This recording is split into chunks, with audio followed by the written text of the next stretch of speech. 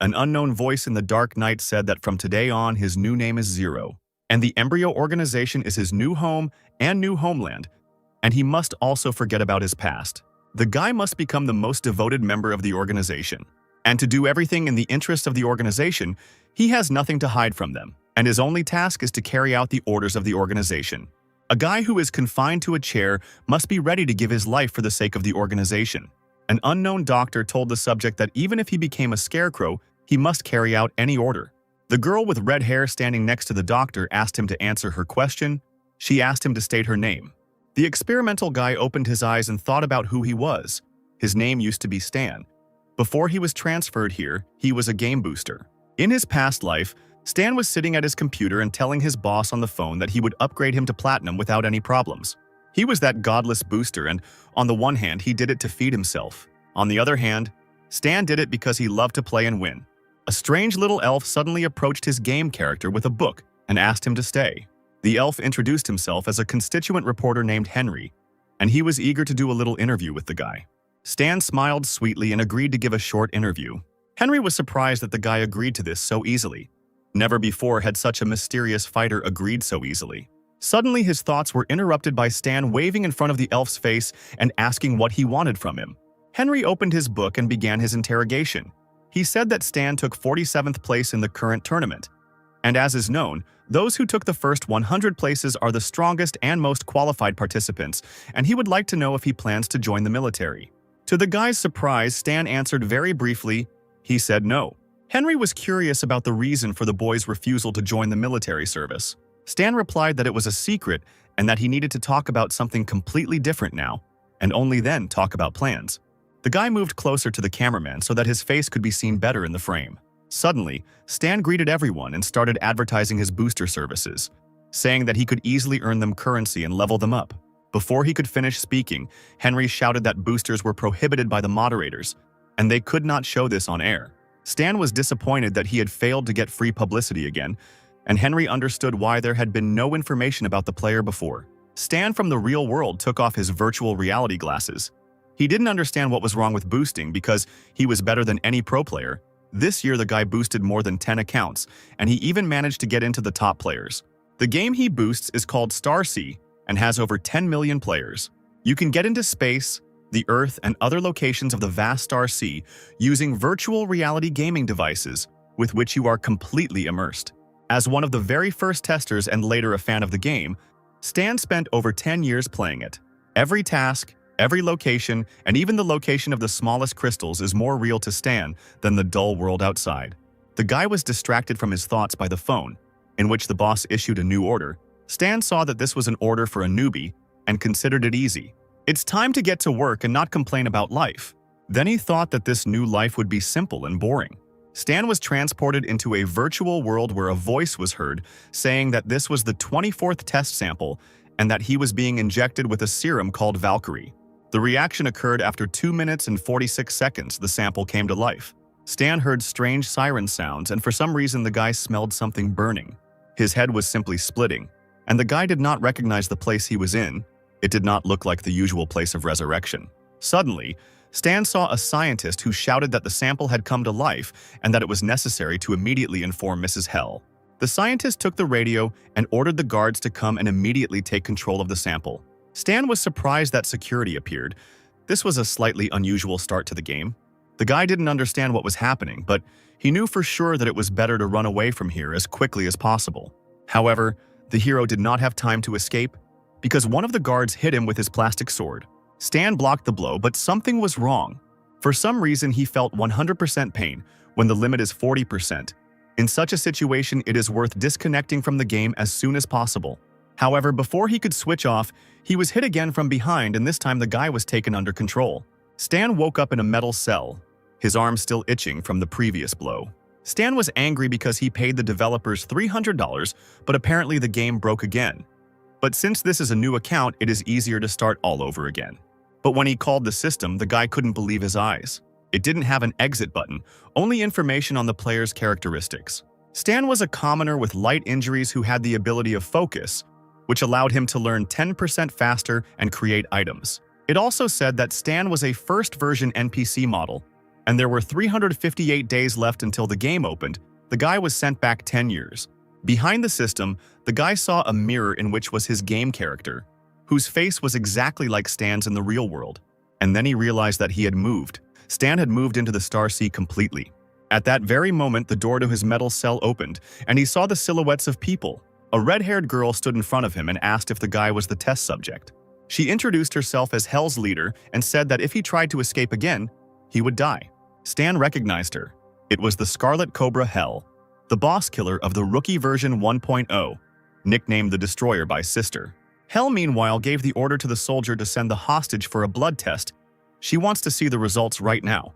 The hero was lifted from the floor and taken for tests, and he kept thinking about where he was. Hell was the mistress of the Aquamarine Star, and judging by the suits of the local security, Stan realized that this was the embryo organization of the initial versions of the Star Sea. Now he understood where he was. This was the Valkyrie Laboratory, where the plan for the development of super-strong warriors was created. A crazy organization whose goal is to destroy the government. The script calls for him to be brainwashed and then sent to the battlefield as mindless trash. That's a really shitty start. After some time, the scientist who was looking at Stan said that the blood test did not reveal any peculiarities, and it seemed that the period of irascibility was already over. The main effect of the essence is brain stimulation. The scientist wanted to open the guy's skull because he is sure that brain analysis will give more information. But Hell forbade this, because Stan is the first revived sample, and there is no point in destroying him yet. The scientist was disappointed but agreed, and said that in that case it was worth observing the subject. Hell bowed her head and told the doctor to send him for a brainwashing first. The security grabbed Stan and took him to be cleaned, at which point the guy realized he had played himself into trouble. After all, he is only level 1, a weakling. The guards around him are at least level 5, and some are even level 8. The worst part is that Boss Hell is here, so the guy simply has no chance of escaping. But Stan wasn't going to give up. He had to figure out how to avoid the cleaning, and then he saw the bookshelf. There was a list of literature for laboratory assistants on it, and then the hero came up with a plan. When the guards escorted him past the bookshelf, the guy immediately grabbed one of the books. At that very moment, machine guns were pointed at his head and he was ordered to stop. But the doctor stopped the soldiers, saying that he wanted to see what the subject would do. Stan realized that the plan had worked. Now the most important thing was not to seem dangerous to them. The guy opened the book he had borrowed and flipped through a few pages. These were the basics of mechanization, and the system window that appeared informed that the guy had begun to study the basic concepts of mechanization. Stan was surprised that the system worked. Even though he is now an NPC, he has a player system. This means that he can raise levels like a real player. No matter what he does, scientists will think that these are the learning characteristics of the test sample. The head teacher was surprised that the boy was reading a book. Apparently, the serum had enhanced his learning abilities. Hell was delighted with the unexpected success. If he became a brilliant fighter, then their cannon fodder would increase in value. However, it was necessary to go for brain cleaning because the equipment was already ready. So one of the guards told Stan to stop. But the guy wouldn't let go of the book, so the guard tried to forcefully snatch it from Stan's hands. The hero held on until the very end, and because of such force the book was torn. However, the guy managed to finish reading it and increase his level. The system reported that he had learned the mechanics skills. The mechanics knowledge tree was open, and the guy received several characteristic points and received the profession of a novice mechanic. A few minutes later, our hero was brought into the office for a brain cleansing. The doctor informed Mrs. Hell that they could begin. They sat Stan down in a chair and tied him tightly, connecting the equipment to his head. Smiling, the doctor said that he was very sorry because this sample was very unusual. What if they spoil it right now? After all, it would have been better to first perform an autopsy before cleaning. Listening to this, Stan thought that the scientist was simply a pervert if he wanted to dig into his brain so much. Hell told the scientist that they didn't have time and needed to start immediately. The doctor agreed because sooner or later the sample would fall into his hands anyway. After wishing the guy good luck, the doctor turned all the devices onto maximum. At that very moment, powerful electric shocks began to damage Stan's brain. The pain was unbearable.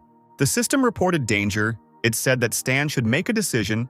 His free will was equal to 8 units, and his will was not enough to stop. In 15 seconds, the guy's brain would be erased. Stan knew that he needed 10 free resolve to avoid the brainwashing, and then he remembered that he had leveled up earlier. The hero ordered the system to add 2 free points to intelligence, and the system responded that it was restarting the solution, but Stan did not have time to wait. After a couple of seconds, the system counted the guy's points and reported that he had successfully avoided brainwashing. The equipment turned off. Stan was shaking, but he was glad that he had made it. From now on, he would just have to play along with them. Hell and the doctor had already approached the guy. It was time to test Stan's acting skills. The gorgeous girl slowly leaned towards Stan's face. She began to whisper to him that from today on, they would call him Zero. The embryo organization is his home and his birthplace. He must forget about his past. Meanwhile, Stan was only thinking about the fact that the Red Viper Hell was too close to him. She was very beautiful next to him. The guy had missed her so many times before. But now there is no need to think about it. Because the situation is too dangerous, Stan must not look or move, endure, but not reveal himself. Hell finished whispering in the guy's ear and asked him who he was. The guy was silent for a long time, and the doctor thought that the flushing had failed, although he had done everything according to the standard. Suddenly, the boy began to speak, and the doctor and Hell turned their attention to him. Stan looked up and told them his name was Zero. The doctor explained that the Valkyrie essence had enhanced Zero's learning abilities, and that the side effects of the essence might worsen his emotional connection with others. The girl suggested that this meant the experiment had failed, but the man replied that it was a success. After all, cannon fodder doesn't need feelings, and Stan meanwhile smiled and thought that he would never become cannon fodder. Hell ordered the guard to take the guy to the rest area. The guard apologized and said that the restroom for experimental samples was not ready yet. Then the girl ordered the guy to be taken to her room, since her superiors had handed him over to her care. Stan didn't expect this turn of events. He didn't expect to go into the girl's room. He needed to throw away all vulgar thoughts. A few minutes later, the guy was in Hell's room. The thought that he would live with such a girl in the same room made his pants feel tight. Meanwhile, Hell was talking to someone on the phone. She was reporting that the brainwashing was successful. The girl was personally present at it. The voice from the receiver said that now it was time to train him. Suddenly, the girl told her boss that she would like to see her sister. Stan had been eavesdropping all this time and was surprised that the girl had said something about her sister. But a little later, he remembered that Hell had a sister. The voice on the phone said that their agreement was not like that. She was allowed to visit her sister once every 2 months. There was no need to cross the line. Then the boss hung up and the girl was shaking with rage. Stan noticed this and sympathized. Suddenly, Hell hit the wall, spilling all the pain and rage on it. From such a blow, the wall immediately cracked. Stan had already forgotten that this beauty was very strong. Suddenly, the guy saw that Hell began to unfasten her belt, on which the weapon hung. Stan was stunned. Right now, the beauty began to undress in front of the guy, completely exposing her body. The girl noticed that he was looking at her, and the guy guiltily looked away at that moment. Suddenly, she approached Stan, but the guy guessed that most likely he was not allowed to do this. Hell tried to seduce the guy, but he had to hold on because if she realized that he hadn't been brainwashed, then he was finished. A couple of seconds later, the girl turned around sharply, and Stan breathed a sigh of relief. She went to her room, just a little more, and the guy wouldn't have been able to resist. After some time, the girl fell asleep. Only now did Stan realize that there was only one bed in this room, and what kind of strange games this lady had in mind. So apparently the guy needs to sleep with her. He quietly lay down on the bed next to Hell. At that very second, the girl kicked him, causing Stan to fall off the bed. Naturally, the bed belongs only to her, and the guy has to sleep on the floor. By morning, the boy was brought to the training pavilion, where Hell was already waiting for him. From today onwards, his training in combat skills, hand-to-hand combat and shooting begins. Hell threw some device to the hero and told him to put it on. Stan pressed the button and was wrapped in armor, but before he could react, he was immediately kicked in the chest. The girl did not stop and grabbed his hand. Pulling on the arm, she immediately blocked it. In this position, it is easy to break the limb. Then she kicked him in the chest, causing blood to pour from the guy's mouth. In the end, the great booster lost and lay powerless on the ground. Hell ordered him to get up. The guy got up and the fight was repeated. Just like the first one, the hero just received a lot of blows to the face. The system that appeared reported that the hero had learned 5%, and Stan was convinced that even though he was an NPC, he was able to level up and learn new skills as a player. Thanks to this, the guy will soon be able to become the strongest character in this world. Hell left, and in her place another figure appeared who ordered the guy to get up. A bearded man approached him and said that he was his new shooting instructor and deputy head of this base, Justin. After these words, the man immediately threw the gun to Stan. He said that there were 10 bullets inside the gun, and that he had to aim at the target's heads. Stan was surprised that he was given such a difficult task from the very beginning. Only Olympic champions could handle it. The guy raised his gun and tried to hit the targets, but all the bullets that flew out of the pistol flew past. Stan never hit. although nothing out of the ordinary since he is not yet strong enough and his stats are too low. Suddenly, Justin thrust a dagger into the guy's hand. Stan immediately grabbed his hand, from which blood was pouring out. Why did this crazy man do this? Justin licked the dagger with blood and said that they would repeat the shooting over and over again, and every time the guy would fail the task, he would stab him with the dagger. He was wondering how much blood the guy would lose today. Stan clenched his fists. This man was just crazy, but the hero did not want to give up. He wanted to defeat him now, but he remembered that NPCs do not reincarnate, which means he only has one life. So Stan needs to be patient for the sake of his future. The hero raised his gun and began to try to hit, but Justin only laughed when he missed, because his blade was already ready. The bloody teacher continued to inflict injuries while two figures watched the training. The mad scientist said that Justin didn't value such a good sample at all. It would be better if they gave it to him for research. Hell said that the organization would not agree to his demands, to which the doctor replied that when the organization sucked all the value out of the guy, they themselves would bring him to him on a platter. The training ended and a wounded and tired Stan returned to the room. Hell was sitting in the room wearing only a towel. She said that the guy had shown himself badly today. Stan felt this judgmental atmosphere. He hoped that the girl would not punish him with a knife. The girl got up from her chair and called the guy to her. He thought that now she would punish him too. But Hell pointed to a warm bath and ordered the guy to undress. The guy didn't understand her words. Were they really going to take a bath together? After all, his mistress was going too far. The lady did not like to wait and asked why the guy could not follow such simple orders. Stan complied. After he undressed, the girl came up and began to examine his body. The guy could hardly hold on. This was already a violation and no one could resist such touching of the body. Hell let out a disappointed sigh, saying that Stan looked like a coward. The guy had no choice but to stand and remain silent. She took his hand and said that if he wanted to live, he had to try. Otherwise, the organization would think that they didn't need him and would give him to Professor Hendrik for analysis and brain dissection. Stan thought that there wouldn't be any showdowns because in a little while he would raise his levels, and in general he was an experienced player. Suddenly, the girl pushed the hero in the chest. The guy lost his balance and immediately fell into the bathtub. Hell explained that this is a regenerating liquid. Zero should lie here for an hour and all the wounds will heal by morning. Finally, she told the hero to feel at home, and Stan was disappointed because he thought that they would take a bath together. Of course, he understood that a successful experiment does not mean that he will live his whole life. Embryo will continue to make new samples and conduct experiments. Stan knew he had little time left and needed to get stronger as quickly as possible. The next day, Professor Hendrik was walking through the lab with Hell. He said that tomorrow he would go to the management and ask for permission to dissect Zero. He didn't think that they would refuse him this time. Hell countered by saying that the organization had already turned him down last week and that the professor should wait. The scientist did not understand why they needed this waste, or whether the girl had already gotten used to the sample, or maybe she even developed feelings for him. Hell gave the scientist a cold look, saying that it was impossible. Then, Hendrik advised him not to meddle in other people's business. He himself knew perfectly well what he should do. A little later, Hell was having dinner in her room. She told Stan to leave the gun alone. It was broken, and it was better to throw it away. The guy continued to pretend to be mute and not understanding, looking at the lady. The girl continued to say that he shouldn't be treated like his child. Unusable things are trash, and trash is better thrown away. And if Stan can't grow up, then he too will be thrown out like unnecessary trash. Suddenly, Zero began to speak his first words. He told the girl that he fixed it. The guy realized that dismantling objects could bring him experience points. It's a pity there aren't that many of them, but if he gets even more mechanisms. Hell was surprised that the sample was able to fix the gun. The next day, they left the bunker and went outside. Mrs. Hell held a pistol in her hands. She wanted to check the functionality of the device. The nearby bushes began to move and the first targets, birds, appeared from them and were immediately killed. Hell said that she informed the head about it. They gave permission to enter the armory. If the guy liked to rummage through mechanisms and weapons, maybe that's where he belongs.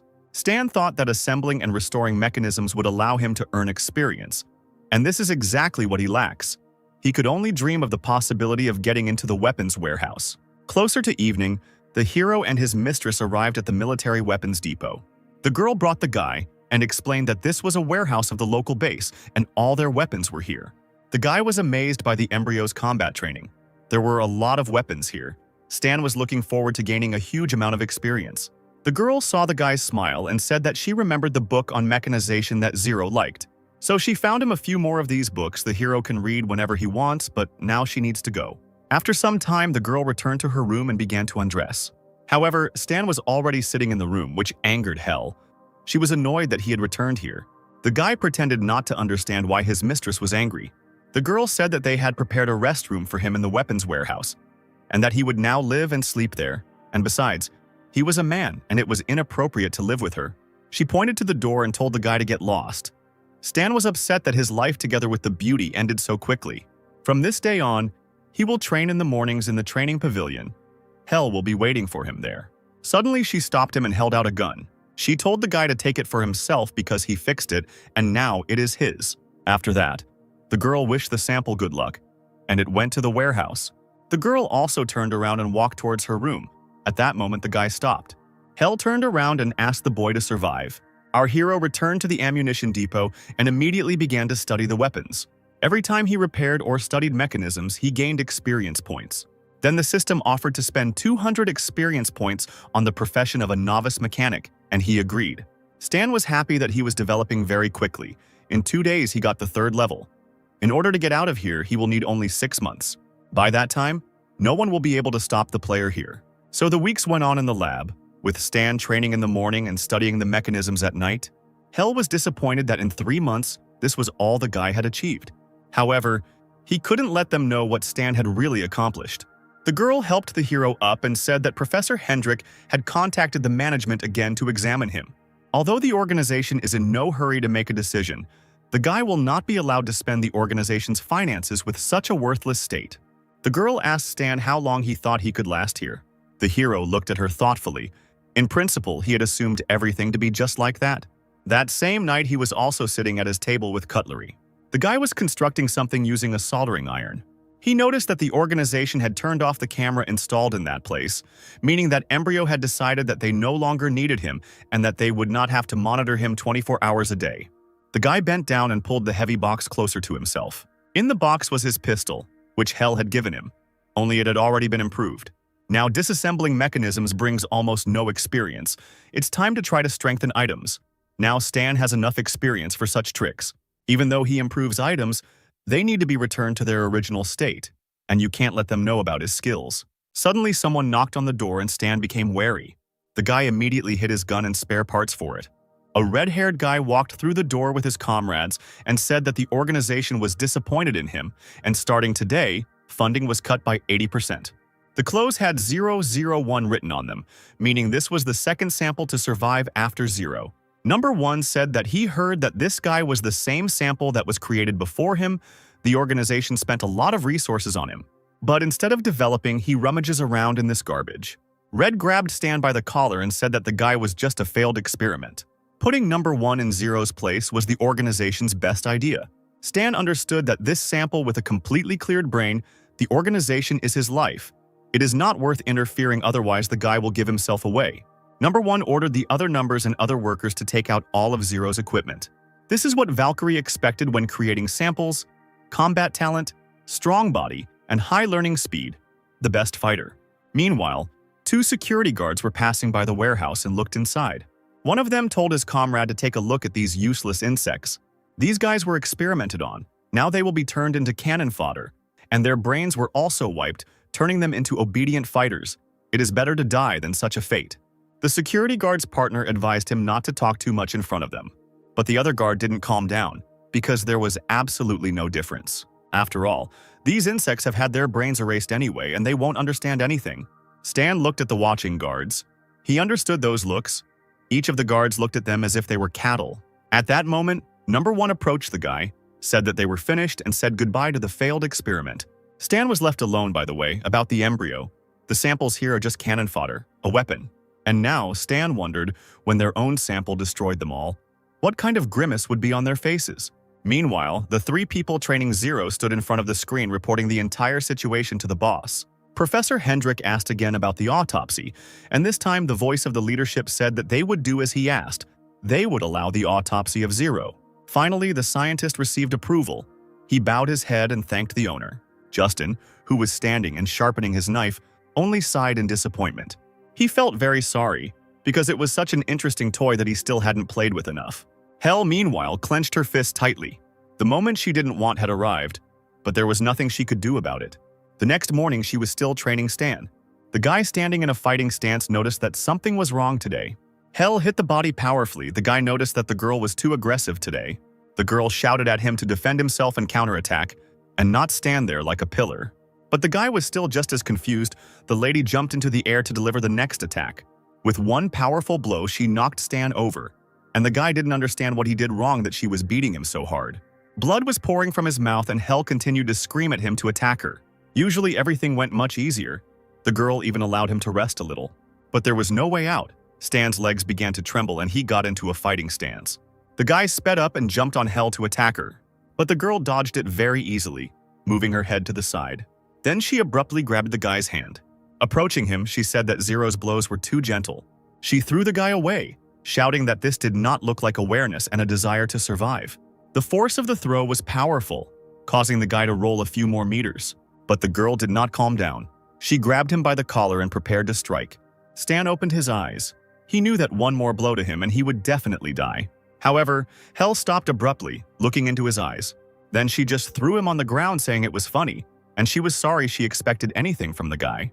This is the end. Hell said that the guy should get a good night's sleep and that he might not come here tomorrow. A beaten Stan asked why he didn't have to come tomorrow. Hell turned around and started to leave. And as she left, she said that it was because the guy would be cut open tomorrow. Approaching the door, she quietly said that nothing could be changed. Nothing could be changed before the end. Now everything became clear. This day has come. That's why Hell is so hot-tempered. She can't watch Hendrik picking at the guy's head, so she beat him half to death. Women are so strange. Stan stood up with difficulty. For these 6 months, the only one who considered him a living being, a human being, was Hell. Others saw him as a blockhead, cannon fodder, and an object of experiments. They mocked him, tormented him, because the prototype would not fight back. They believed that such behavior was normal. But Stan remembered every drop of blood, and after all this, he will not die just like that. He returned to the warehouse and sat down to work on his developments. This was all he had collected in 6 months, which flew by for him like a month of ordinary life. Although he did not kill monsters and did not complete any tasks to raise his level.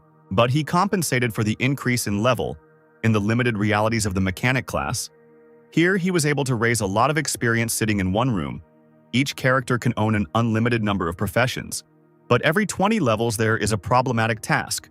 To continue to increase the level, you need to complete a special task.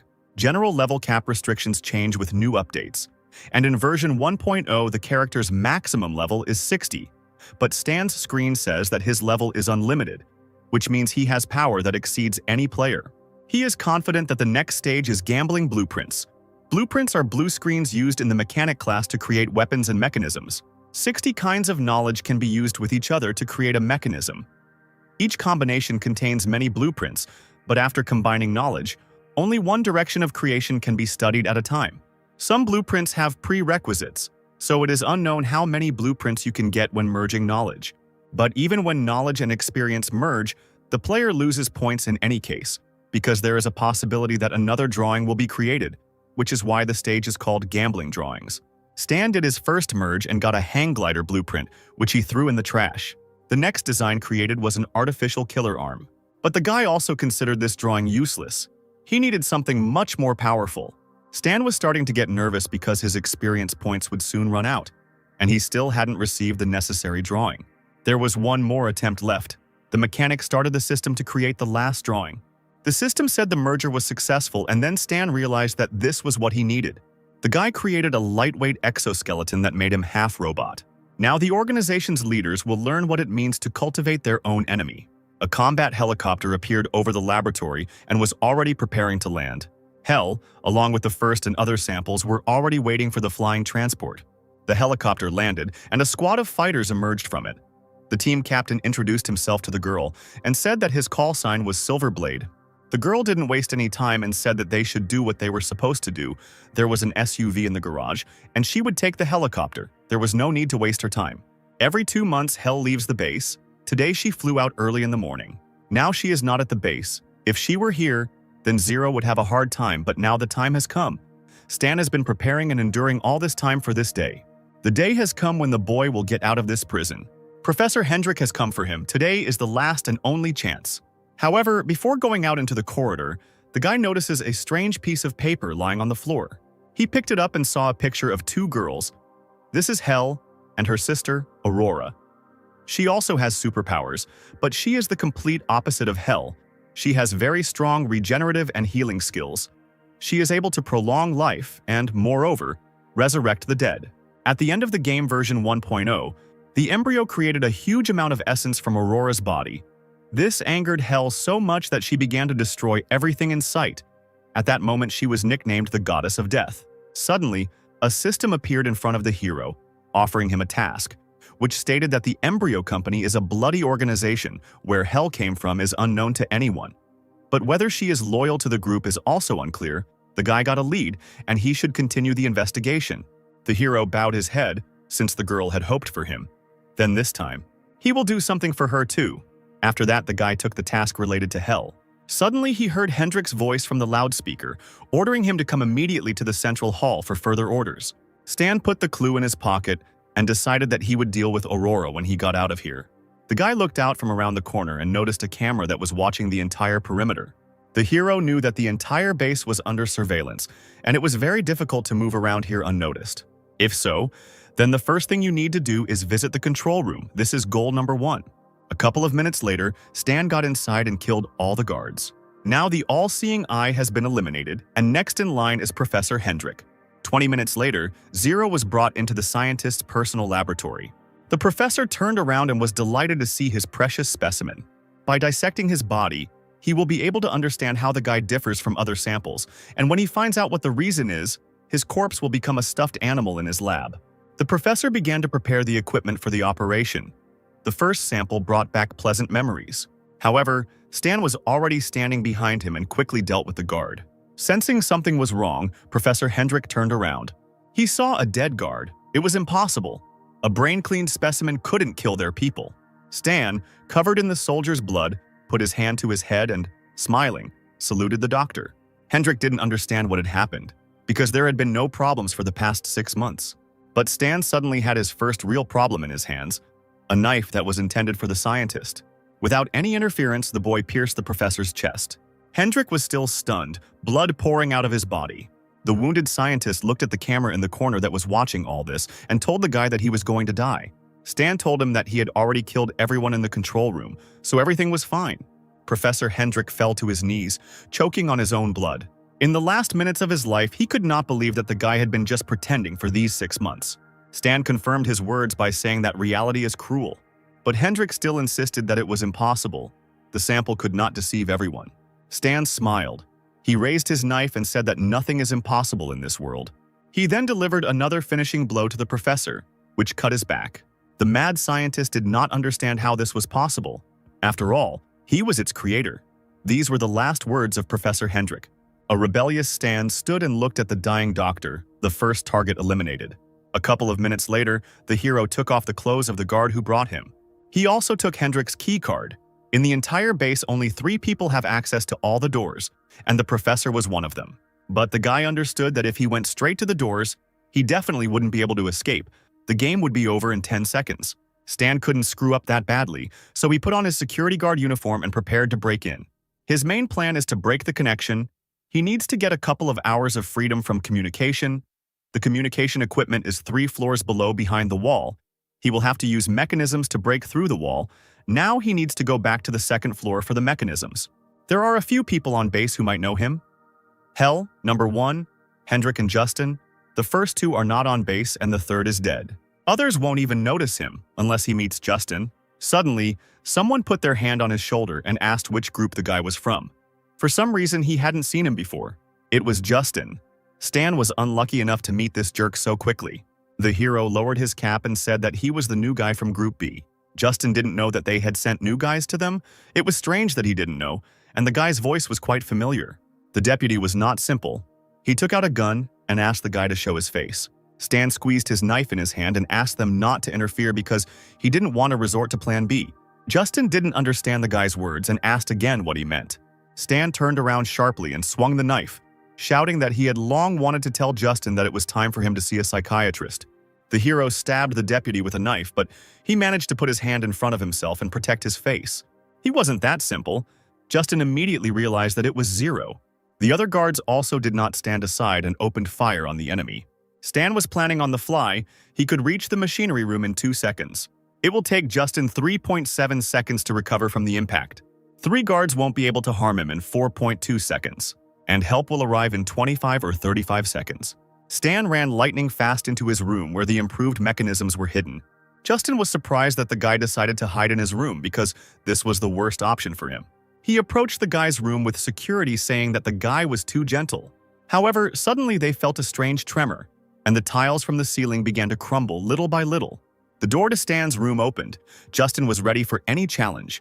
But inside the opened door, he saw a core radiating pure energy. Stan jumped out of the door and everyone who was in his way flew in different directions. The guy was wearing a combat exoskeleton that covered 50% of his body. Justin didn't understand what kind of device was currently on Zero, and Stan was already approaching his sworn enemy. He told Justin that it was time to die. A powerful mechanical fist struck the laboratory deputy in the chest. Justin immediately felt this pain rolling like goosebumps throughout his body. The mechanical blow pierced his chest. Justin couldn't believe it was really happening. Stan took Justin's heart in his mechanical hand with a ruthless look. Then he simply ripped the heart out of the shooting teacher's body. There was no healing for such wounds.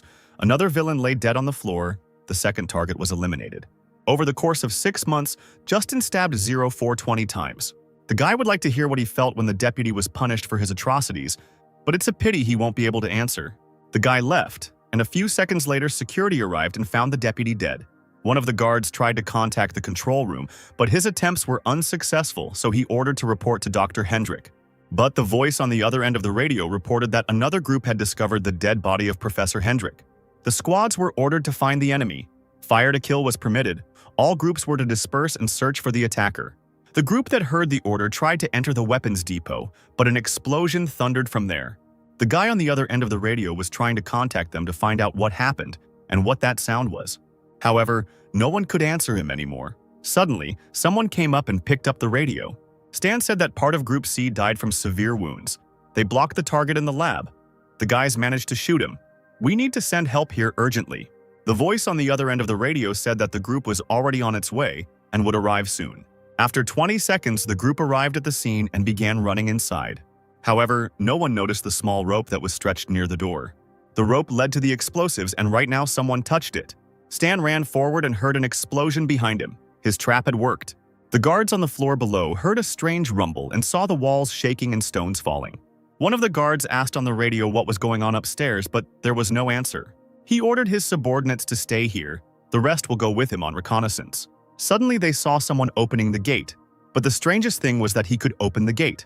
Stan lifted his cap and, running out the gate, said goodbye to the guys who recognized him. The hero then applied the keycard to the lock and the doors closed again. The guards tried to break through the gates, but all was in vain, because they could not open them without a keycard. Stan finally did it. He escaped from that dark lab where they abused him. The guy was happy like a child and breathed in the clean air of freedom. Meanwhile, Hel was informed of what had happened in the laboratory. She said it was impossible, but the voice ordered her to return to base. The girl asked about her sister, but the voice on the phone told her that she had no right to bargain and the call ended. At that moment, Hel realized that Zero had been just pretending all this time. Soon night fell, and our hero remained unnoticed. The squad pursuing Stan stopped because the car couldn't go any further. They decided to go on foot knowing that the guy couldn't have gone far. One of the Falcon squad did not understand why they were sent for one sample. It seemed that they were not considered human. The commander answered him that the detachment had not had any missions for a long time. This was an excellent opportunity to warm up. Then he gave the order to catch this dog, and whoever did it first would get half a day of rest. The squad went to search, and Stan was nearby in the meantime. The guy was sitting behind a tree. He saw that 3 cars were going after him. Under the cover of night, it would be difficult to find him. But suddenly, a large caliber bullet flew towards the guy with lightning speed. The bullet immediately pierced the tree behind which he was sitting, miraculously not hitting him. She slightly touched the exoskeleton. The guy realized that he was detected with the help of night vision devices. He needed to somehow reduce the distance to his pursuers. The guy ran and dodged bullets and thought about how to get closer to the enemy, because the remaining experience points would have to be spent on close combat. Then he remembered one of the exoskeleton's functions. Stan pushed off and jumped towards the enemy.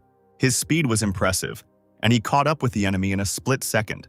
The sniper from the Falcon squad was surprised to see the guy in front of him.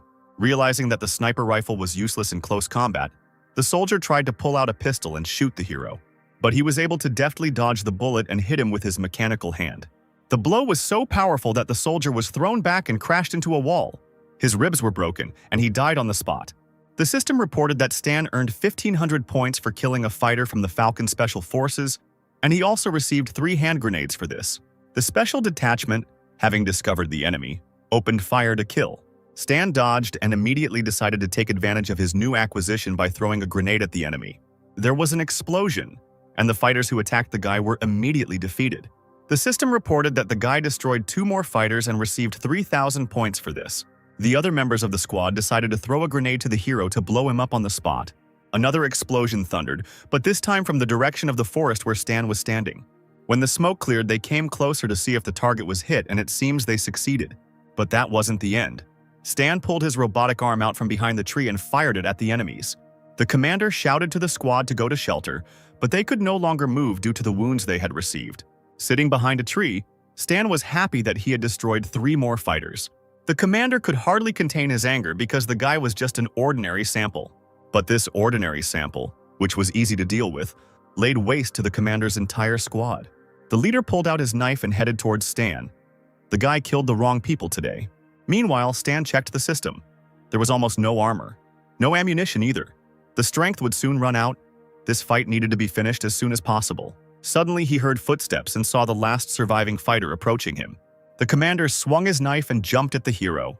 But Stan dodged in time by crouching, then he placed his robotic leg on the tree and pushed off. The guy easily managed to knock the powerful opponent to the ground. Nobody wanted to retreat. The guys continued to fight lying on the ground. The commander then put his foot on Stan's chest and pushed him away. The hero stood up with difficulty. Leaning against a tree, he realized that it was difficult to fight with the commander. The commander said that because he underestimated Stan, his guys died, so he would not be able to live peacefully in this world. But before that, he is obliged to send this sample to hell with his own hands. The commander of the Falcon Squad accelerated and again jumped on the exhausted Stan, waving his knife.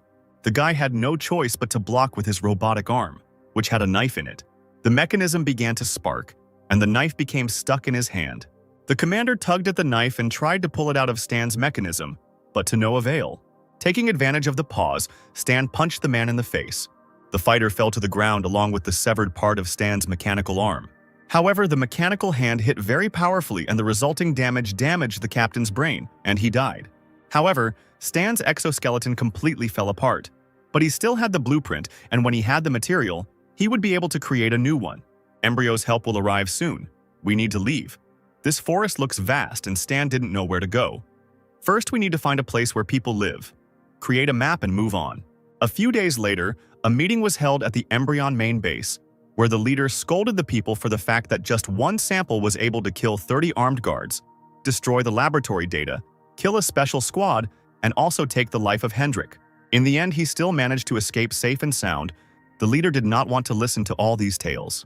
The subordinate said that the Valkyrie serum injected into the body of Specimen Zero resulted in side effects they could not predict. He gained a talent for mechanization and an incredibly high level of intelligence. The leader guessed that the brainwashing had no effect on him, and the frightened subordinate confirmed his words. The Zero sample did not show any anomalies for the first 6 months. Perhaps he was pretending. But in fact, he was developing an escape plan. Hell said that she knows Zero's fighting power. He couldn't have become strong so quickly. The girl assumed that the guy awakened special abilities in himself. The leader ordered them to be quiet. He doesn't want to listen to any excuses until they completely eradicate the serum anomalies. No more samples are to be produced. And in addition, the brains of all other samples need to be cleaned again. The first number, who listened to all this, became angry because the leader doubted his loyalty to the organization. He stepped forward and said that he and his men were ready to lead the squad to destroy Zero. The leader slowly lit a cigarette and agreed to this proposal. He ordered to find Zero and return him to the base, dead or alive. Meanwhile, morning came over the wastelands. In the distance, a fire could be seen where Stan was roasting a fragrant chicken. He had already spent 7 days in this forest. Food and water were running out. But at least his wounds weren't inflamed. Apparently, the many points in endurance were making themselves felt. The guy didn't know when he would get out of this thicket. He needed to get to people as soon as possible and get himself in order. The hero had dinner, collected his things and went on. But on the way, he touched a strange rope. Stan immediately felt like he had stepped on something and braced himself. Instantly, a net descended on the guy. It was a prepared trap. Stan was caught. The man put the gun to the guy's face and ordered him not to move. The unknown hunter demanded that all valuables be taken out of the pockets and given to him immediately. Stan realized that it was a simple thief, and the man meanwhile began to shout at him to move. But our hero suddenly grabbed him by the throat and punched him in the stomach. The thief fell to his knees and began to beg the master, saying that he did not see a good fighter in him. Stan asked why he decided to confess only now. His barrel was crooked. If he fired from it, the thief would shoot himself in the face. The man raised his head and shouted that he was guilty. Stan looked at the guy and asked what he was guilty of. The man didn't know what to answer. He said that he should have acted differently. It was necessary to take a second gun. Stan laughed at these words and put the gun to the man's head. The thief turned around and said that if the gentleman was not angry, he would crawl further. That was what he did best. But Stan wasn't going to let the guy go just like that. He wanted to know where the nearest town was. In tears, the thief said that there was a town nearby, 1 kilometer to the east, where all sorts of vagabonds gathered. The thief then begged to let him go, but Stan swung his fist and the guy prepared to get hit on the head. But suddenly the hero took 2 fingers and lightly hit the blockhead on the head. A lump grew at the sight of the blow, and Stan said with a smile that he wasn't that strong, and now he should get lost and not do such things again. A couple of hours later, Stan reached a small camp of tramps. He passed a car in which a bald, bearded man was sitting. The man immediately jumped out of the car and asked to look at his goods. Today, there is a sale of high-quality products. You can also barter without cheating. This offer interested Stan because he didn't have any money with him. But he had something to exchange for. He said that he needed a map, 3 buckets of water, and 5 kilograms of food. Since he had no money, Stan handed over 7 bullets and said he could pay with these. The seller saw the bullets, a very valuable item these days. He smiled and said that these bullets would not be enough for everything. For all this, he wanted 150 rounds. Stan said that the merchant was overcharging, and he laughed, because he could do that because there was not a single camp within a 50-kilometer radius. Suddenly, someone hit the impudent merchant on the head with a smoking pipe. A man named Carl appeared and told the bald man that he couldn't deceive the people. It was already hard for people to live in the local forests. The merchant was angry that his deal had been ruined, but he did not argue with the leader. Carl explained to Stan that this guy was a local speculator and that it was not worth doing business with him. He realized that the hero had been wandering in the forest for a long time, so he offered to stay in his tent today, where there was a warm bed and food. Stan accepted the offer. He thought that this guy didn't look like a villain, and even if he wasn't afraid of him now. The hero and Carl turned around and went to his tent. In the small dwelling was the man's wife, to whom he introduced him. The girl greeted the guy by saying that she didn't know what to cook and made her own home-cooked food. The table was set for the holiday. There was a baked duck, bread, and various drinks. Stan's mouth started to water at the sight of such dishes, because he hadn't eaten for 3 days. He began to eat the food, and with each bite he felt better and better. A little later, Stan asked the man about a fine gun that was hanging on the wall. Carl replied that he had served before, and that this gun had protected him for many years, and that was why he had kept it in excellent condition. However, now he is too old and does not think that it will be useful anymore. His homeland was absorbed by a large country after the armistice. The embryo cooperated with 6 states and supplied them with weapons, making wars bloodier. But what Carl definitely doesn't want is to fight again. He likes the calm, measured life he has now. After talking, the heroes went to bed, and early in the morning Stan got up to leave. Stan noticed the thief and asked Carl if he was his son. He replied that he was just his nephew, whose parents died in the war. The hero told Carl that yesterday this guy came back late, and so he sent him to sleep in the car. After saying goodbye once more, Stan left the camp, hoping to meet Carl again. Carl also hoped to have a drink next time, and the residents of the small town watched the hero go. A few hours later, combat vehicles appeared in the vicinity. The subordinate reported that this was the only camp within a 50-kilometer radius. Obviously, Zero was here. Carl and the merchant were carrying boxes of supplies when suddenly they were called out to. In front of them stood the first number together with the embryo fighters. He asked if they had seen this guy and showed them a photo of Stan. Carl, who stood up to defend the town, replied that they had not seen it. Number 1 got angry when he realized that they were going in the wrong direction and ordered his men to get ready to leave. But then the first number noticed one very strange detail. One of the guys with purple hair stood and shook his head as if he was afraid of something. Number 1 ordered his fighters to take this guy. He also added that they should search him and quickly. The embryo fighters grabbed the boy and forced him to his knees while the number 1 guy examined him. Suddenly, he finds a gun in the guy's jacket. Number 1 knew him. This is the gun that Zero stole from the Nighthawks. If he didn't come here, then where did this guy get his gun? He pointed the gun at the guy's head and asked where he got it from. There was no point in hiding it anymore. If the thief doesn't tell, then everyone standing here will die. The merchant panicked and told Carl that he was the one who hid the guy in his tent. He should tell people about the guy. No one wants problems because of him. Number 1 pointed a gun at Carl and ordered him to tell everything he knew and not to deny that Zero was here. Carl had no choice but to point in the direction Zero went. The first number smiled and said that they should have told everything right away. But for almost fooling him, he should pay, after which shots rang out. Meanwhile, Stan had already gone far away and was sitting resting on a rock. The guy had a strange feeling. His eye even started twitching. The guy thought that someone touched his backpack. All the equipment from the embryo was there. If at least something remained in the camp, then people would have trouble. 11 rifles are in place, 300 rounds of ammunition too. But 10 pistols are missing, 1 was missing. Now it's clear why Carl's nephew was so strange. He stole his pistol. An hour passed and our hero arrived at the camp where he had been earlier. But it was already too late. The bloody bodies of all the camp's inhabitants lay before him. Realizing that they had been killed because of him, the boy was horrified. His fist clenched with anger. He wanted to be on time, but he was late. Stan turned around and wanted to leave when suddenly someone grabbed his leg. The surviving merchant, sobbing, said that it was the embryo squad. They did not surrender him, so they killed everyone. On behalf of Carl and his hospitality, the man asked to avenge them. Stan stood and remained silent. He realized his guilt. Suddenly, the boy heard another voice. It was Carl's nephew, who asked him not to believe the merchant because it was he who had turned in his uncle. And his uncle, until his last breath, did not tell them where Stan was going. The guy stood next to the corpse of a once hospitable man, whom he wanted to see later, but not in such a setting. Stan fell to his knees. Carl, even dead, pointed in the opposite direction to where he was heading. The hero took off his jacket and covered the man's body with it. The nasty merchant realized the situation he was in and began to beg. He crawled away and asked to wait a little, and he would explain everything, but Stan was already reloading the pistol. The hero, filled with pain, said that Carl, until his death, did not give up on him, a guy he had known for less than 2 days. A real man died because of such a pathetic worm as this vile merchant. Stan pointed his gun and said that he could apologize to Carl in the afterlife. A shot rang out, and one person responsible for the destruction of the camp died. Stan knew that the path Carl had pointed out led to nowhere, which meant that they would soon be heading in the opposite direction, so they should set up an ambush here. Entering Carl's former house, the guy noticed something interesting. The man's gun, and at that moment, a system window appeared in front of him, which activated the revenge mission. His task is to destroy the sample squad, and the reward is 15,000 experience points. The guy threw all the weapons he had from his backpack onto the floor. It was time to prepare. Stan used his mechanic skills and took apart old weapons to build one improved one from Carl's old weapon. He upgraded the man's hunting rifle and turned it into a sniper rifle. Stan will make his attackers feel sorry for him.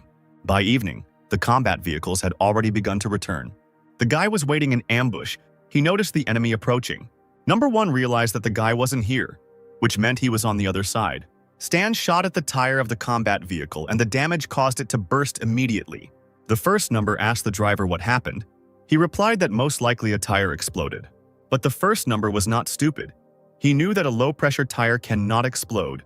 Most likely it was an attack. He ordered everyone to duck and follow the armored vehicles. And as soon as they got close to the target, everyone had to transfer to the jeeps. Stan watched the cars drive away in the opposite direction and smiled because he knew that the first sample would do that. At that very second, the mines went off and the asphalt under the armored vehicles exploded. The wounded soldiers climbed out of the overturned vehicles, coughing from the smoke they had inhaled. But then bullets started flying at them, killing the squad one by one. The first number managed to dodge in time, jumping over a nearby rock. He shouted at the attacker to show his face and not hide like a coward. But Stan didn't hide. He went out to the first number and he immediately recognized Zero's face. The guy kept saying that it was impossible because he was weak and couldn't destroy an entire squad of special soldiers. Stan smiled and replied that he had heard that phrase somewhere before. However, the one who uttered it last time is already lying 2 meters underground. Suddenly, a voice from the first number's radio asked Stan to stop. A hologram of a man appeared from the radio, who said that he was the head of the embryo organization. He asked to return to the base and then the leader would guarantee the guy that his memories would be saved, and he would receive a high rank and would not be a model. Stan asked why the leader decided that he would work for them, and the leader replied that their organization is already all over the world. They are doing great things and working for them is natural. But if he refuses, then the world for Zero will no longer be so big and safe. The guy smiled and told the leader of the embryo organization that he would destroy them. Then he aimed his sniper rifle at the first number and pierced his chest with a powerful shot. All the people responsible for the death of the residents were killed. The system reported that the guy killed the first sample and received 900 points, and the task called Revenge was completed. Stan understood that his current strength was nothing compared to the strength of the organization. He would have to rely on his knowledge and unite with a force capable of resisting the entire organization. The guy left the rifle next to the tree under which he buried Carl and went to the Star Dragon Empire. A few days passed. Stan was heading straight to the Star Dragon Empire by train. He sat in the chicken car and thought about the fact that, apart from the embryo organization, there were only 6 nations that had advanced knowledge, which meant that joining the 6 nations was mandatory to complete the mission. The system that Stan was looking at notified the guy that he had started a factional relationship with the organization Embryo. The organization's goodwill decreased by 1,000 and, in addition, it considered the hero a renegade. And Stan also received a mission, the fall of the Embryo. The mission surprised the guy because the reward for it would depend on the progress of the destruction of the organization, Embryo, directly or indirectly. Stan concluded that because the organization was expanding and developing, he only needed to destroy 20% to complete the mission. Still, it was a difficult task, and the hero decided that he could not cope with it himself. But there was no choice, so he accepted the task offered to him to destroy the organization Embryo. The boy arrived in the western capital of the Star Dragon Empire. Looking at the cordon, Stan assumed that since he was wanted, the Empire should have already received information, so most likely he would not be able to pass through the checkpoint. The guy smiled because he knew that this wouldn't stop him anyway. Players from the red list who were wanted by their people in a past life could not pass the control. Until they find the hidden NPC responsible for the smuggling and give him some money, then he'll smuggle them into town. Stan approached the guy with a bag full of weapons and asked Buddy to take him into town in exchange for the bag. The male smuggler with a scar on his face looked at the boy with an indifferent gaze. After assessing the payment Stan had brought him, he walked over to his truck and told the boy to get in. The Star Dragon Empire is one of the 6 planets of the Aquamarine Nation.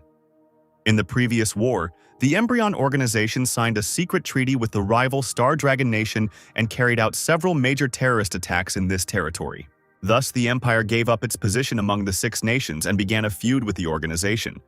Stan knew that if he walked a few meters to the east, he would find an inconspicuous workshop at the end of the road. This was a hidden plot point, and he knew about it from the files of other people in his past life. Now he has no rivals and he can get ahead of anyone.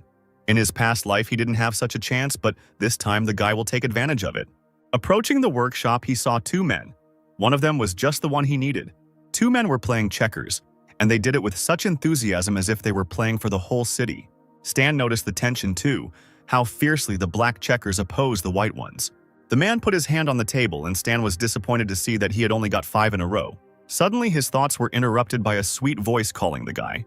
In front of him stood a beauty with short ash-blonde hair and a refined figure. The girl asked if the guy needed anything fixed. Stan was surprised that he saw a girl here, because he had never noticed her here before. And the hero also considered her quite cute. The guy asked the girl if they accept students. The sweet mechanic smiled and said that they certainly accept people willing to learn something new. She grabbed Stan by the hand and told him to come in or he would freeze. This phrase surprised the guy. Did this mean sunstroke in their dialect? The hero had no choice but to go inside. The girl took out a mobile terminal and said that it had been broken for a long time. It was a test. If Stan could fix it, he could stay with them and train. But suddenly the voice of the old man who was playing checkers asked the guy to stop. He asked the hero why he was applying to be a student.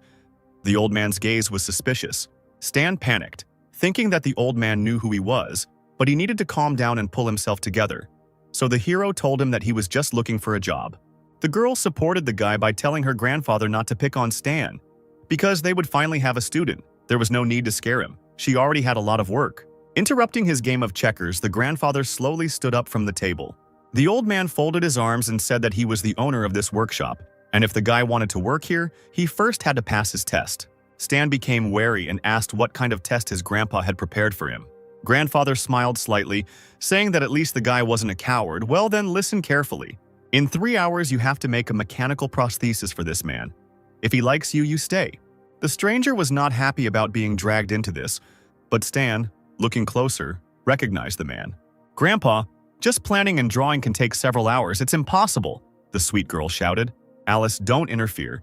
He has to show something worthwhile if he wants to work here. If he chickened out, get out before it's too late. Stan answered the old man that he was not afraid and accepted his challenge. The girl thought that the guy had gone crazy because it was impossible to make such a mechanism in 3 hours. The hero went to the workshop. On one of the shelves he was looking for tools. Yes, it seemed impossible, but our hero had his own secrets. Inspired, Alice asked the guy to tell her about his plan and suggested that they make a drawing together to save time. Stan thanked the girl and replied that he didn't need a drawing because he had already thought everything out in his head. What? You came up with such a complex design in your head in just 2 minutes? An old man approached the boy and told him not to brag in front of the girl. After all, thinking through a drawing completely in just 2 minutes is unrealistic even for a professional mechanic like him. The old man thought the guy's words were nonsense, but Stan simply replied that he would see everything with his own eyes. The test began, and the sounds of hammering and scraping metal echoed throughout the workshop. The old man thoughtfully watched the hero's work and tried to understand what he had come up with. The guy was putting his arm together piece by piece, and his prosthesis was already starting to take shape. The owner looked at the components and was surprised that there was not a single unnecessary element. Could he really have thought it all out in his head? The old man tried to talk to the boy, but Alice interrupted him, asking her grandfather not to disturb him. The hero assembled the arm piece by piece, screwed on the fingers and wires, and after a few hours the prosthesis was ready. Picking up his creation, Stan turned to his owner and said that his mechanical prosthesis was ready. The old man couldn't believe his eyes. He really could do it. In just 2.5 hours, he made such a complex mechanism. Stan held the prosthetic up to the man and helped him put it on his arm. Having secured the mechanical prosthesis, the man began to examine it and clench his hand into a fist. It's so flexible, just like a real hand, and very smooth. Doesn't rub your skin at all. I really like it. If you like it, then take it, Stan said, and the man hurried to get dressed, saying that he would owe him. These are my materials, and you owe me, not him. And besides, the guy didn't ask his permission. The workshop owner was indignant. Then I'll ask you now, am I skilled enough to stay here? Realizing that the battle was lost, the old man bowed his head and quietly told the boy to stay. Let's see how long you can hold out. Stan was glad that he now had a place to live, and sooner or later he would definitely be able to get the mechanical drawings. The unknown man waved to the old man and said that he was leaving. The owner told him to leave quickly and not come back again. Stan closed his eyes. Here he could finally level up and rest. After some time, the unknown man approached the car, where he was met by a servant who was glad to see his master return. He kindly handed the phone to the man and said that he had a call. A man with a mechanical prosthesis got into the car and said to inform intelligence that the wanted Zero had infiltrated the Western capital. On the other end of the line, in the 13th Division of the Star Dragon Territorial Strategic Defense Headquarters, a man was talking to a girl about the news he had heard. He's a wanted fetus deserter with a $150,000 bounty on his head, which means he's either a genius or extremely capable. The threat he poses is incalculable. We need to provide protection to the informant and hide his presence in the Western capital from the embryo's spies, network monitoring group, intercept all messages mentioning Zero's whereabouts. Do not let the information leak out. The guy didn't waste any time, and first of all, he headed to the cloud dump, hidden from prying eyes, near the 7th District.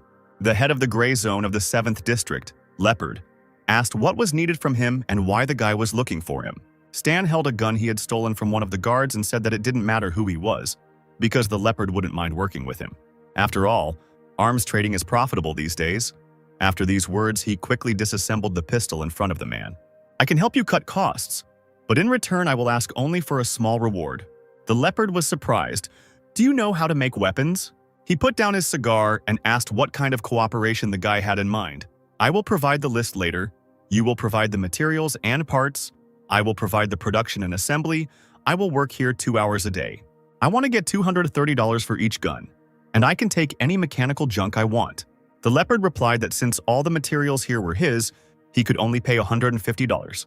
Hearing these words, Stan simply turned around without saying a word and walked towards the exit. Wait, I agree to your price. Stan raised his hand as if he was waiting for this answer and told the man to prepare the equipment and materials because he would return tomorrow. The guy understood that producing mechanisms costs money, and the salary from the workshop would not be enough. So he was forced to make this deal. He also understood that the 13th Division would easily guess that he was working for Leopard to make some extra money. Since they knew how skilled a mechanic he was, they would come for him sooner or later. Evening came. Stan rummaged through the dump in search of the spare parts he needed and returned to the workshop. Alice asked the guy where he disappeared to, and he replied that he was at the dump. At the dump? This place is quite dangerous. It is better not to go there too often, the girl worried. Stan heard Alice's words and said that he would be a little more careful. The guy went up to his room, threw off his bag and washed his hands to go down to eat. He thought that completing the quest to level up to 20 required mastery of 5 mechanical bases. But he still didn't have a weapon base and a book of basic materials. Old Man Lou, that was the name of the owner, should have the entire collection. He should ask him.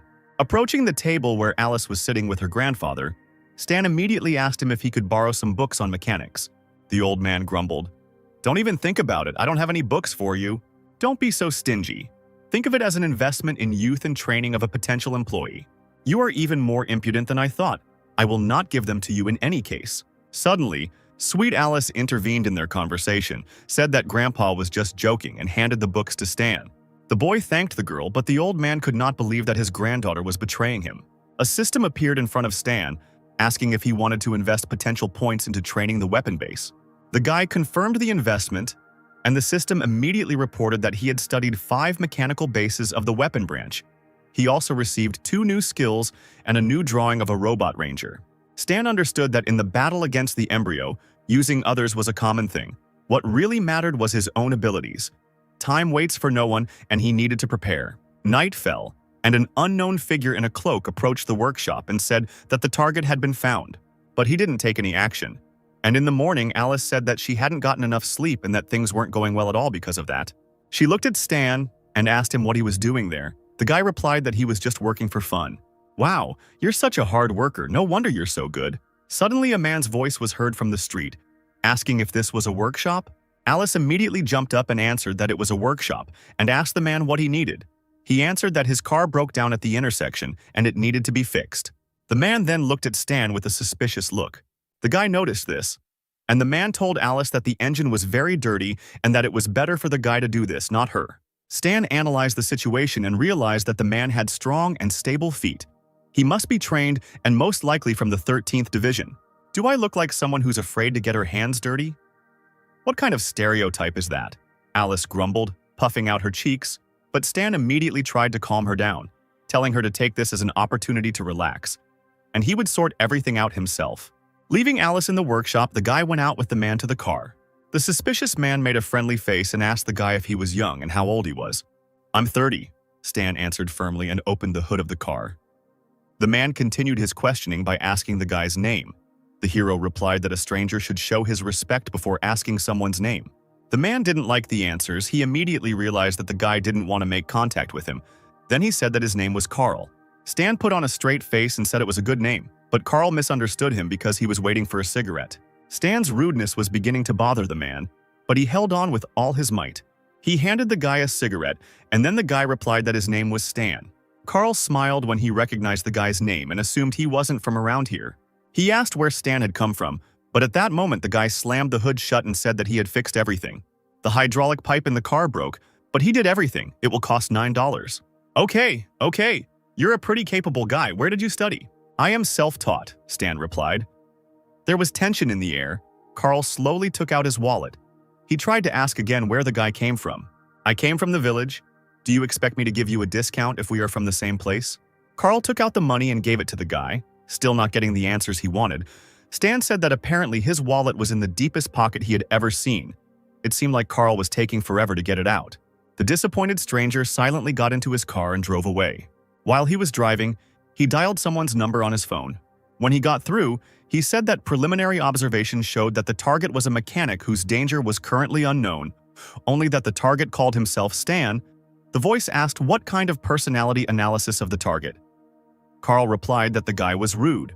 All day long, work in the workshop went on as usual, and Alice sent off yet more satisfied clients. She excitedly told Stan that customers keep coming to their store. If this continues, they will soon be able to expand their business. She does not understand why, but several customers often ask her about the guy who works here. Stan replied that it was because he was doing a good job and wasn't trying to sell them a membership card.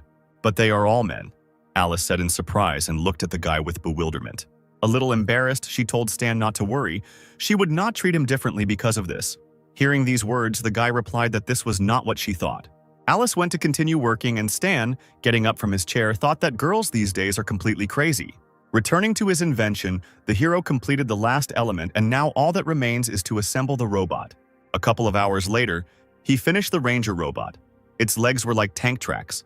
Its body was made of strong metal, and instead of arms, it had machine guns. Stan appreciated his creation and decided to call it Ranger 1.0. Suddenly, a system appeared in front of him, which notified him of a new strange task. It said that some people were aiming to get a reward for the guy's head. Stan does not see them, but they are hostile. The guy needs to escape from them. How can I be pursued when the Western capital is heavily guarded? Was this really something the 13th Division planned to see how strong I am? He accepted the assignment and began to prepare.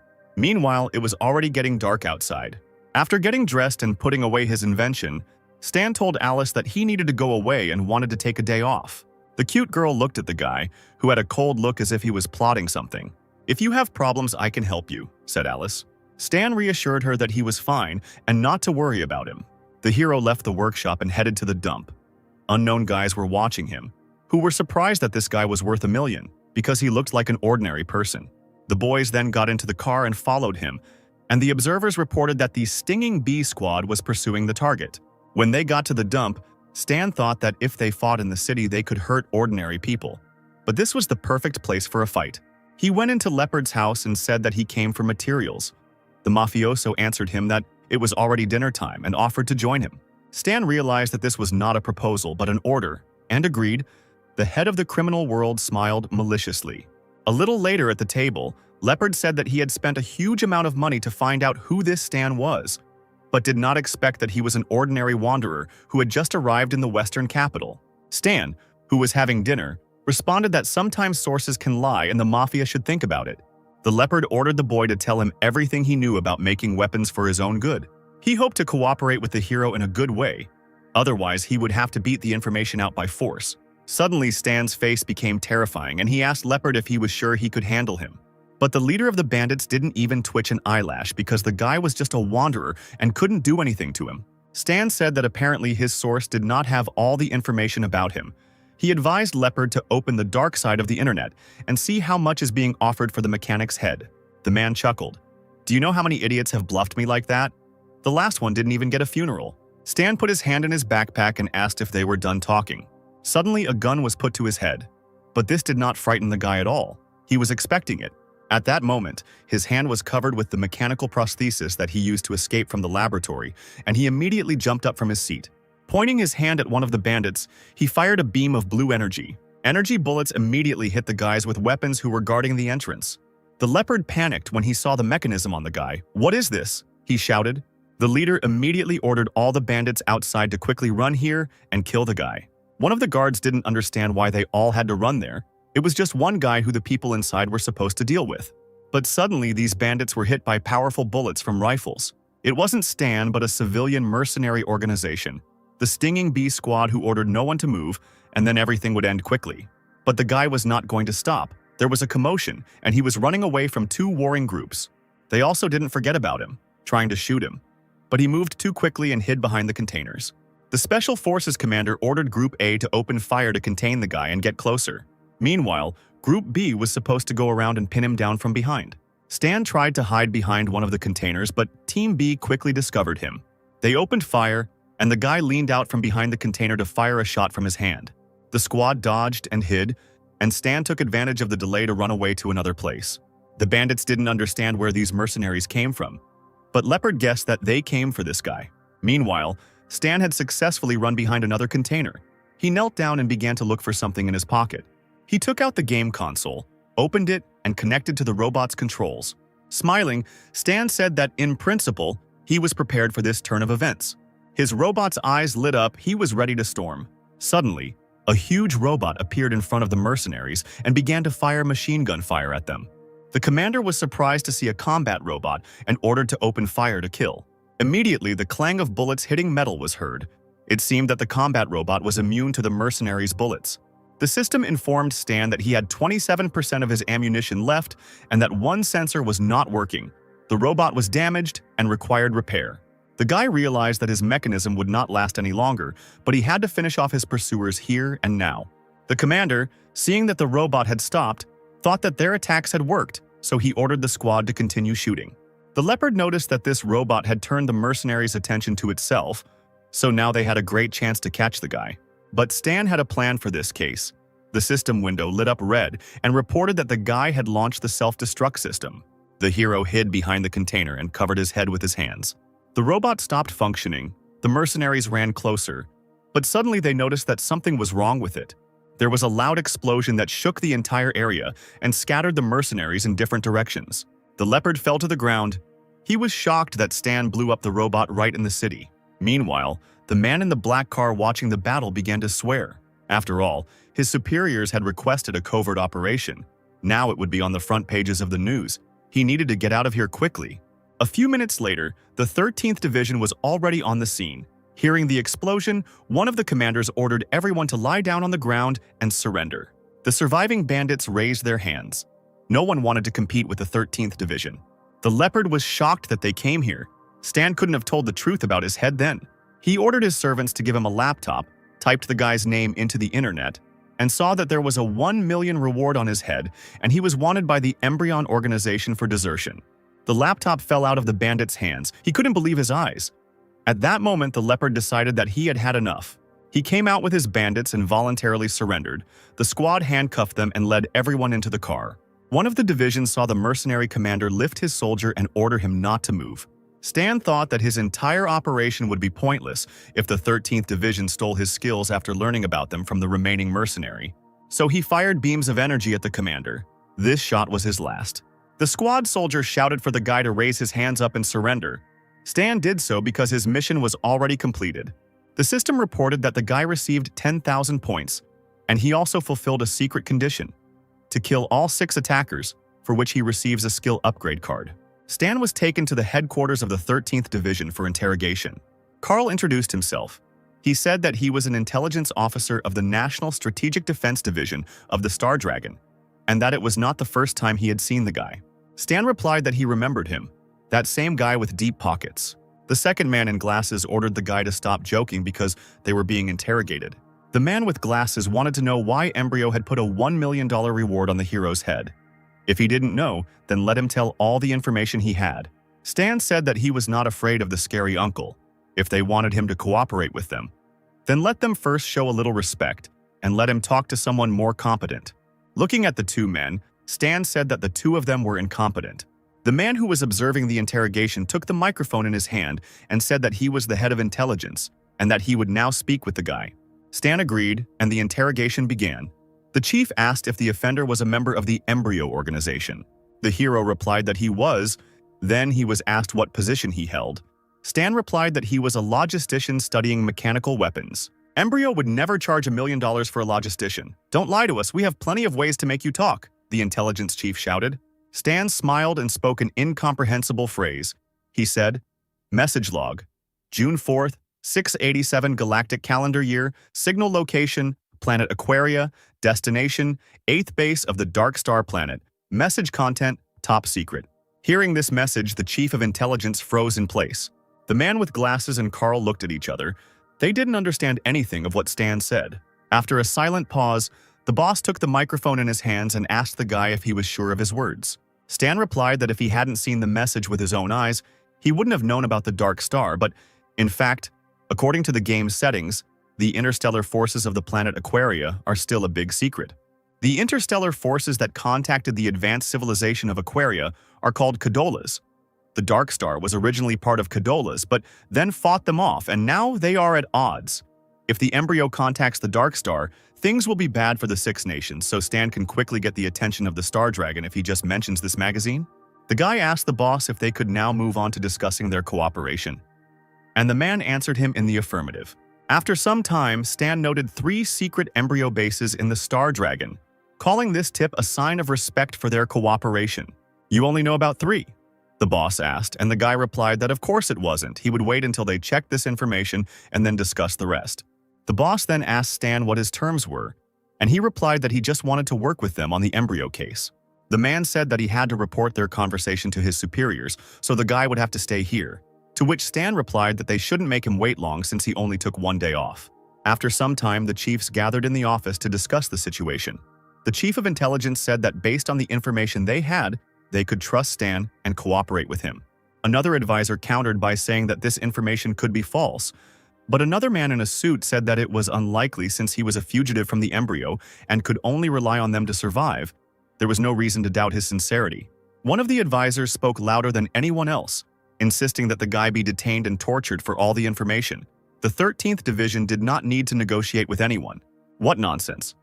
Stan showed us his honesty. We shouldn't push away someone who wants to help us.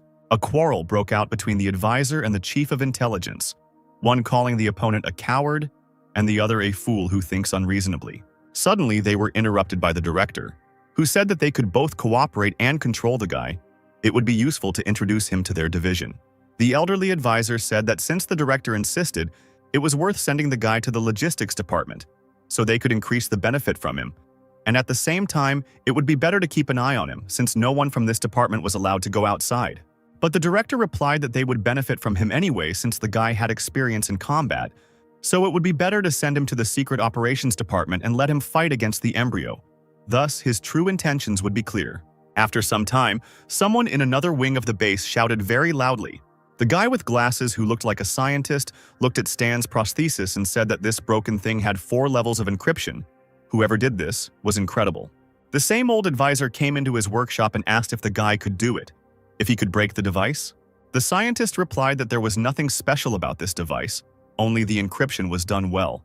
Most likely the creator was an ordinary guy from the village for whom any trash was valuable. The advisor chuckled, asking which of the things the scientist had made was better. Maybe a sticky bomb coated in clay, or a mechanical gun that couldn't hit its target, or fake breasts with nipples that release poisoned needles? The 2 agents who were hit by their own needles because they put the breasts on incorrectly are still in the hospital. Meanwhile, the intelligence chief was talking to someone on the phone and said that he would make sure that Stan entered the covert operations department. Could this guy really be valuable? On the other end of the line was the same man who Stan had given the prosthetic. He said that the hero could offer them not only valuable information, he had a premonition that he would play an important role in their battle against the embryo. Stan was locked in the base, and the next night there was a noise in one of the abandoned cities. The tanks attacked the base. The authorities couldn't believe that the Embryon organization dared to set up a base in their country. Right now, they were attacking one of them. The embryo soldiers couldn't figure out where the Star Dragon came from, because their location was classified. Meanwhile, at the second base of the Embryon organization, there was also a noise due to the roar of the engines of tanks and armored vehicles. The blue-haired girl from the Star Dragon Special Agent Squad was outraged that they had to rest while their leader recovered from his injuries. Apparently, their superiors did not consider them human. Meanwhile, the guy was trying to break down the closed door, which realized that it was being broken into and reported that an intruder had been detected. Sirens immediately began to sound, warning that the main security system had been hacked and that all units should immediately head to the main room. Hearing the sound of approaching soldiers, the girl asked the hacker to hurry. The guy replied that he had logged in, but he needed 3 minutes, and a squad of fighters would be here in less than 1. The third member of the squad took the bag and said that their commander gave them a new device before the mission. The hacker doubted the new mechanism because their development department was full of idiots. The girl took out her mechanical arm and said that they had no choice. If the data was damaged, then all their efforts were in vain. She decided to believe in the new device, put on a mechanical prosthesis. The girl ran and hit the locked door. The door immediately broke down, and the girl was surprised that the new device was so powerful. The hacker said that he would hack the database and the other 2 members of the squad needed to cover him. The squad understood the order, and they immediately began to deal with the approaching fighters. After a few minutes, the system reported that formatting was complete and the self-destruction system was launched. It was time to run. The girl asked if he had managed to do everything, and the hacker confirmed that he had downloaded everything. A couple of minutes later, an explosion thundered, which marked the destruction of another embryo base. Meanwhile, at one of the embryo bases, everything was quiet and calm. The man in the suit reported to the boss that the 45th base had been destroyed by a Star Dragon. The head of the embryo couldn't believe his words. He asked how they knew about her. It is not yet known, perhaps it was Zero. But the leader disagreed with this statement. A normal test subject could not know about something as secret as the location of the base. After sending the servant, the man placed his finger on the button, which said that it had recognized the identity and would connect him to the personal line. A hologram of an unknown guy appeared in front of the leader, and he ordered him to secretly check everyone who had access to information about the location of the base, and immediately inform him if he finds anything, it was time to cleanse the organization of rats. Meanwhile, the special squad of the Star Dragon reported on the completion of the mission. The chief praised them because this time they received a lot of valuable information. He also said that they should return the hand to headquarters and asked if they liked the device. The girl, her eyes shining with excitement, replied that thanks to her they were able to evacuate easily. She wanted to know what kind of genius made her, but unfortunately the man couldn't tell this. Then the girl asked if they would get it again, and he replied that it all depended on his superiors. Meanwhile, in the workshop where Stan once studied, one girl was restless. Alice was worried that Stan had disappeared 3 days ago. Her grandfather advised her to be optimistic. Maybe he had died. Tears came to her eyes and she asked her grandfather to do his granddaughter a favor and asked someone to help her find him. Lou replied that when she stole his books, she didn't even think about the fact that he was her grandfather. If so, then I think I should sell all your wine that you hide under the floor in your bedroom. What are you talking about? Do you think your grandfather is that petty? If you just want to find him, then rely on me. After some time, the phone rang in the office of the man with the prosthetic arm. The old man asked what the boy was doing now. The man replied that everything was fine. He just wanted to work with them, that's all. Okay, send him back or my granddaughter will destroy my wine collection. The man replied that he couldn't because the rules didn't allow it. But Lou reminded him that he made the rules himself and let him send Stan back because he owed him for the last time. Closer to night, a tinted black car drove up to the workshop. The door opened and Stan calmly walked out and headed towards the workshop. At that very moment, a formidable Alice pounced on him and asked where he had been. They were actually very worried about him. You're not from this country. Something could have happened to you. We were about to call the police. Where the hell did you go? Stan got a little nervous and said he was just out for a walk. Alice grabbed him by the ear and asked if he could come up with a better excuse. The guy replied that he thought it was a good one. Suddenly, Alice calmed down and said that she saw the news on TV yesterday about the shootout at the dump. She was worried that something happened to Stan. Stan was surprised that the girl was worried about him. He should have called her after all. Suddenly, their conversation was interrupted by the grandfather, who said that he thought that the guy would not return alive. It was a pity that he returned. Alice turned to Stan and said that she would buy him a phone so that they would always be in touch. But Stan suddenly took his phone out of his pocket and said that he already had it. Grandfather, looking at the device, said that it was a coded telephone from the 13th Division and asked if the guy had joined them. Stan replied that he was a very important suspect. The 13th Division gave it to him to monitor and contact him, so he must wear this phone around the clock. The old man grabbed the guy and said that he was a fool. The 13th Division would not have told him if they wanted to keep an eye on him. There was no escape from joining the 13th Division, and he needed to leave immediately. But maybe Stan will still think about staying here because he is interested in his granddaughter? Alice immediately became embarrassed and shouted that they had misunderstood everything. Old man Lou told Stan that he doesn't really understand the feelings of young people. Not that Alice is a little girl, but the guy needs to try because Grandpa still wants to hold his great-grandchildren in his arms. Listening to these words, the sweet beauty burned with shame. He left, leaving them alone. A silent pause and awkwardness in the air. Stan decided to break the silence first and said that her girlfriend was just joking. He just misunderstood everything. Alice looked up and looked sheepishly at Stan, who looked away. Then she turned around and said that if a guy says so, then so it is. After these words, she left. A few minutes later, in his room, Stan was thinking about the fact that he most likely said the wrong thing and that in general, these old people who want grandchildren are so scary. Suddenly, he received a message from the system which he decided to check immediately. The system reported that the destruction of the embryo was completed by 2%. It seems it was not in vain that he provided the report to the 13th Division. Also, apparently, the connection to the reconnaissance was recognized by the system as an indirect penetration. It is better for Stan to fight the organization himself. He knew that embryo was definitely strengthening its powers, so he needed to take a risk to get new blueprints and improve his equipment. The next day, after conducting several experiments, he produced a successful fusion and invented huge exploding bullets. The guy decided that this would be enough, but this is an entry-level weapon, so you shouldn't rely on it too much. At that moment, the same black division car drove up to the workshop and honked its horn. Stan turned around when he heard the sound of the car and immediately recognized it. The 13th Division. Going outside, he asked a man he already knew why they were there. He reported that the report he provided had been verified. Now the division believed in the guy's sincerity and was ready to cooperate. The authorities decided to accept Stan into the 13th Division. The organization also decided to send him to the Secret Operations Department. He will be assigned to the squad later. They shook hands, and Stan decided that this way he could directly attack the embryo. Meanwhile, Alice sat on the couch hugging a pillow and thought about her feelings. She thought that she felt a little respect for the guy, not admiration. But what if Stan really felt something for her? Suddenly, a guy appeared in front of her and said that he wanted to talk to her. Alice was frightened by such a sudden appearance and began to apologize because Stan is a good person, but Stan smiled at her reaction and said that their country wanted him to become a civil servant and he couldn't refuse them. But he will help with the workshop when he can, because the guy doesn't want the business to go to waste. Alice leaned towards the hero and asked him to be careful. And Stan himself promised to help, so if he didn't keep his word, Alice threatened to cut his salary. The guy smiled and agreed with her words. Apparently, there was no more misunderstanding between them. Meanwhile, the logistics department of the 13th Division was in full swing. A girl with blue pigtails from a special squad came into the department and asked which of these guys was named Michael. The excellent students raised their eyes and began to look at each other enthusiastically.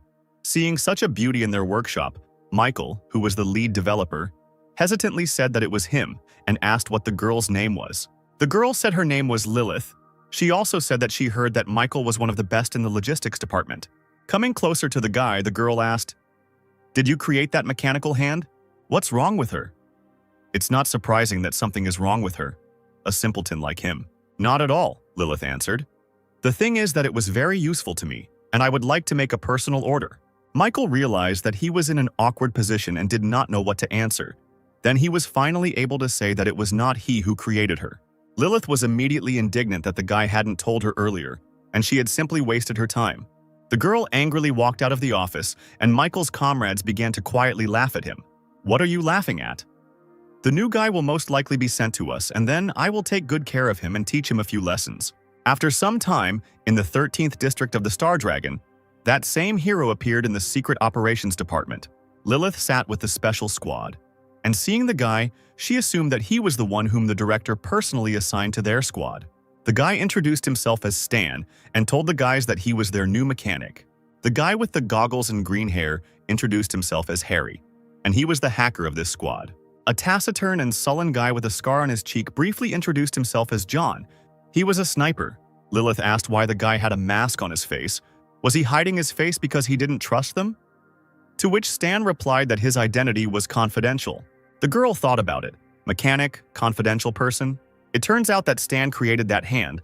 The guy confirmed the girl's guess and asked how she knew. But she quickly approached the guy, put her hand on his shoulder and immediately asked if he could create another such hand for her. Stan said that he could only do it if it was at her expense. The girl immediately called him a cheapskate, and the guy replied that he didn't even know her name. The beauty with blue pigtails introduced herself as Lilith, and she is the close combat of their squad. Stan asked how many of them were in the squad. Lilith said that there were only 4 of them. Their captain was currently in the hospital, and he was a master of fistfighting. Hearing that the captain was in the hospital, the hero assumed that their squad was assigned the most difficult and dangerous missions. But that wasn't true. Lilith said that he was in the hospital because he was poisoned. Suddenly, their acquaintance was interrupted by the sound of a notification. Hacker. Harry immediately sat down at the computer and saw that despite the newcomer joining, the management gave them a new task, to catch a black spider hiding in the western capital. Lilith recognized this name.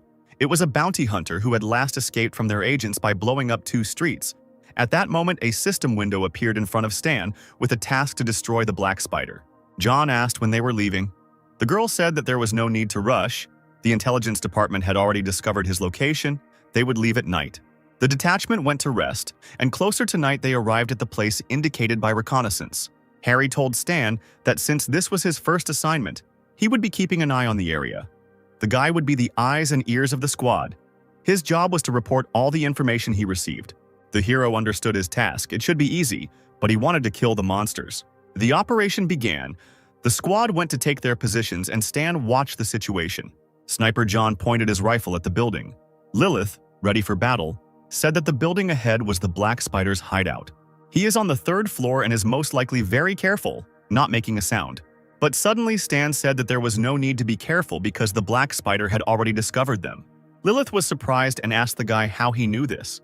Meanwhile, a dark figure of a man appeared above the special squad, standing on the roof of the house and watching them. At that moment, fire was immediately opened on the detachment, but they were able to successfully evade it. Lilith confirmed Stan's words. Now she sees that they really found them. A squad of masked men in bulletproof vests ran towards them, all of them armed with machine guns. Harry panicked. The intelligence information was somehow false. The Black Spider wasn't alone here. A fight ensued. John and Harry tried to shoot back at the enemies, and Lilith immediately knocked out those who came closer. A spider was watching all this and laughed at the fact that the dogs of the 13th Division dared to come here. An impressive hunk with a spider tattoo on his face said that since these kids decided to raise their paws against him, he would rip them off. The criminal ordered his subordinates to kill them, but Lilith called them simply a disgrace. The girl reached for her sword and told the boys that she was leaving these pawns to them.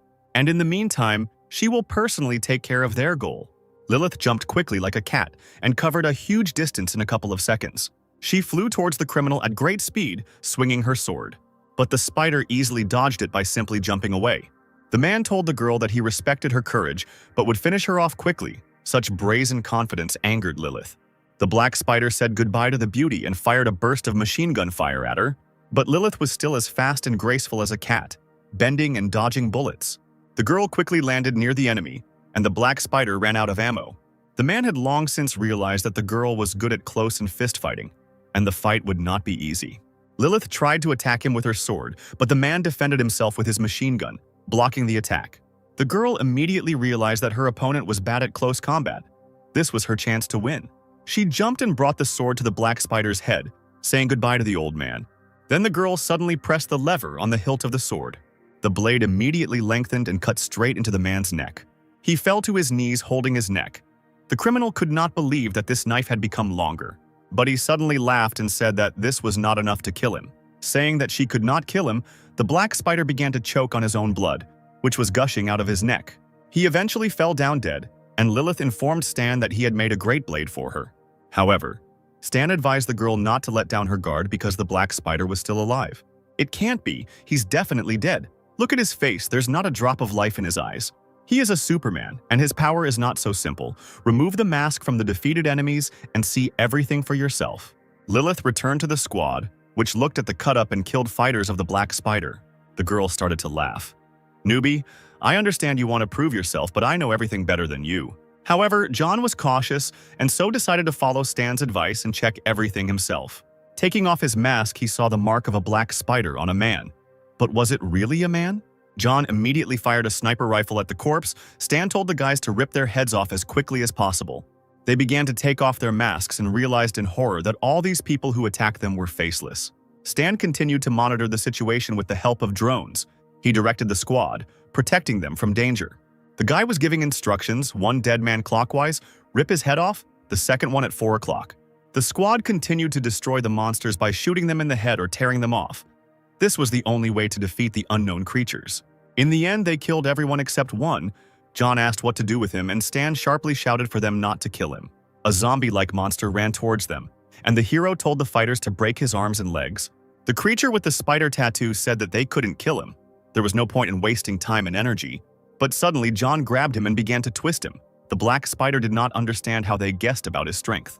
It was a parasitic copying. Once in a certain period of time, the spider can create copies without faces.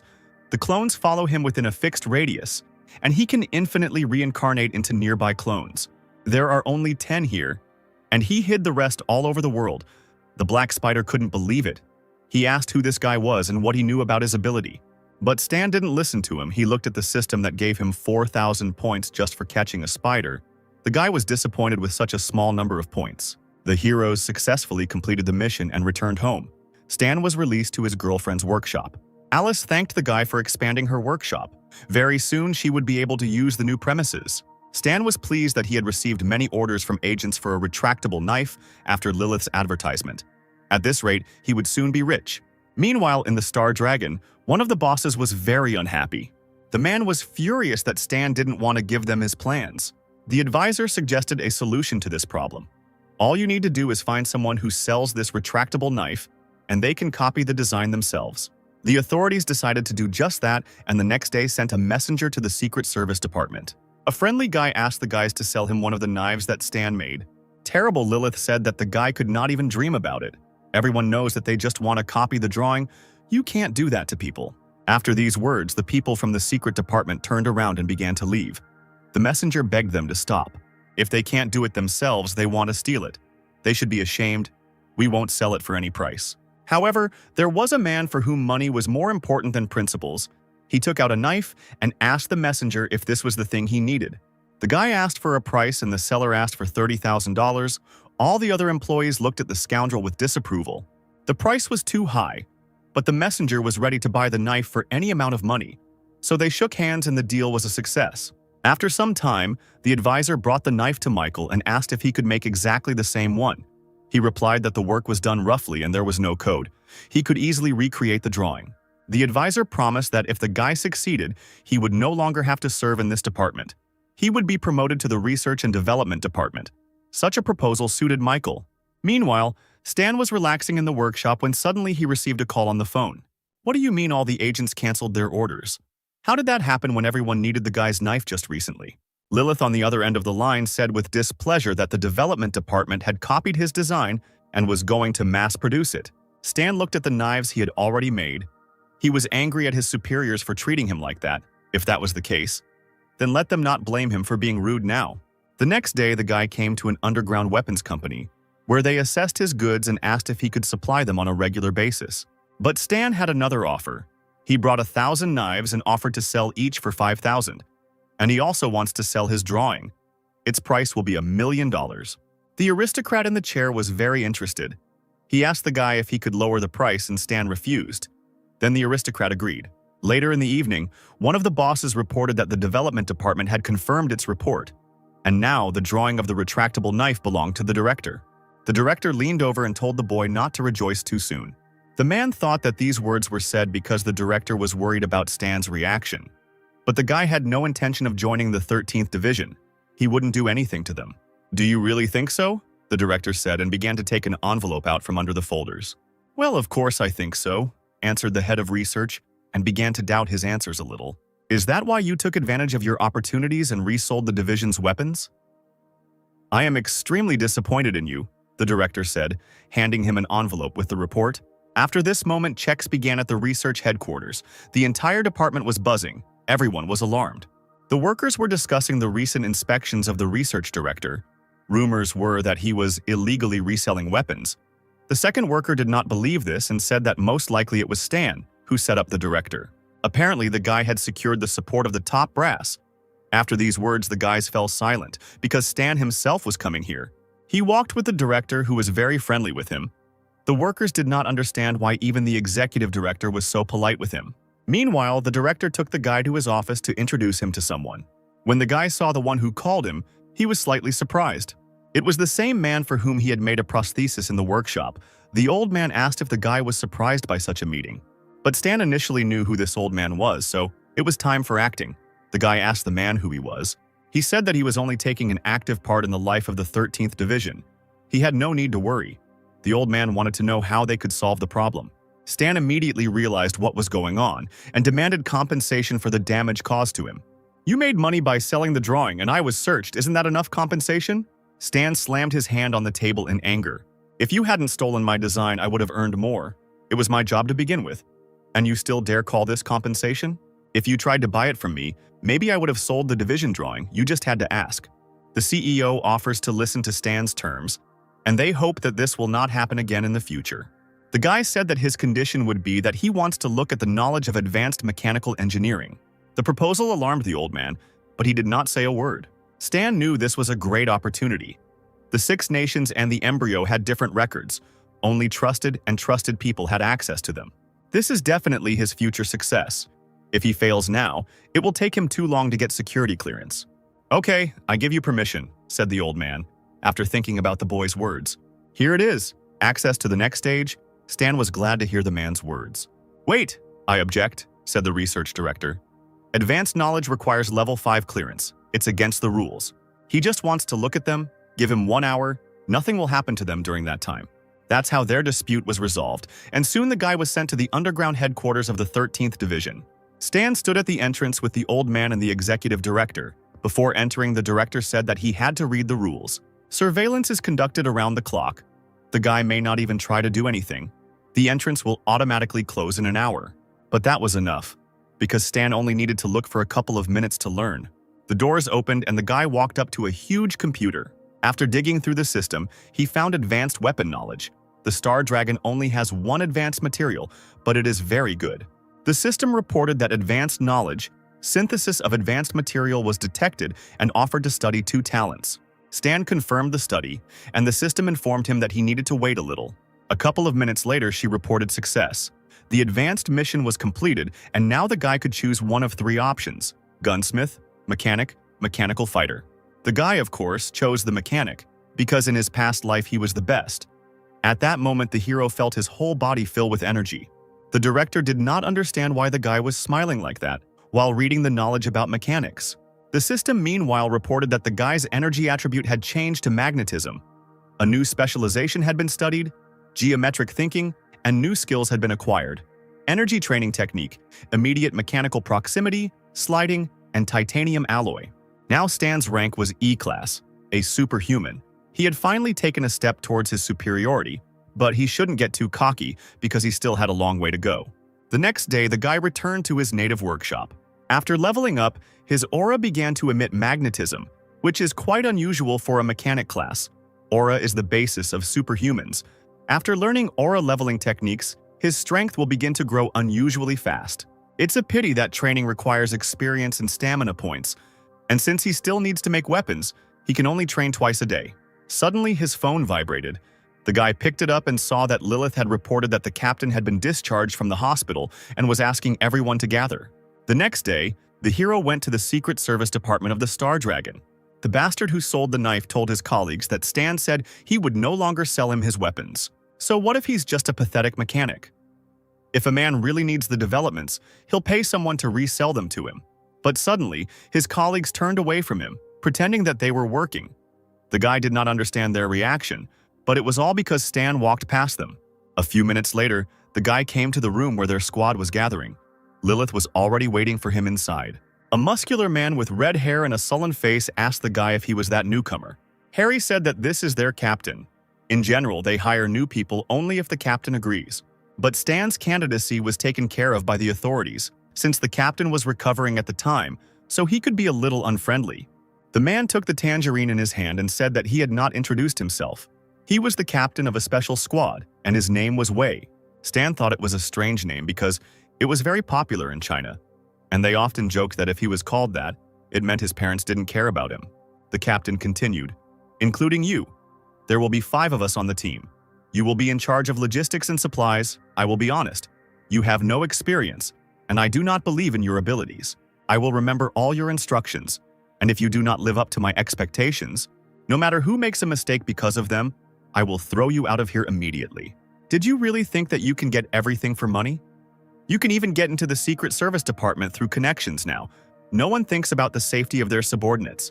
The sullen captain left, and Stan was upset that he was simply perceived as a man with a lot of connections. Suddenly, a notification came on the laptop and Harry noticed it. He sat down to check what was going on there and said that they had an urgent mission. The authorities wanted them to leave immediately. The captain asked what had happened, and Harry said that the division's squad had been ambushed while preparing to launch a surprise attack on the embryo base, and they were being asked to provide immediate support. Harry will fill you in on the rest of the details on the plane, but now it's time to get going. Suddenly, the commander ordered Harry to take care of the rear, and Stan will have to learn from him since he is still a newbie. Change is hard to come to terms with, so the guy will have to fight for a place in the sun to become useful. Stan just said indifferently that he understood the order, which surprised Harry. The squad moved forward, but suddenly Stan put his hand on Lilith's shoulder and asked them to stop. He opened the box containing the red bullets and asked to take it as a friendly gift. "Are these new developments?" Lilith asked excitedly. Starting to examine the bullets, Stan confirmed her guess, but asked not to use them much for now. The system notified the guy about the beginning of the E-class mission. He needs to help the secret operations squad pursued by the enemy. His role is to help the team complete the mission. The reward is 8,000 experience points. Harry decided to support the guy and said that their captain was not at all against him or anything like that. There was no need to take his words to heart. Meanwhile, military vehicles were driving at full speed in the desert. One of the members of the 13th Division looked into the broken mirror and saw that they were being chased. Where was this reinforcement? But a special squad was already moving forward. John and an unknown person in an iron suit were jumping from a helicopter. The special squad landed successfully and the robot's voice told the soldier to calm down. Wei pressed the button and his Iron Man suit mask opened. No need to worry, help has already arrived. Wei contacted intelligence, and they informed him that an allied detachment was 13 kilometers away from them, and that 15 armored SUVs and another helicopter were heading towards them right now. The meeting point is 3 kilometers away on a hill. Their goal is to stop the enemy and successfully rescue the squad. Harry has already sent them the coordinates. Stan looked at the screen and was surprised that they had a prototype of a combat armored suit. This is the only one of the basic copies in Aquaria version 1.0. The soldiers prepared for battle. Wei and the fighters watched from the hill as a truck moved towards them. As soon as the vehicles had reached a sufficient distance, the commander raised his hand and gave the order to open fire. Dozens of machine guns opened fire on the enemy, and a hail of bullets rained down on the convoy. The commander did not stand aside. Putting on his helmet, he took a heavy machine gun and also opened fire. John used his armor-piercing sniper rifle to aim at the tires of the trucks to immobilize them. The convoy of black cars that were pursuing the friendly truck began to slow down and stop, and a barrage of fire helped the truck break away from pursuit. The soldier sitting behind the wheel looked in the mirror and saw the enemy moving away. He was glad that the detachment arrived on time. As he approached our special squad of fighters, the soldier looked out of the truck and said that there were too many enemies and they needed to retreat immediately. At that very moment, the fighters heard the noise of the helicopter blades approaching them. Wei raised his head to the sky and saw an unfamiliar girl with red hair sitting in the helicopter. Instantly, a furious attack fell upon the detachment. The commander jumped to the truck and shouted to the soldiers, "Take cover." He rolled around trying to avoid the attack that looked like tongues of furious flame. The Special Forces fighters managed to hide behind the cars, but the soldiers were less lucky. They were subjected to a psychological attack, and at that moment Wei realized that they were being attacked by superhumans. It was hell. She used her power to attack. Flames engulfed her body, and on her forehead she had a mark that looked like a snake. Harry was shocked by what he saw, but Stan immediately recognized the girl and snatched the headphones from his friend. Taking command, he reported that the girl was the combat commander of the Embryo Squad. "You need to retreat immediately." Wei, hearing Stan's voice, was surprised and did not understand what the guy was doing and why he took command upon himself. However, he looked at the fighters of his squad and was surprised how they immediately obeyed the guy's order. But Hell was not going to let the witnesses go just like that and was already approaching the fighters. The commander of the combat squad was too fast, and her first target was Lilith. Hell immediately tried to attack her with her foot, but the girl blocked it with her hands and defended herself. Lilith then attempted to counterattack by raising her leg into the air and pointing it towards the enemy. However, Hell was not simple, she deftly dodged. Lilith was surprised that this girl was so good at fistfighting. But before she had time to come to her senses, Hell immediately attacked her in the face, breaking her lip with the help of her power, which enveloped her fist. Coughing up blood, Lilith thought that the difference between them was too great. Even close combat would not give her much of an advantage and she would lose in any case. Hell, meanwhile, prepared a new attack for her opponent, gathering Scarlet Aura in her hand. The psychic attack hit Lilith without any problems, and she fell to the ground, exhausted. With difficulty rising from her knees, Lilith begged Stan to come up with something quickly, otherwise it would be the end for them. Stan told Lilith to look for an opportunity to use her mechanical arm, and when the enemy briefly opened up, John was to shoot Hell. The fighting beauty followed the guy's order and took out a device from her pocket that activated the mechanical arm. John, meanwhile, knelt down, loaded his rifle, and prepared to attack. He kept Hell's face in his sights and was ready to shoot at any moment. The main thing was to wait for that moment. Hell saw a familiar mechanical hand and stopped for a second. Lilith took advantage of this moment and attacked her. The force of the blow was high, but Hell was struggling to contain the device. She then asked Lilith what her relationship was with Zero. "Zero? Who is Zero?" Lilith asked her. John thought this was the best moment and pulled the trigger.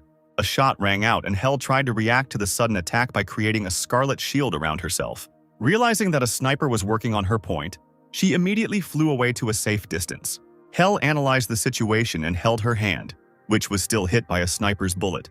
Stan immediately ordered Wei to take Lilith and run. They needed to take advantage of the enemy's retreat. The commander in the iron suit understood the order and ran towards the girl. Lilith was barely standing on her feet. Wei picked her up and put her on his back to save her. The soldier who was in the very truck they were supposed to save shouted to the squad to get into their car. While the squad was climbing into the transport, Wei thought that the enemy vehicles were slower than theirs, and besides, the superhumans were injured. Now they would not be able to pursue them. If the entire squad can reach the plane, then consider the mission successfully completed.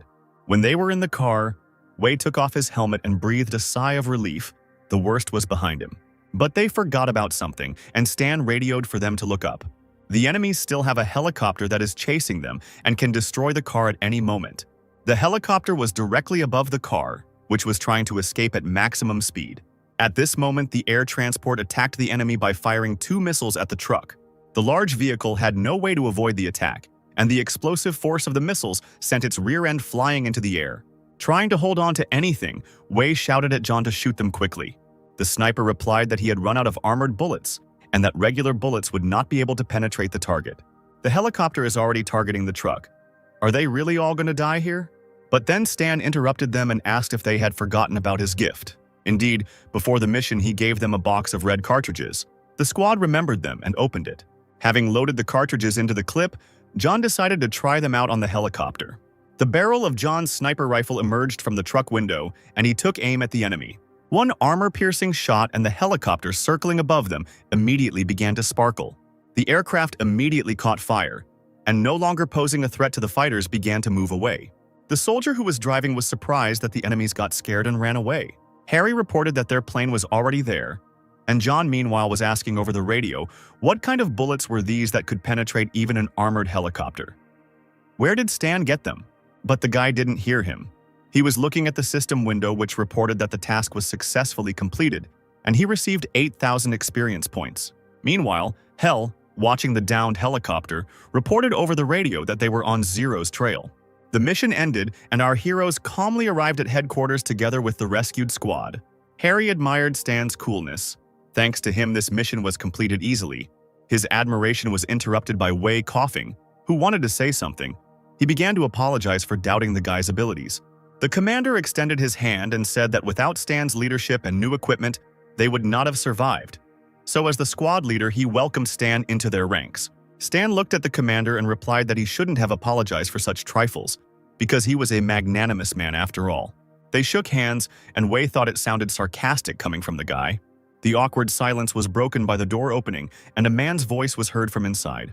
Wei asked why the guy came because his squad was currently having a meeting.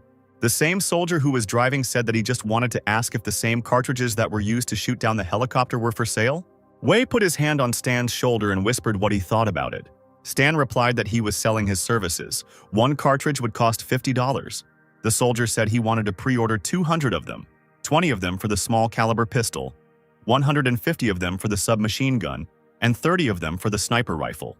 Lilith patted Stan on the back and said that from now on, she would attract customers to him for a discount for herself. The guy replied that he would give her 20%, no more. The hero thought that he could earn a lot by selling shells wholesale. Fortunately, he had experience in making them. And while there was demand, he could forget about the need for money for a while. A few days later, one cartridge fell into the hands of a scientist who knew that the boss had not allowed anyone to study flammable cartridges. But Michael believed that he was simply scared. He would find out that his equipment was actually being manufactured at a military plant far from the western capital. He would report it to the management, and then Stan would be in trouble. He separated the head of the cartridge. Now you can examine its components. If everything went according to his plan, then the bosses would look at him differently, the guy thought. Suddenly, a loud explosion was heard in the scientist's room, which blew out all the windows in the area. A flame appeared in the room, and a siren went off, alerting everyone that the fire had started in the workshop. A few seconds later, the boss was already standing at the door to the room and asked what the guy was doing here. Charred Michael, sitting on the floor, was sobbing. Because of the explosion, he lost all his hair and broke his glasses. At that moment, the guy realized what a mess he was in. The authorities saw the remains of a red cartridge. They immediately understood everything. The guy dared to take on the study of flammable cartridges. The director demanded an explanation from the head of research, who replied that he knew nothing and that the guy had not asked his permission. The man turned to the bald Michael and asked if he had anything to say in his defense, but he only sobbed. The director looked at the guy angrily and said that he remembered him. Michael used to be in the logistics department. From today, he is returning back to his department and is removed from his position. Meanwhile, the guy who once sold the knife to the bosses and set Stan up came into the Special Forces room. He asked if they would sell him some bullets. Lilith replied that Stan had blacklisted him and didn't want to have anything to do with him, and didn't need an apology either. Then the guy decided to approach other employees, asking them for cartridges, asking to resell them, and offering $200 apiece. But his comrades brushed him off and said they wouldn't sell him any cartridges. Another employee said that selling him ammo would be tantamount to insulting Stan, which wasn't worth any money, since who knows how many inventions he has stashed away. Realizing that he had acted stupidly by selling that knife, the man became upset. A few days later, a bald, burnt Michael returned to the logistics department with his things, and as he walked to his desk, his colleagues made fun of him. The scientist was upset that he lost his hair and good skin at such a young age. Meanwhile, at one of the embryo bases, a conversation was taking place. The man said that the Star Dragon special agent had a power arm like Zero, and they also destroyed their secret base. Only Zero could give them the secret location, but he didn't have the authority to get access to that kind of sensitive information. The head of the organization looked at Stan's hologram, where he says that he will destroy them all, and he was filled with rage. He wanted to know who this guy really was. He ordered to convey his order to recruit new recruits. Then they need to be sent to the Star Dragon to observe Zero. If they find a clue, then let them tell Alberto about it. Meanwhile, a black car drove up to the workshop where Stan spent the night. The man reported to the boy that the embryo scouts located in the western capital had begun to act. They were looking for Stan and seemed to know that he was working for the Star Dragon. Stan told the man that he had already guessed this. The man told him not to worry because there would be security guards nearby 24 hours a day. He was about to leave when Stan asked him to help him get 2 Silent Eagle pistols from their warehouse. The man agreed. Watching the car leave, Stan thought that the embryo had finally shown up and he needed to get ready. He returned home and started work the next morning. Stan sat at his desk, making new inventions that would help him in the fight against the embryo. After working for several hours, the system informed him that he had produced an excellent platinum alloy and received 3,000 experience points for it. Stan was pleased with the invention. It was of good quality, and they pay well for rare materials. A few hours later, he made a folding saber from a high-quality platinum, which acquired a new property, increased strength. Suddenly, the mechanic was interrupted by the phone. Stan picked it up and read the message, which said that the issuance of the Silent Eagle was approved and it was left in the squad room. The hero finished with the construction and went to the headquarters to pick up the gun. Lilith saw the updated version of the saber and asked to try it out. The first thing the girl did was cut the metal pole next to her. Her admiration knew no bounds. The weapon was razor sharp, much better than the previous version. Stan meanwhile tested the gun. He noticed that it had very high power. Lilith brought the knife to the mechanic and said that it was very hard for her to part with it. She asked if he would bring it next time, and the hero replied that he would definitely take it next time. A little later, in the workshop, the guy thought about the fact that now he had enough weapons to deal with people from the organization. He sat on the bed and rested. The system window in front of him notified him that he had practiced the energy training technique and received 4 strength points. This is exactly how many points were required to level up, at which point the hero felt a surge of strength in his body. Stan noted that given the current development dynamics, by the time open testing begins, he will surpass the first group of players by a ton of levels. The system window said that closed testing was scheduled to begin and would last for 12 days. This surprised Stan. Apparently, it will be carried out for a limited number of players a week before the open test. 1 day in reality is equal to 6 days in the game, which means that in terms of game time, there are more than 40 days left until the start. Is it possible that the game clock works differently while the service is down? Well, of course, with each version update in reality, a couple of days pass. But in the universe of the Star Sea, the time span is measured in years. In this case, with each update, I will have much more time for development than the players. Should we then start worrying about life expectancy? Suddenly, Stan's thoughts were interrupted by a system window, which reported that the NPC functions were unlocked and the player forum was also unlocked. This surprised the guy. What does NPC functions mean? He tried to find information about it, but the player's forum might come in handy, so Stan decided to register on it. But the system gave an error saying that the player was not found and registration failed. The fact is that accounts can only be created with a unique identifier of the user's immersion capsule. Apparently, there is no way to register. Well then, when players appear here, we will need to find a way to gain access to read the forum. Stan went to bed, while in the real world no one suspected his existence. An unknown guy sat in front of 2 monitors in a non-standard chair with wires. The system reported that the character's name is Donald, The default settings are selected, the character creation is complete, and he will soon appear in the newbie zone. The random selection of birthplace is complete, and the guy who looks like an elf with red hair begins to load. The village of Bighorn was chosen as the starting point for loading. A few minutes later, the guy opened his eyes and saw the light of the sun. The system reported that the birth was taking place. He needed to wait. A blue portal, made of small blue particles, appeared in the depths of the forest. A few seconds later, a player named Donald appeared in this portal, and along with it, dozens of other portals appeared, from which other players made their way into the wonderful world. They went to the Bighorn village, which was the gathering place and was located in the Star Dragon. The players looked around the area and tried to figure out what to do here. Some tried to find clues in the newbie village. Suddenly, the strangers were called by an old man who was slowly approaching them. The grandfather with the cane said that if they wanted to eat, they should find work, because they didn't need idlers in the village. Donald looked at the old man, and the system window offered him 4 functions: examine, bargain, talk, or kill. He chose examine, and the system reported that the old man was a local elder, medium danger level. Grandfather said that the harvest needed to be gathered, and the sewing and weapons workshops in the south needed experienced specialists. A batch of goods had just been delivered to the gates. It needed to be unloaded, so there was enough work here for everyone. Donald realized that there were a lot of resources in the newcomer village. Clothes testing would not last forever. If he wanted to get ahead, he needed to quickly develop a launch strategy. Explore as many places as possible and settle down in the most advantageous way in order to then use this knowledge. Having found an axe in the depths of the forest, the player sold it to a local merchant. After some time, collecting all sorts of junk, Donald was able to buy a map of the area from an old man for $3,000. Opening the map, Donald realized that it depicted the territories of the Star Dragon Empire.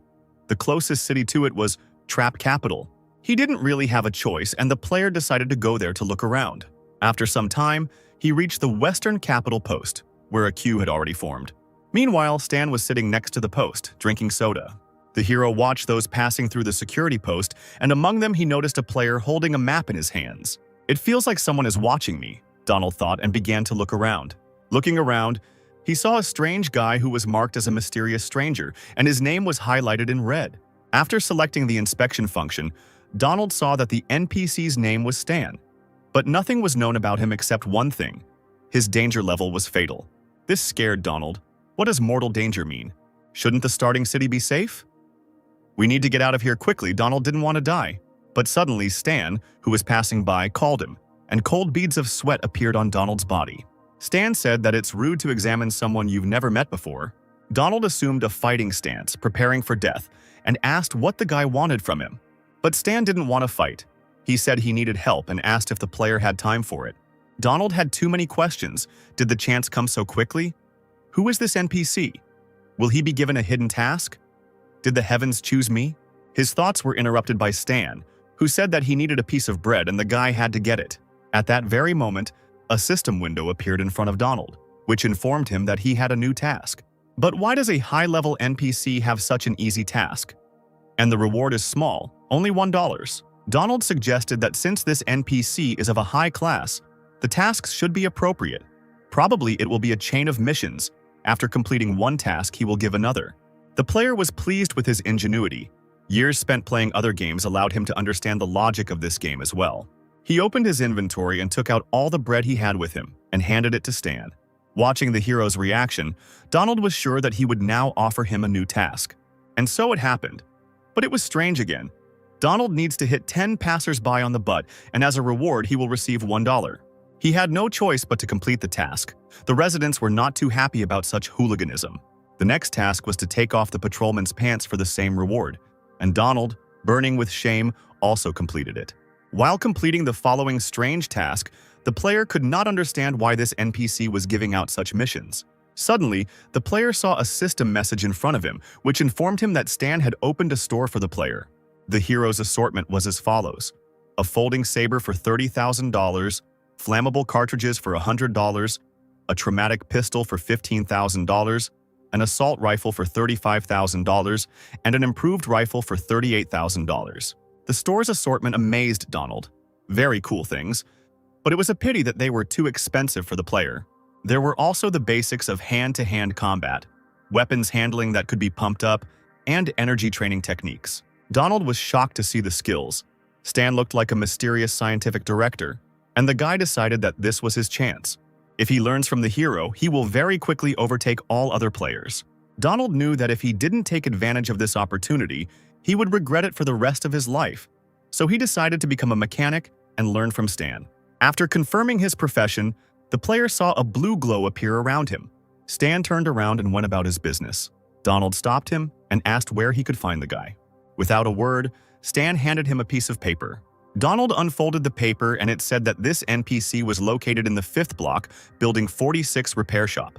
The player clutched the piece of paper tightly and decided that he would keep this NPC a secret from the others. Then, during the closed testing, he would overtake everyone else. Meanwhile, Stan was calmly returning home and thinking that Donald was a very interesting guy. The hero remembered that he was one of the top 20 martial artists who made it to the semifinals in China. And now he has gone into mechanics. At first, this class is very unremarkable, but if he has a goal, then in the future the player will thank him. As Stan passed by, he noticed some players looking for work asking a local worker how they could help. It seems that many players have already completed the storyline of the newbie village. Stan looked at the homeless old man who was sitting next to him, and no one approached him. He realized that most players were obsessed with profit and had no interest in the game itself. These players will do anything for money if Stan asks them to. Who knows? Maybe they will even become his main support in the fight against the Embryo organization. Stan walked closer to the players and said that he needed help. The boys were happy when they saw the hero, because he looked like a high-level NPC. Stan looked at his system window and realized that there was a limit on the number of rewards he could earn, and he couldn't set a point total higher than that. Just as he won't be able to determine the limit on his own, he can't now offer a task to destroy the Embryo organization. We need to find a way to increase it. And in the meantime, the players are already tired of waiting for Stan to offer them a task. The hero pressed a couple of buttons and the players were given a task, but it did not make them happy. They had to get a piece of bread for $1. Disappointed in Stan, the players decided to continue hauling bricks rather than waste time on this guy. Then the hero decided to worsen his relationship with these players. Does refusing a task really ruin a relationship? That's how stingy the NPC is, players complained. After some time, there was a heated discussion in the workshop. Alice didn't understand why this guy was following Stan.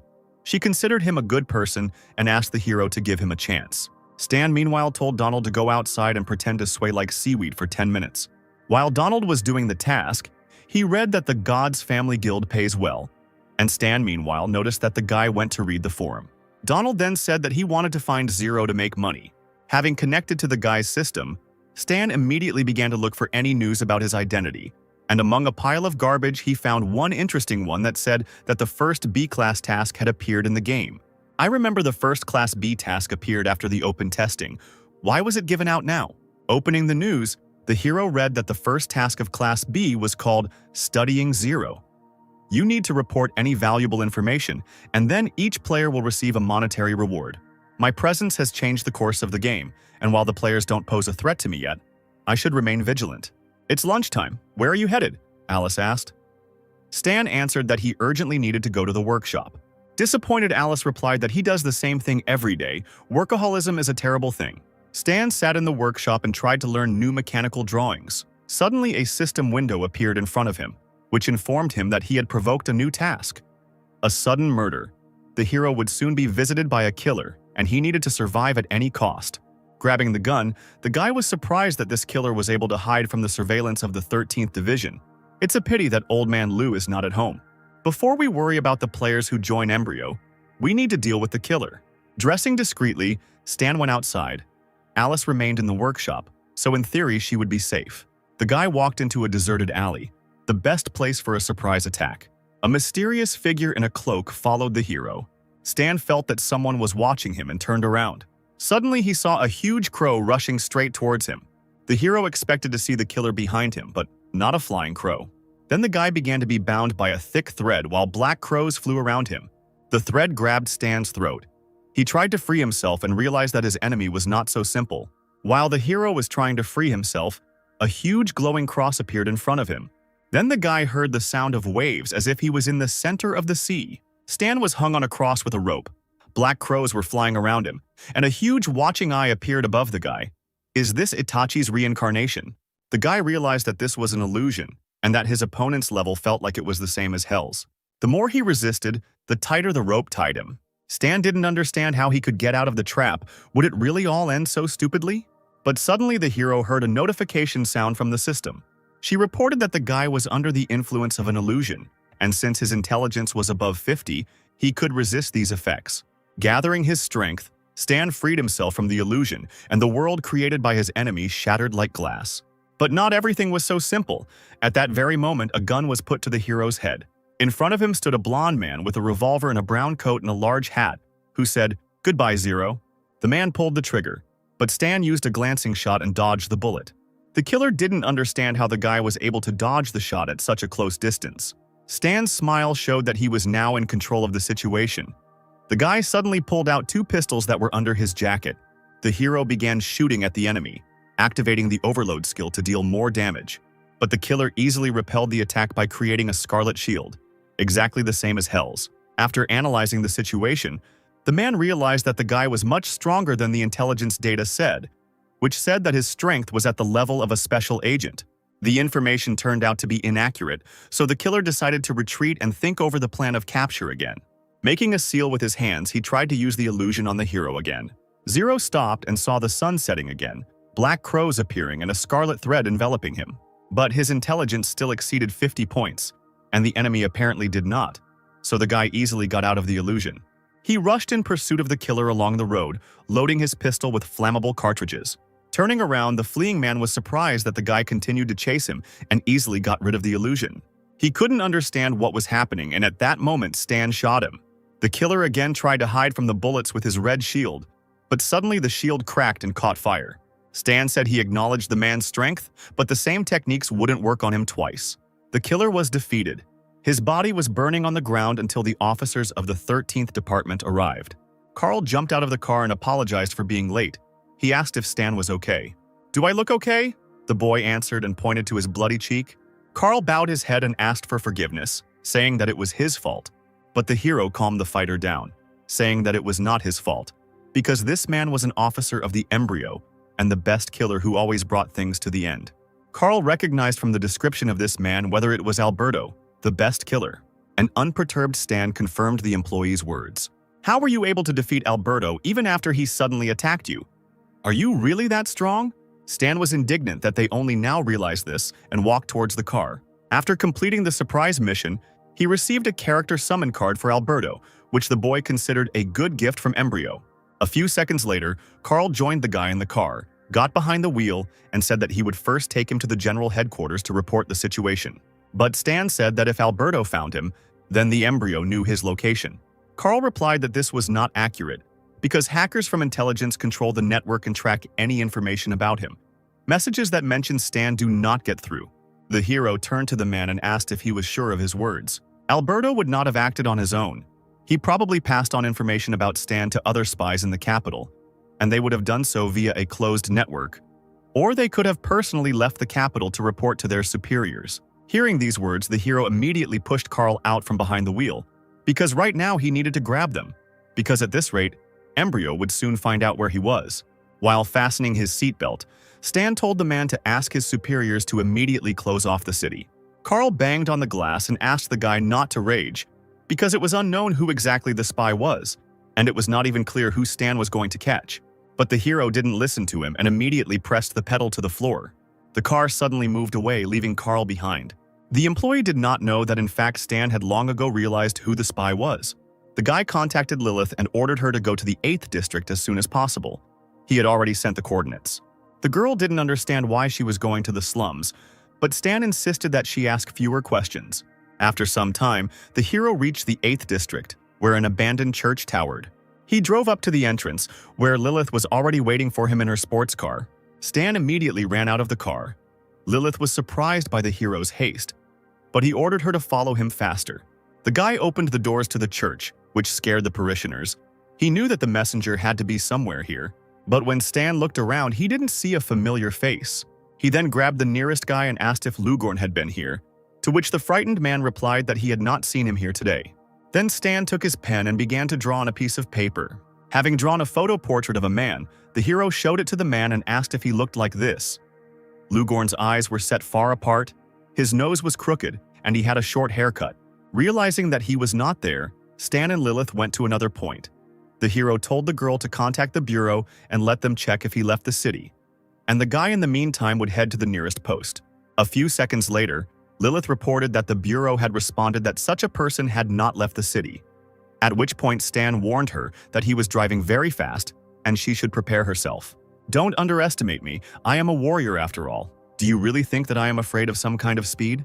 Stan grinned and pressed the pedal to the floor, the sports car jerking forward.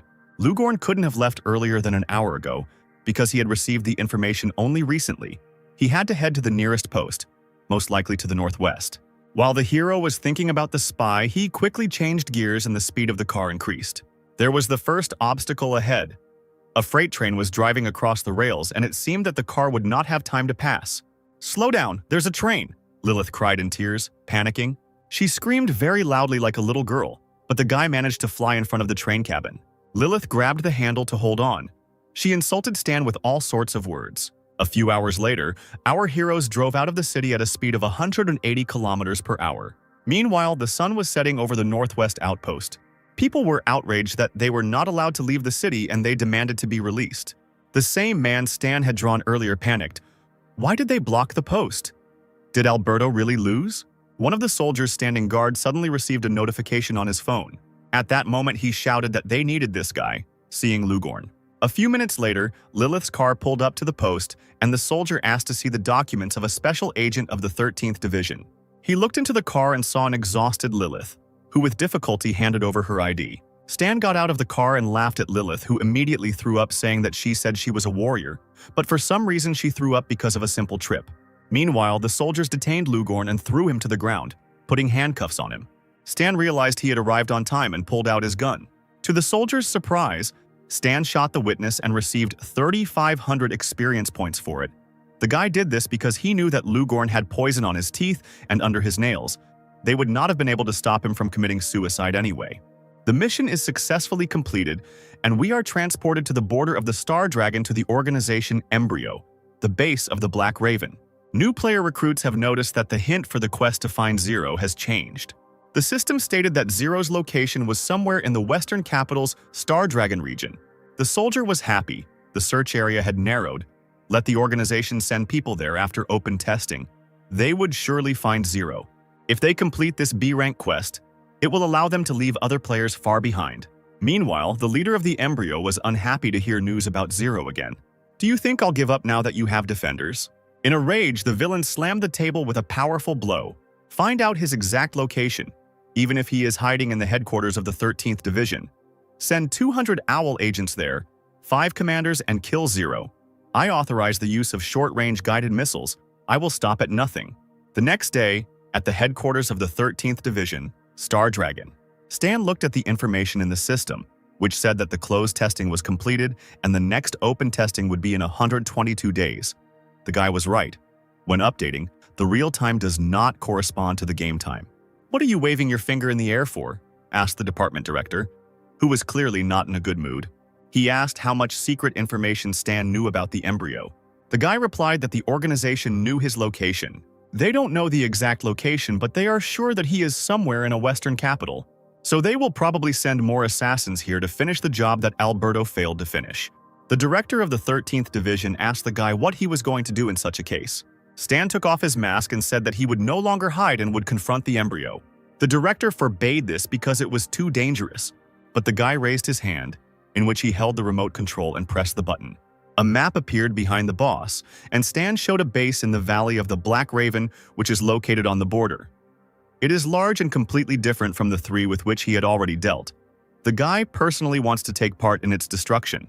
The director replied that this was madness, because then Embryo would take advantage of the fact that the guy himself came into their hands. Stan smiled and said that he could create one thing that would change his appearance.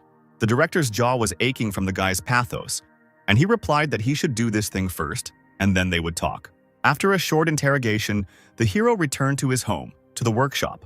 The guy understood that the management of the Star Dragon would mostly agree to attack the base in the Valley of the Black Raven. It is located close enough to the loading point for newcomers. By destroying it, the number of players who joined the Embryo during the open testing would decrease significantly.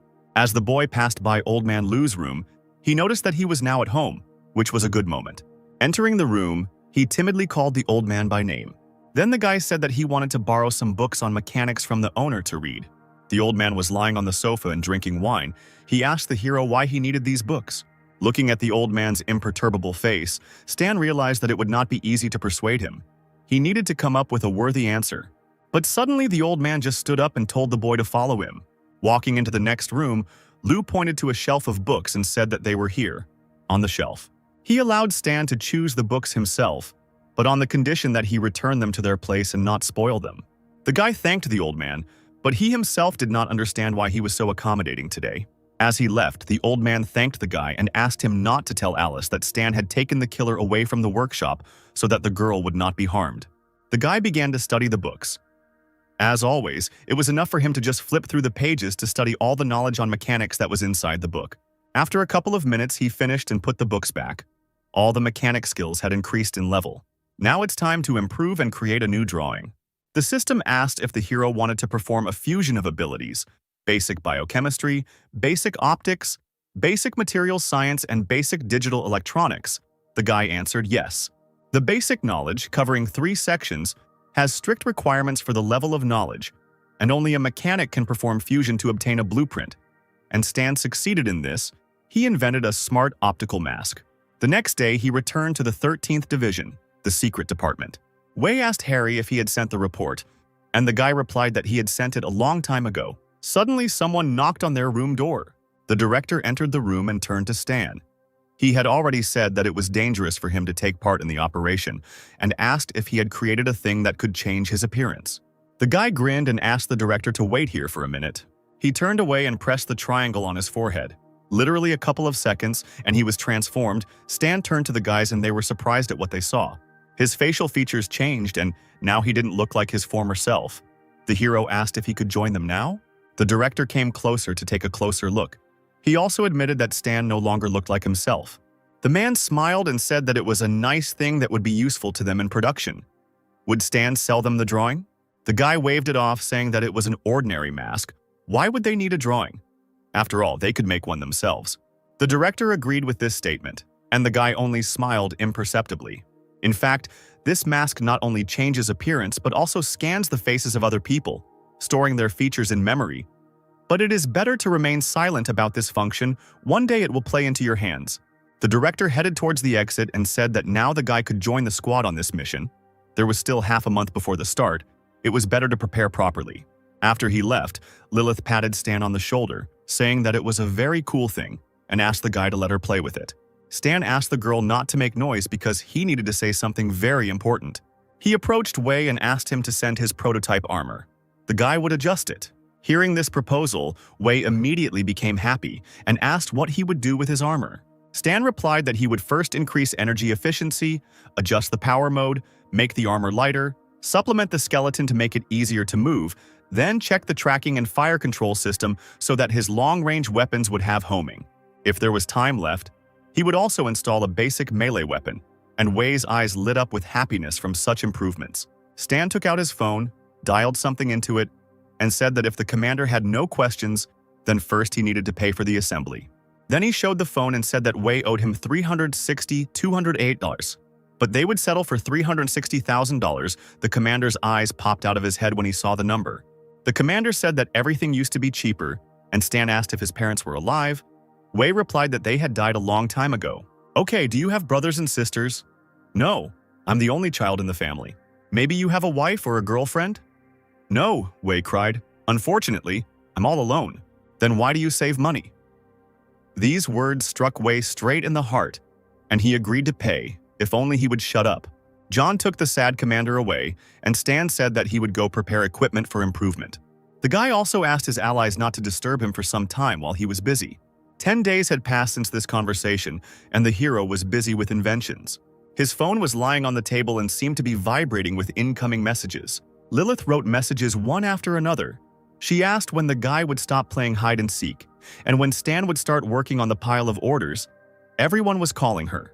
But Stan didn't pay attention to this. He improved his inventions. The grenade now explodes with a delay, breaking into fragments. The folding saber is modified and is now more compact. The hang glider is modified. Its compactness is also improved. The lightweight power arm has also been improved. Now it can start shaking when it contacts a target, and the outer coating is now made of platinum alloy, which increases its durability. The gun was strengthened. Now it became more powerful and long-range. From the new invention were electromagnetic armor covering the body. They could cover any part of the body by passing magnetic force, which increased the strength of the wearer's body, and they also withstood high temperatures and radiation. Such weapons will surely scare the embryo. Now we can move forward. The day of the mission arrived. The staff were waiting near the train at the Western Capital Station. The blonde contacted his superiors and asked why the others were still not there. Suddenly, he saw a huge black truck heading towards them. The soldiers were surprised to see such a cool machine, which was in service with a special detachment. The heroes boarded the train and headed to the site of the planned attack. Allow me to introduce myself. I am leading your squad on this mission. My name is Howard. Everyone was assembled, so the commander decided to discuss all the details right now. We will work together with the Military Intelligence Department of the Valley. They are already on the border and are ready to act at any time. Our task is to quietly penetrate the enemy territory, determine the location of the guards, and report the information. Intelligence sent them a map. The relief of the Black Raven Valley makes it inaccessible, hiding it in a dense forest. The exact location of the base could not be determined through aerial photographs. Since we do not know the exact coordinates or the level of military power of the enemy, we will have to carry out a ground invasion. The unknown girl sipped her drink and noticed that, judging by the information provided, the enemy base was strictly guarded. It was the special agent of the 13th Division of the Star Dragon, Kira, who asked if the reconnaissance squad would be sufficient for the attack. Howard exhaled and said that the squad would not agree to this. Evil Lilith asked the girl why she was asking stupid questions. Did she have any other ideas? Howard said that near the Valley of the Black Raven there is a village, the Raven Forest, in which many wanderers live. Since it is located near the base, there are scouts of the embryo. It would be possible to find out the necessary information from them. These three candidates would be perfect as informants. Howard pinned the faces of the three guys to the board. The first target is the main leader, Mark. He is an E+ level martial artist and uses a blade called the Soul of the Blade. The second target is his deputy, Cedric, and their leadership has little information about him. And the last candidate is the head of security, Cody, who is an excellent user of various types of firearms and a very well-trained special agent. The Valley has sent a special reconnaissance team and they will join us upon arrival. Wei asked if the two special agent teams would work together. Lilith was also interested in this question, whether the second squad would become a hindrance to them. But her question was interrupted by the train stopping abruptly, causing the girl to hit her seat. Why did they stop so abruptly? Were they under attack and should they prepare for battle? Coming to her senses, Lilith suddenly saw the reason that stopped their train. A huge black earthworm with many red eyes broke through the train window and wanted to feast on the tasty girls. Black earthworms had strong armor, a darkness attribute, and they dealt extra damage to metal elements such as trains. Stan didn't expect to encounter such difficult monsters on his way. One of the worms found its first victim, devouring a soldier who begged his allies to help him. Other soldiers nearby had already arrived and the commander gave the order to open fire. The boys looked out of the broken window and opened fire with assault rifles. A hail of bullets rained down on the giant worms, but the bullets seemed to simply bounce off their dark armor. The commander also noticed this and shouted that bullets could not penetrate them. The armor was too strong. At that moment, Lilith appeared, running to the window and asking everyone to get out of her way. The fiery girl pulled out her folding blade and jumped straight at the huge worm. She stabbed it with the blade and the worm growled, taking minor damage. Lilith shouted that they could somehow be penetrated in close combat. Let the squad urgently come up with something. Kira jumped out of the window and shouted that the worms were afraid of fire, and that they needed to be set on fire with something immediately. John got the hint. He just happened to have a couple of supplies that had set an entire helicopter on fire in the past. The man crouched, took aim with his sniper rifle and fired at the huge worm. The dark creatures immediately set themselves on fire and began to scream so loudly that the entire area shook. John continued to shoot, one bullet per worm, and the burning monsters returned to their holes in horror. Lilith breathed a sigh of relief. It was good that John was with them with the incendiary cartridges. Now they were saved. The train, although damaged, could still continue on its way. With difficulty, the damaged train reached the railway station by morning. The boys looked out the window and saw that the people here were dressed completely differently. Girls here wear bikinis and guys wear open tops. Morals here are clearly more relaxed. The guys were greeted by a man in a straw hat. He introduced himself as Patrick from the intelligence department. He escorted the guests to the command center because they had to provide a report upon arrival. Suddenly, Harry and Stan looked at the soldiers who were guarding the building. They clearly had an unfriendly look. One of them held his machine gun at the ready, and the other spat when he saw the guests. They went up to the office where Patrick reported to the colonel that agents from the Star Dragon had arrived. The colonel, as if not paying attention, said to take them to rest and make sure that they did not wander around the area. Patrick followed the commander's order and showed the boys where they would sleep. Harry asked the boys if they, too, had felt that the soldiers were looking at them unfriendly, and that the colonel was completely indifferent. The blonde explained that the thing is that in the past the Star Dragon had disagreements with the Valley, and now they don't like each other. Now everything was clear. Harry said that now all that was left was to focus on the task, so now they should take a rest. Stan stood up and told the guys that he was going to go have a smoke for now. A few minutes later, the hero was standing next to his truck and smoking a cigarette. Suddenly, he received a notification from the system. The guy opened it to read. The system informed him that he had received a group assignment. It was a small military operation. As a member of the 13th Division and a participant in the operation, Stan had to pay attention to what he could do. Looking through all the points that spoke about reconnaissance in different areas, the hero was glad that he finally received the first group assignment. At the end of such a task, a reward will be given based on individual statistics.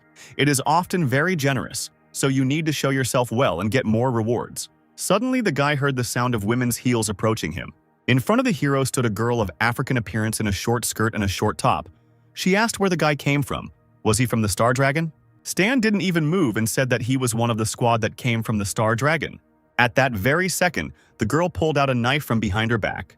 Like a cobra, she quickly approached him and put a knife to his throat. The passionate stranger asked why he didn't dodge, to which Stan replied that he had no need to dodge. The girl smiled. "Do you think I won't dare cut you?" Stan grinned and his neck began to become covered in metal particles. He told her that she could try to attack. Suddenly, the girl heard the click of a shutter at the level of her waist. Stan held the gun against her stomach, ready to shoot at any moment. The girl introduced herself as Vinna, a special agent of the Valley's intelligence service, and Stan also gave his name. After that, she quickly hid the knife, turned around and left, saying that she would remember the guy's name. Stan finished his smoke and also went to his room, while Howard watched all this. He was glad that their meeting had not confused him at all and had not aggravated the relationship. The guy was strong and was showing himself well. Vinna passed by the truck Patrick was sitting in.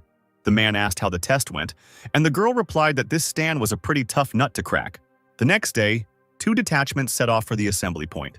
Patrick said that as soon as everyone was assembled, they could begin. They had a reliable stronghold in the Raven Valley. He also drew attention to his colleague's car, saying that it was very remarkable. Howard began to boast, saying that it was really not bad, and that the Star Dragon was full of such cars. Kira and the blonde felt ashamed for the commander, because they certainly didn't have such cars. Having discussed the further route, the guys got into the cars and set off. The squad from the valley went first, and the squad from the Star Dragon was the last. Stan was sitting behind the wheel, calmly smoking a cigarette. Lilith noticed that he was driving calmly today, which made her happy.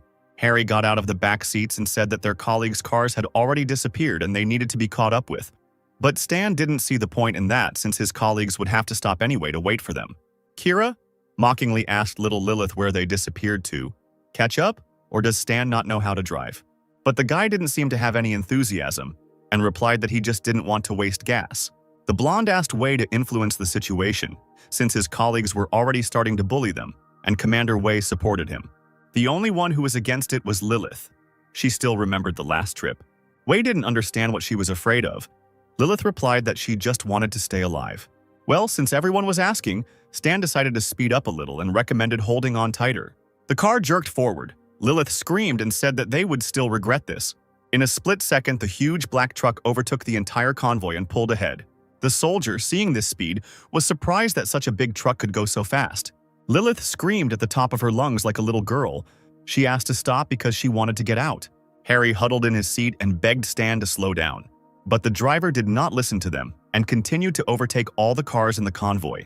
The speed was so high that the car even lifted off the ground for a split second, and Lilith's voice was heard from its windows asking for mercy. After some time, the truck stopped at the meeting place in the Crow Forest. Lilith immediately looked out the window and a rainbow poured out of her mouth. At that moment, she only wanted to die. The entire squad struggled to get out, and the girl reminded them that she had said that they would all regret this. Wei asked with difficulty if Stan had driven an SUV before. Stan chuckled and replied that he had only ridden mechanized controlled robots before. John was barely leaning on the truck. He said that if the guy touched the steering wheel again, he would jump out of the car. After recovering from the high-speed ride, they arrived at the rooms that were assigned to them. Patrick said that this place is pretty shabby, but we need to be patient. And now, let's move on to the pre-mission briefing. There are 2 tasks. The first is to disguise yourself as wanderers, sneak into the Raven Forest settlement and find out information.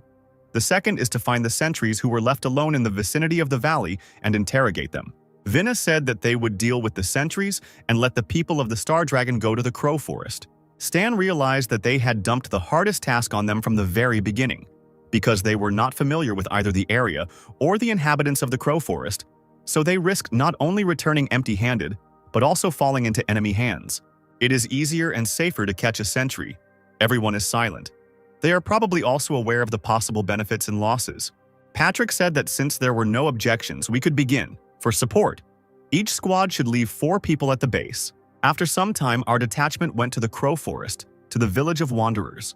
Kira said that the newcomers would immediately be noticed, so first they needed to find a place for them to settle down. Stan said that it was normal for Wanderers to be interested in the state of affairs around them, but if they deliberately hid, they would instead arouse suspicion. Kira agreed. But the village is large. Where can they look for the embryo scout? Stan told her that there was a casino in the south. There was a bald man in it. He had all the necessary information. Later in the evening, the heroes arrived at the luxurious Wanderers Casino, located in the Crow Forest. The hall was quite noisy. Everyone wanted to win, but of course not everyone succeeded. The squad watched the residents playing in the casino.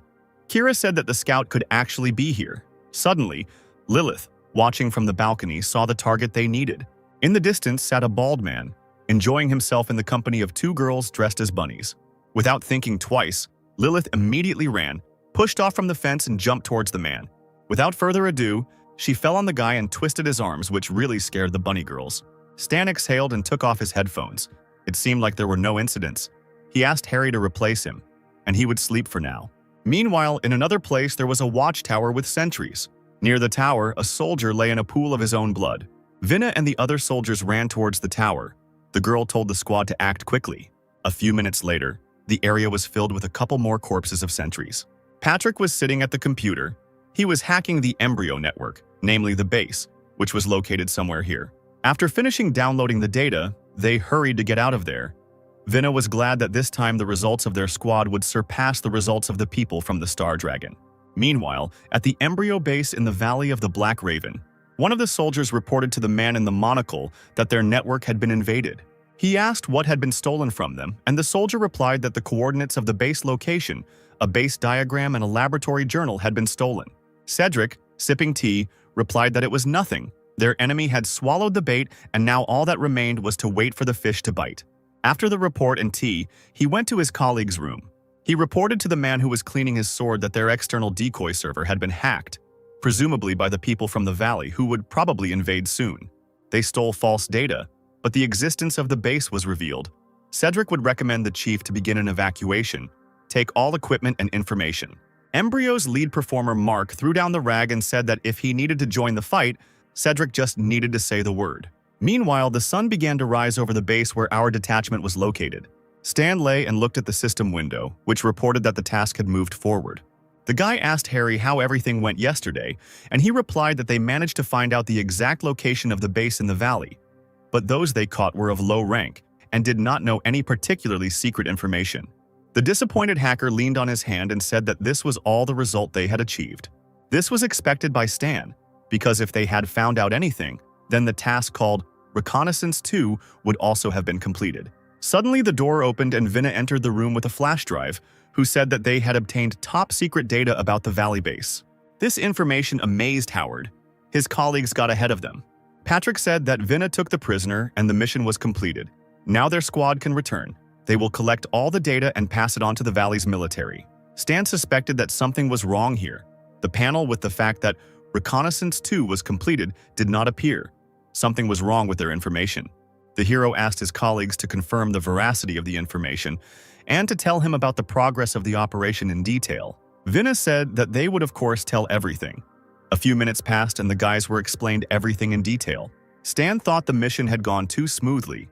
Perhaps the data was unreliable, but Vinna didn't think so. Most likely the enemy was simply not ready for a surprise attack. It's just that this time they win, and Stan is just suspicious of everyone and everything. Apparently he doesn't really like losing. Stan looked at the girl and replied that it was just intuition. Patrick said that distrust is a good thing, but since there is no evidence, there is no point in going overboard. In short, the investigation is complete. They are leaving tomorrow at dawn. Well, if not, then no. It looks like Stan will have to figure it all out himself. It was a quiet night outside, the moon lit up the sky and the song of crickets could be heard. But in addition to the song, in the silence of the night, 2 shots from a sniper rifle rang out, killing 2 soldiers. The muffled shots continued. The sniper worked precisely on target, killing 1 guard after another. Stan had killed a lot of the guards. He knew that soon the base would have to send people to check out the situation. The guy crouched behind a rock, put the rifle on the ground and took out the fishing line, hearing a noise near the bushes. A sentry patrolling the area was looking for the shooter when Stan jumped out from behind. He wrapped a fishing line around the sentry's neck and began to strangle him. The unfortunate man tried to escape from the trap, but his efforts were in vain. Literally a few seconds later, he died and fell to the ground. The hero turned the poor guy over, took off his cap and activated the triangle of the mechanical mask on his forehead. On the radio that was lying nearby, someone was heard reporting that the northwest was clear. The next sentry said that the southeast was clear, but one sentry was silent. Stan transformed into a sentry, picked up his radio, and reported that a dead sentry had been spotted at his position. A few minutes later, several trucks arrived at the scene, searching for traces of the enemy. They couldn't find anything, and then the commander ordered them to get into the car and return to base. Stan got into the car with them and drove to the enemy organization's base. Cedric walked down the corridor with his secretary. The girl told him that 13 guards were killed. The man was surprised that the enemies received the necessary data, but still remained and continued to try to find out more. But the secretary smirked and replied that no matter how vigilant their enemies were, they would not know which information was false and which was true. In any case, they would fall into a trap. The chief has already prepared for the evacuation. Reinforcements will arrive in 5 days, and then it will be possible to retreat. In the meantime, Cedric decided to prepare a huge surprise for their enemies. After some time, the car in which our spy was located arrived at the base. The guy suggested that if Reconnaissance 2 was not completed, then there must certainly be a secret place on the base. The civilians are collecting equipment, and the soldiers remained to provide cover. This is strange. The people of the valley invaded yesterday. This would have been enough time to evacuate, but why haven't they left yet? One of the workers asked if they had received an order to evacuate. Another guy replied that the authorities had said that contact with the scouts in the village of Voronoi Les had been lost. Apparently, everything was heading towards a battle. The worker turned to Stan and called him Terramand. The guy asked if they had found anything, since he had just arrived from reconnaissance. Terramand? That seemed to be the name of the man to whom this face belonged. Stan approached the worker and replied that there was no optimistic news.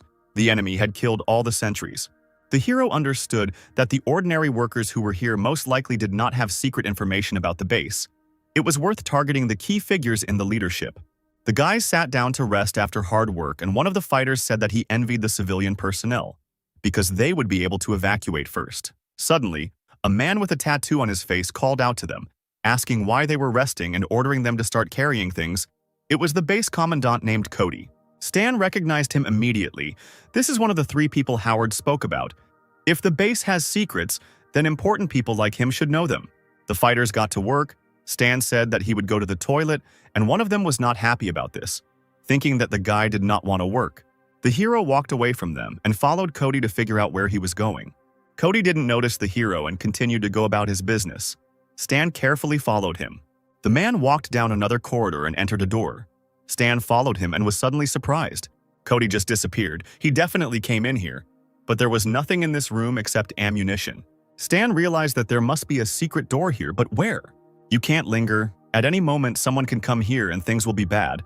So the hero launched several mechanical beetles. He didn't even think that these trinkets made from improvised means would be useful to him. The bugs with cameras crawled around the room to hidden places. Stan came out from there, sat down on the stairs and took out a tablet. While watching the cameras through his tablet, he saw a door open in the wall and 2 men in suits come out. Stan followed them carefully. These 2 must know something. It was time to reveal the mystery that surrounded this base. The men moved out of the building, Stan carefully following them. Suddenly, one of the fighters called him and threatened that he couldn't leave the base without an assignment. Stan showed the key and said that he had just run into those two men, they had dropped the map, he would now give it to them and be right back. The guard let the hero in. The men went outside the base. Stan caught up with them, showed the access card and said that they dropped it. One of the chiefs began to touch his pockets. Indeed, there was no card. He thanked the soldier for his work. But to the men's surprise, the soldier pulled a knife from behind his back. Stan tied the prisoners to a tree and threatened them with a knife. The superiors realized that the soldier was not from their base and began to call the guards for help. There are only mountains here. Scream as much as you want. No one will come. Tell me all the secret information you know. The guy burst into tears and replied that they were just employees and didn't know anything. Then Stan held a knife to his throat and said that he knew about a secret door in the pantry. The hero began the interrogation. The prisoners screamed so loudly that the local crows flew away in all directions. After a few minutes, they decided to tell everything. One of the men was unconscious, and the other was sobbing from the humiliation he had experienced, while Stan checked the system window. Having received all the necessary information, he returned to his appearance. The reconnaissance mission 2 was completed. Now everything became clear to the hero. The night passed and the sun rose over the Allied base. Harry was knocking on the car body. He was trying to get Stan to open the car, but Lilith said that she didn't see him in it. The guys realized that Stan was missing. Howard asked the commander what they were going to do about it. Wei replied that they had no choice but to wait for him. Kira asked disappointedly if they had to wait for him. In response, Wei shouted that Stan had the car key. Meanwhile, a soldier from the valley approached Patrick and reported that one of the soldiers from the Star Dragon had gone missing. The squad wanted to stay and wait. Patrick asked who exactly had gone missing, since they had agreed to leave together, and they needed to return the missing person. The soldier thought for a moment and said that the agent who wears the mask has gone missing. His name is Stan. Vin found it suspicious that this guy had rejected the data he had obtained without any reason and had disappeared today. Maybe he was a spy. The Special Forces soldiers arrived at the base and headed straight to the Valley's operations center. They didn't wait for Stan to return. Arriving at the Commander-in-Chief's office, they reported that one agent from the 13th Division had disappeared for the entire night and had not returned. After we returned from the mission with the data about the Black Raven Valley, he left without saying anything. His behavior is extremely suspicious. The commander replied that he would ask the Star Dragon for information about him a little later, but for now, let them report what they had learned. Vinna said that their prisoner had already been tested on a lie detector, which meant he had not lied to them. They had stolen the data from the enemy network so they could guarantee its authenticity. The commander-in-chief shouted that in that case it was necessary to immediately attack the enemies while nothing had changed. Patrick was indignant. If we attack now the agents from the 13th Division, those remaining in the stronghold will be in danger. But he only grinned evilly and replied that in order to achieve the goal, it was quite possible to sacrifice a couple of people from the Star Dragon. They were not one of us. There was nothing to worry about them. The sun was already high in the sky where Stan was, and he realized that he was a little late. The guy grabbed two men by the rope and lifted them up. The bosses already guessed that this guy was the same escaped Zero. The hero climbed a small hill with the captives and placed the radio on the ground, tuning it. Taking out the phone, he tried to contact the base, asking them to answer if they could hear him. Wei grabbed the phone and started shouting into it, asking Stan where he had disappeared to all night. Everyone had already left, and they remained to wait for him at the stronghold. Howard intervened and took the phone from the captain. Stan reported that he had infiltrated the Valley base and obtained classified information. The base is divided into internal and external. The internal sector is its core, located deep in the mountains. Low-ranking personnel do not know about its existence. The communication route between the sectors can be closed at any time. The inner sector of the network has many escape routes that managers can use to escape unnoticed. Upon hearing the report, Howard immediately contacted the colonel by radio. The colonel cleared the connection and picked up the receiver, saying that he was listening. Howard said that one of his squad members had discovered important information that the colonel needed to know, so he needed to speak with him personally. He understood who they were talking about and decided to listen to the guy. After the report, the colonel, with a frowning face, asked the guy where he knew this information from. Stan replied that he had infiltrated the enemy base and captured 2 internal staff members, but the colonel shouted that he was lying. The hero also understood that they would not believe him, because the colonel's men were sure that he would never be able to pull off such a thing. They don't know that he can change his appearance. Copying facial features is his trump card, which should not be revealed so easily. Howard, listening to the conversation, began to panic and asked his soldier if he had evidence. The guy replied that he did. These were 2 prisoners. Then the colonel ordered them to be brought. Howard breathed a sigh of relief knowing that his subordinate had at least some evidence. But the colonel did not take into account the information received and said to order all troops to advance. Their goal was the Valley of the Black Raven. Hearing these words, Howard froze in place. He was amazed. Snatching up the phone, he shouted that he was against it. His people were still there. The colonel was deliberately putting them in danger. But the man firmly answered him that it was not Howard who made the decisions here and hung up. Stan, listening to the beeps on the phone, realized that the colonel was hungry for immediate results. This means there is little time left. We need to manage to leave the combat zone. Almost a whole day passed without news. It was already getting dark. Harry and Lilith were standing at the checkpoint near the car. Suddenly, the heroes were surprised to see a familiar guy approaching them. It was Stan, who was pretty exhausted. He was dragging a hostage in one hand and carrying the second one on his shoulder. With difficulty, the guy ordered the guys to take the boss's cards and penetrate the inner sector of the base. They needed to find out more about the embryo's plan regarding the evacuation. Harry said fearfully that he had no experience in espionage. Let someone else go. But Stan said that he was the only hacker, so no one else could handle this task.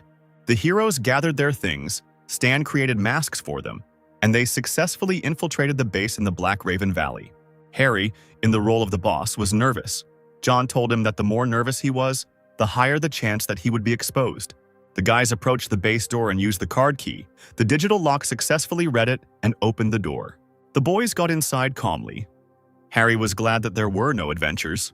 After some time, 2 of the 13th squad penetrated into the very center of the base. Harry was surprised by this secret passage. It turns out the inner sector really does exist. Suddenly, a siren went off. Harry was scared, but John reassured him by saying that the siren was not triggered because of them. Cedric told his secretary that he heard that the enemy had sent troops towards them. They were about to arrive. We have already sent an armed group to meet them. They will be able to hold off the enemy for long enough, and you prepare for evacuation. When Cedric and the secretary passed our fighters, Harry contacted Stan saying that the Valley Squad wanted to engage in combat with the embryo. They better get out. Wei was indignant. This was too much. You helped them get information, and they spat on your safety. Stan told the guys that they were close to the base, and they could get hurt in a fight, so they should get out of there quickly. Suddenly, the hero heard the sound of approaching cars. Harry shouted into the phone that his comrade's car had been found, but Stan had already seen the light of approaching headlights. One of the soldiers in the enemy vehicle shouted that they had spotted the enemy and ordered all the other jeeps to catch up with him. The chase began. Lilith stepped on the gas and tried to break away, but the organization's soldiers caught up with them. The fighters' machine gun fire covered the car. The girl panicked when she saw that the enemies were catching up with them. But Stan told her not to worry. Because he installed nitrogen acceleration, Lilith was shocked that he was able to install it on such a huge jeep.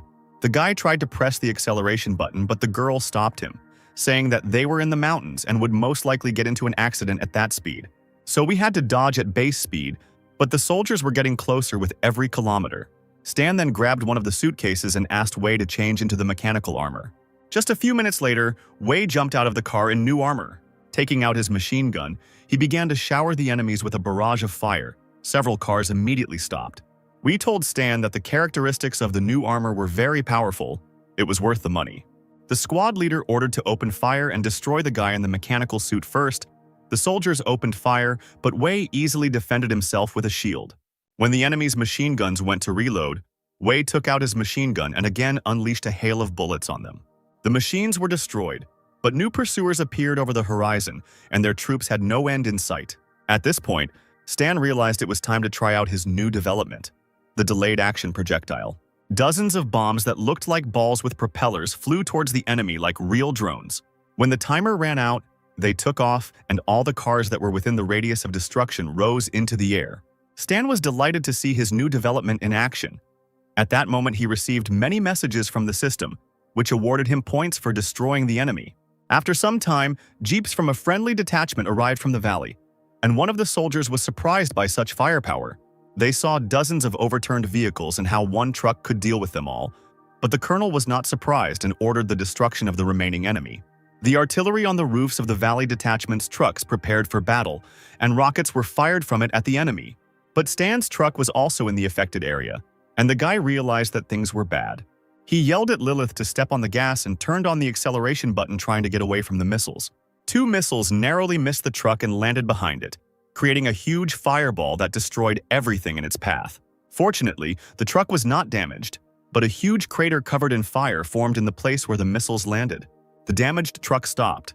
The guys needed time to catch their breath. Stan received bruises, as did his entire squad, but they got off with minor scratches. The hero was angry that the allied squad decided to blow them up along with the enemies. The truck moved off and headed towards the base, and the headquarters watching this were glad that the guys were not hurt. Howard grabbed the microphone and shouted at the colonel that this had all gone too far and he would be held accountable. The colonel replied that he was just doing his job and didn't need instructions from the people of the Star Dragon. Then he ordered that the injured be taken to the medics when they arrived. After some time, Stan's squad arrived at the logistics squad's camp. They were given first aid. The hero was examined, but no serious injuries were found. The guy threw his backpack over his shoulder and was about to get up, but suddenly one of the soldiers stopped him and said that they couldn't leave. The colonel ordered that their wounds be treated. Stan replied that he did not obey the colonel's orders. Then the soldier said that Commander Howard had also ordered them to look after the detachment and give them a rest. The hero bowed his head and smiled. Apparently, old Howard was afraid that he would risk going to the front lines again. Then the hero went to the nearest radio receiver and contacted his spies via a secure channel, asking if they were still alive there. Harry replied that, unfortunately, they were still alive. Stan asked what the current situation was at the base. Meanwhile, the sounds of dozens of machine gun shots could be heard at the base. Harry reported that the outer sector was fighting off the Allies, and other personnel had retreated. The exact evacuation route had not yet been announced. So for now, all that was left was to wait for everything to become clear. They also found out that the information obtained by the Allies about the defense of the base was fake, and if they blindly followed it, they would suffer great losses. Stan asked if the hacker had told the management about this. He replied that not yet. Stan was the first one to find out about it. In that case, don't tell them anything, the hero replied. But why? The hero explained that the Allies deliberately exposed them to danger. They could have died. Harry still couldn't believe it. But John supported this decision. Since they didn't hide their intentions to finish them off, then they weren't obliged to help them either. Meanwhile, the battle between the Valley troops and the Embryo organization was in full swing. Bullets were flying everywhere and shells fired by tanks were exploding. But it seemed that the Valley detachment was finally beginning to gain the upper hand. The soldiers advanced further and further, and then one of the commanders ordered to storm the base. The guys who took part in the assault were glad that the enemy's defense was very weak. They were lucky that they got the information. The assault was successful, and the enemy fighters fell one after another, dying in their own blood. There was an explosion, the commander shouted. The outer wall is blown up, we're going in. The squad ran inside when suddenly one of the soldiers saw a mine under his feet. Dozens of explosions thundered. The detachment storming the building was blown up by mines. It was an ambush. Soldiers of the organization appeared from the windows and opened fire on the enemy. Their trick was successful. The fighters of the valley took the bait. The Allied soldiers were dying under a hail of bullets. They were exposed, and the enemy was behind cover. The commander shouted to his soldiers to continue the assault and not to be afraid. Covered in the blood of his soldiers, he shouted that he would avenge every fallen comrade. A soldier of the organization who was observing the battle informed the command that they were in trouble. The ambush had worked, but many opponents had invaded the base, and not all of their people had managed to evacuate yet. Mark, having heard the disappointing report, decided to go outside and stop the enemy. Meanwhile, the soldiers of the valley had already entered the building and were exchanging fire with the enemy. Suddenly, Mark appeared in front of them, preparing his sword for battle. There was a smile on his face. He had long wanted to warm up. One of the soldiers recognized the man and said that he was the main executor of Embryo named Mark. The commander realized what kind of enemy they would be facing and shouted to the squad to concentrate their fire on him. But Mark seemed not to be afraid of the bullets. He was too fast and agile and easily dodged them. With his first movement, he killed one of the valley fighters. Having broken through the enemy's defense, Mark began to chop down his opponents one after another. A few seconds later, the entire assault force was defeated. Mark looked at the corpses of the people of the valley. For him, they were only pathetic weaklings. The performer threw the katana over his shoulder and headed towards the exit. Stepping out into the street, the formidable samurai, stained with the blood of his enemies, assessed the situation. Their base continued to be stormed by enemy units. At the same moment, 2 tanks opened fire on the enemy. Mark leapt like lightning towards the enemy and easily cut through the shells flying at him. At that moment, Cedric contacted him and said that all the sector's employees had been evacuated, and if he didn't want to fight, he should leave with them as soon as possible. Mark turned and walked towards the evacuation zone. The wounded soldier behind him reported with shaking hands into the radio that the third squad had encountered Mark. Then he said that the whole squad was killed. Patrick was surprised to hear the report, because there were 200 people in this squad. How could one man defeat them all? Observing the situation, Vinna noticed that the data on the location of the enemy's defenses diverged too much from reality. Patrick was forced to agree that their information was fake. Embryo used its own people as bait, cruel. The colonel was too radical. He should have listened to Stan, then they might have saved the people. After some time, he reported to the colonel about the losses incurred, and that the information they had received earlier was partially unreliable, and that it was worth listening to Stan. But the colonel didn't care. Because the result justified the losses, he said to order the soldiers to thoroughly check the base wall. If the internal sector exists, it should be destroyed. The surviving soldiers began to examine the premises in search of a secret passage. One of the soldiers was indignant, because they had been looking for him for 2 hours now, meter by meter. If he really existed, they would have found him by now. After some time, this information was also conveyed to the management. Having heard the report, the colonel ordered Stan to be brought to him, but there was one nuance. The thing is, the logistics squad reported that Stan had wounded 2 guards and was missing. The people from the Star Dragon who were there say they didn't see him leave. The colonel was furious. You worthless ones, there are so many of you there. But you couldn't keep track of one person. Meanwhile, a lone military truck was driving towards its target. It was driven by Stan, who had a tablet on the seat next to him, showing the location of John and Harry. A few hours later, closer to the morning, a black Jeep was driving far from the organization's base. Cedric said that all the important employees had left the base, and now it was time for the people of the valley to sign for his gift. After these words, the villain pressed the button. At that very moment, the organization's base blew up, everything in the area exploded, and all traces were destroyed. The colonel watched this through the laptop screen and could not believe his eyes. He tried to shout into Patrick's phone, asking what had happened and if the man was alive. Patrick answered with difficulty that there was a lot of explosives in the base's internal storage. The base had just detonated. Everyone was killed. His soldiers were buried alive. Huge losses. The colonel cursed the enemy. At the very last moment, they made all their losses meaningless. These bases were also destroyed. Moreover, he was the one commanding the operation, and the colonel understood that he could not avoid accusations. With trembling hands, he picked up the phone and contacted the 13th Squad. He asked what other information they had. Wei replied that 2 of their agents had infiltrated the evacuated detachment. When they found out exactly which route they took, they would let them know. The colonel replied that he would wait for news. The damage from the operation is much greater than planned. The result needs to be more significant. This is the only way I can atone for my guilt. Intercepting the enemy is a good opportunity. Group your troops, immediately go to the vicinity of the base and wait for orders. Meanwhile, the convoy of jeeps from the Embryo organization was moving further and further away from the base. Cedric said that the soldiers of the valley never doubted their rightness and so fell for his trick, but Mark advised him not to lose his vigilance. At that moment, John, disguised as one of the bosses, looked out the window holding a tablet in his hands. He tuned into the frequency of the jeeps driving behind him and swiped his finger across the tablet. At that very moment, the employees' ears began to ring. Something had happened to the communication line. Suddenly, they saw the Valley Squad vehicles appear behind them. He immediately grabbed the phone to report that their convoy had been intercepted, but all he heard from it was static. The guy told his friend that he couldn't contact the command. His colleague replied that he shouldn't panic because they had a spare transmitter. However, they were unable to contact each other because at that moment their car was blown up. Cedric, seeing the overturned burning car, could not believe his eyes. Where did the people of the valley come from? Who gave us up? Mark climbed out of the car window and tried to fight off the jeeps that were catching up with them. They tried to escape, but there were more soldiers from the valley and, in addition, a missile was flying at their car. Mark managed to react in time when he saw her. He grabbed Cedric by the hand and jumped out of the car, and at that very second it exploded.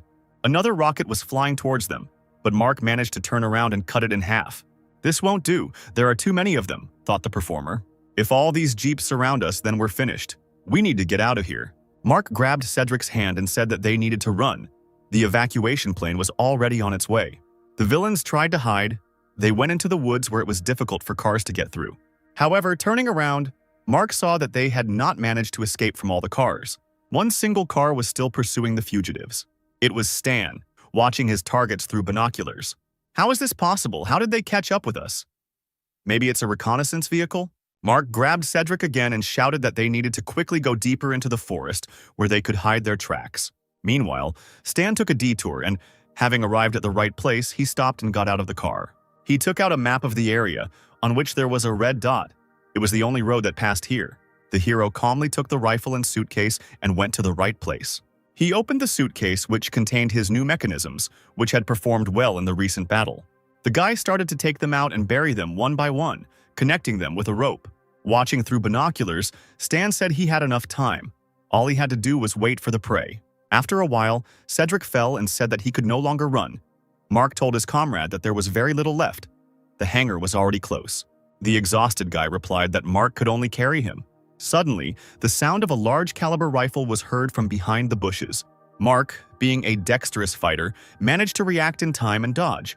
But not everyone is as clever as the main performer.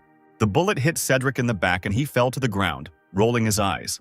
Stan was happy with the victory, the first target was eliminated, and the system informed him that he received 4,000 experience for killing Cedric.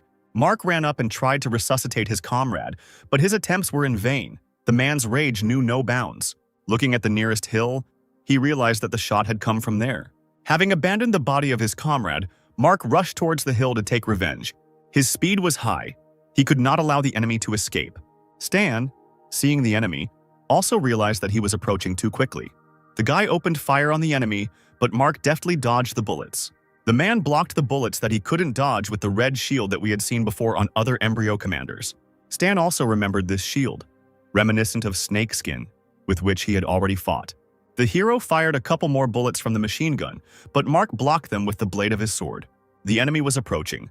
Stan realized that it was pointless to shoot, and throwing away his machine gun, ran away from the enemy. Mark grinned, thinking of running away? It's too late to run away from me. But in reality, it was a trap that Stan had prepared for the enemy.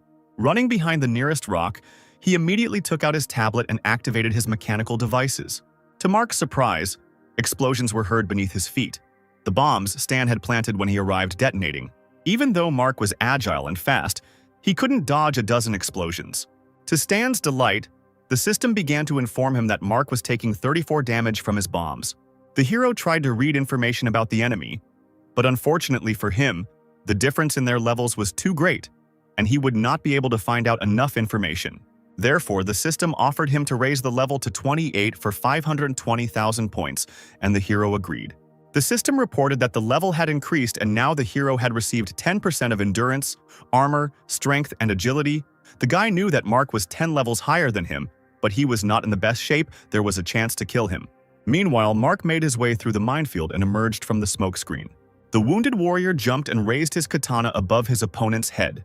He struck, but Stan managed to dodge by crouching, using his ability, sliding fire. Mark bared his teeth. This guy was fast, he was able to dodge my attack in an instant. Jumping back, Stan wasted no time in pulling out a pistol from his bosom. Pointing his gun at the enemy, he fired, trying to catch him off guard. But Mark was not simple, and immediately summoned his red shield, deflecting the bullets. Then Stan realized that this was a losing tactic. Mark's body was very stable. It could not be penetrated with ordinary weapons. This means that we will have to change the bullets to flammable ones, because this has already worked once. Mark was surprised that the guy had the nerve to reload in front of his face. Having decided to teach the impudent boy a lesson, he jumped at lightning speed and attacked him. Mark's strike was accurate and he easily hit the enemy's body. The man thought that the fight was over. But feeling that the katana was stuck, he turned around. The katana slammed into the plate armor that protected Stan's neck. The commander was surprised at how quickly it appeared. Having successfully blocked the attack, Stan quickly jumped away from the enemy. Taking out a second pistol, he opened fire on the unprotected enemy. Mark smiled. He knew that bullets were useless against him and summoned his scarlet shield. Suddenly, bullets pierced the shield and pieces began to fly off. Mark was stunned.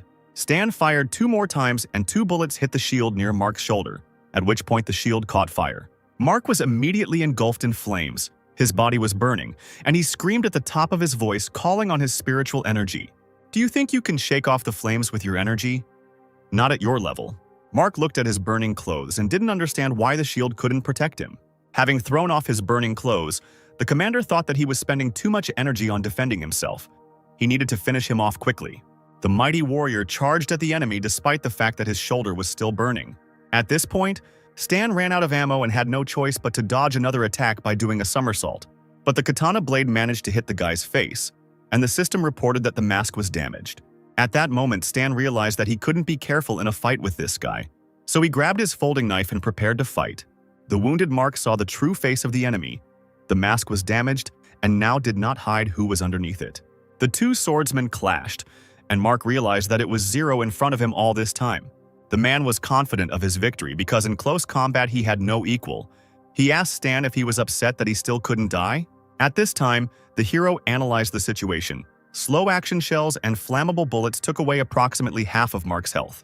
Therefore, you need to continue to attack until a convenient opportunity for capture arises. And at one point, it does. "Do you think you can stop me with your weak little hands?" Mark shouted, and his powerful fighting spirit energy pushed the hero back. The fighter's endurance was amazing. The force with which Stan was thrown back was so great that he flew back a couple more meters and crashed into a tree. But the guy was not going to give up, and as soon as Mark tried to attack him, he immediately blocked the attack. The villain struck and hit Stan's hand. It was quite painful. If it weren't for the second-generation mechanical hand made of titanium alloy, the hero would have lost his own. Gripping his blade more tightly, the hero leapt at his opponent more furiously, but the man did not give in.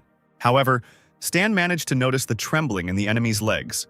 His block did not go as well as before. Apparently, he spent a lot of energy and weakened.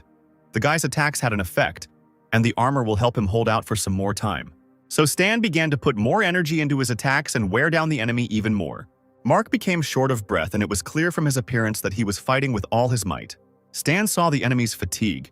He realized that this was his chance to win. The hero called up a system window, which contained a card of a familiar man in a hat. A summoning card for Alberto appeared in the boy's hand, which he immediately activated. Crows appeared out of nowhere, and a cross with a red eye in the center appeared in front of Mark. The rope bound the man and nailed him to the cross. Mark knew that this was Alberto's ability, but he died. How is this possible? Stan smiled. The guy used this ability because he knew that a martial artist of his level could not have more than 50 intelligence points because he only developed agility. And now his stamina is at 0, and he cannot use spiritual energy. That's why he can't get out of the illusion.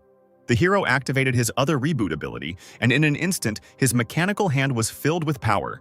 The full force of the prosthesis crashed into the face of the immobilized Mark.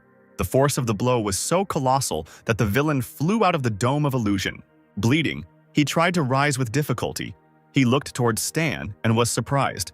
At that moment, the hero was already flying towards the villain with his sharp blade. Mark would not have had time to dodge because he had no strength left. The hero pierced the villain's body right through. Finally, the grueling battle ended. The system reported that Stan killed Mark level 38 and received 21,000 points for this.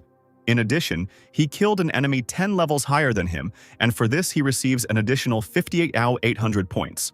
His individual contribution to the battle was also 99%, for which he received an additional 58,212 points. Suddenly, our hero saw a radio lying near Mark, and the main villain appeared in it, asking his subordinate whether they had evacuated or not. At that moment, the villain saw Zero and immediately recognized him. He asked if the guy killed Mark and Cedric. The man was also interested in where the hero got the data about the base. The guy didn't answer anything to this and told him to guess. "Do you think you can harm our organization with such methods? How naive. Just in case, I've already destroyed 4 of your bases. I could crush you with my hands. We have a lot of CEOs. You won't be able to live in bliss forever." 4 bases, 4 bases, Stan repeated over and over, laughing. The head of the organization was furious, and in a fit of anger he overturned the table along with the laptop. Then he called one of his subordinates and asked him to convey his order to everyone.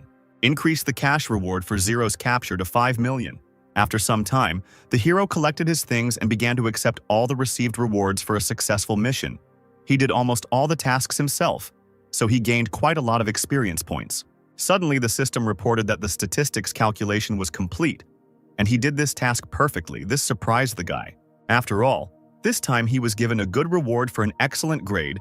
There were 3 skills to choose from: Enhanced Spirit, Enhanced Body, or Fast Pace.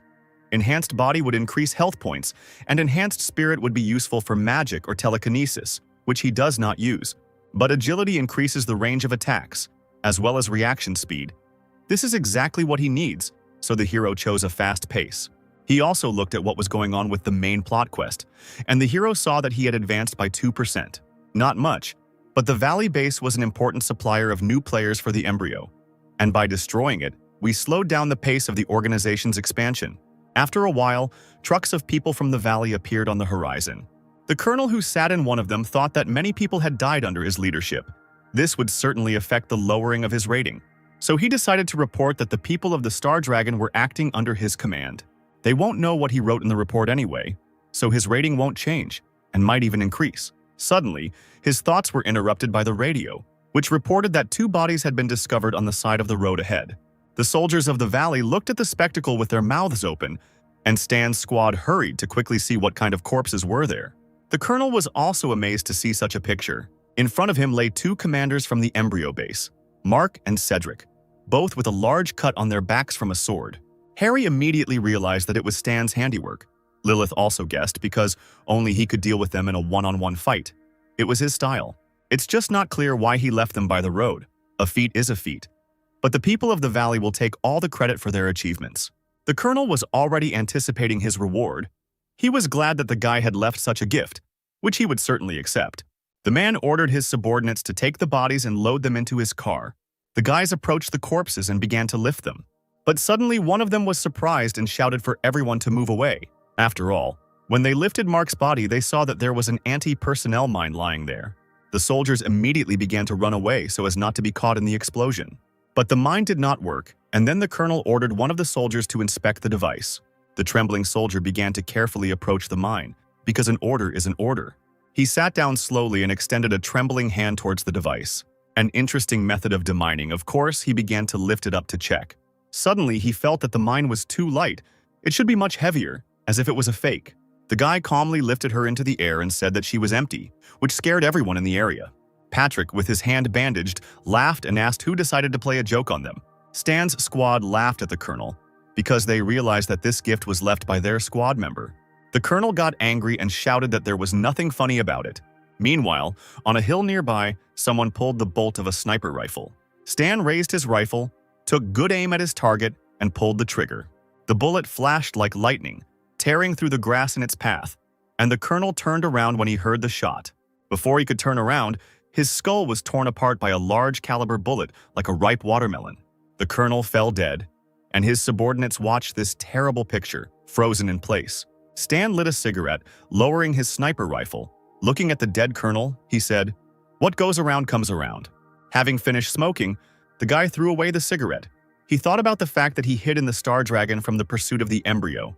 He was able to successfully gain the trust of the authorities and obtain their advanced technologies. At first glance, you can tell that they trust me, but there is a bug hidden in the mobile phone they gave me.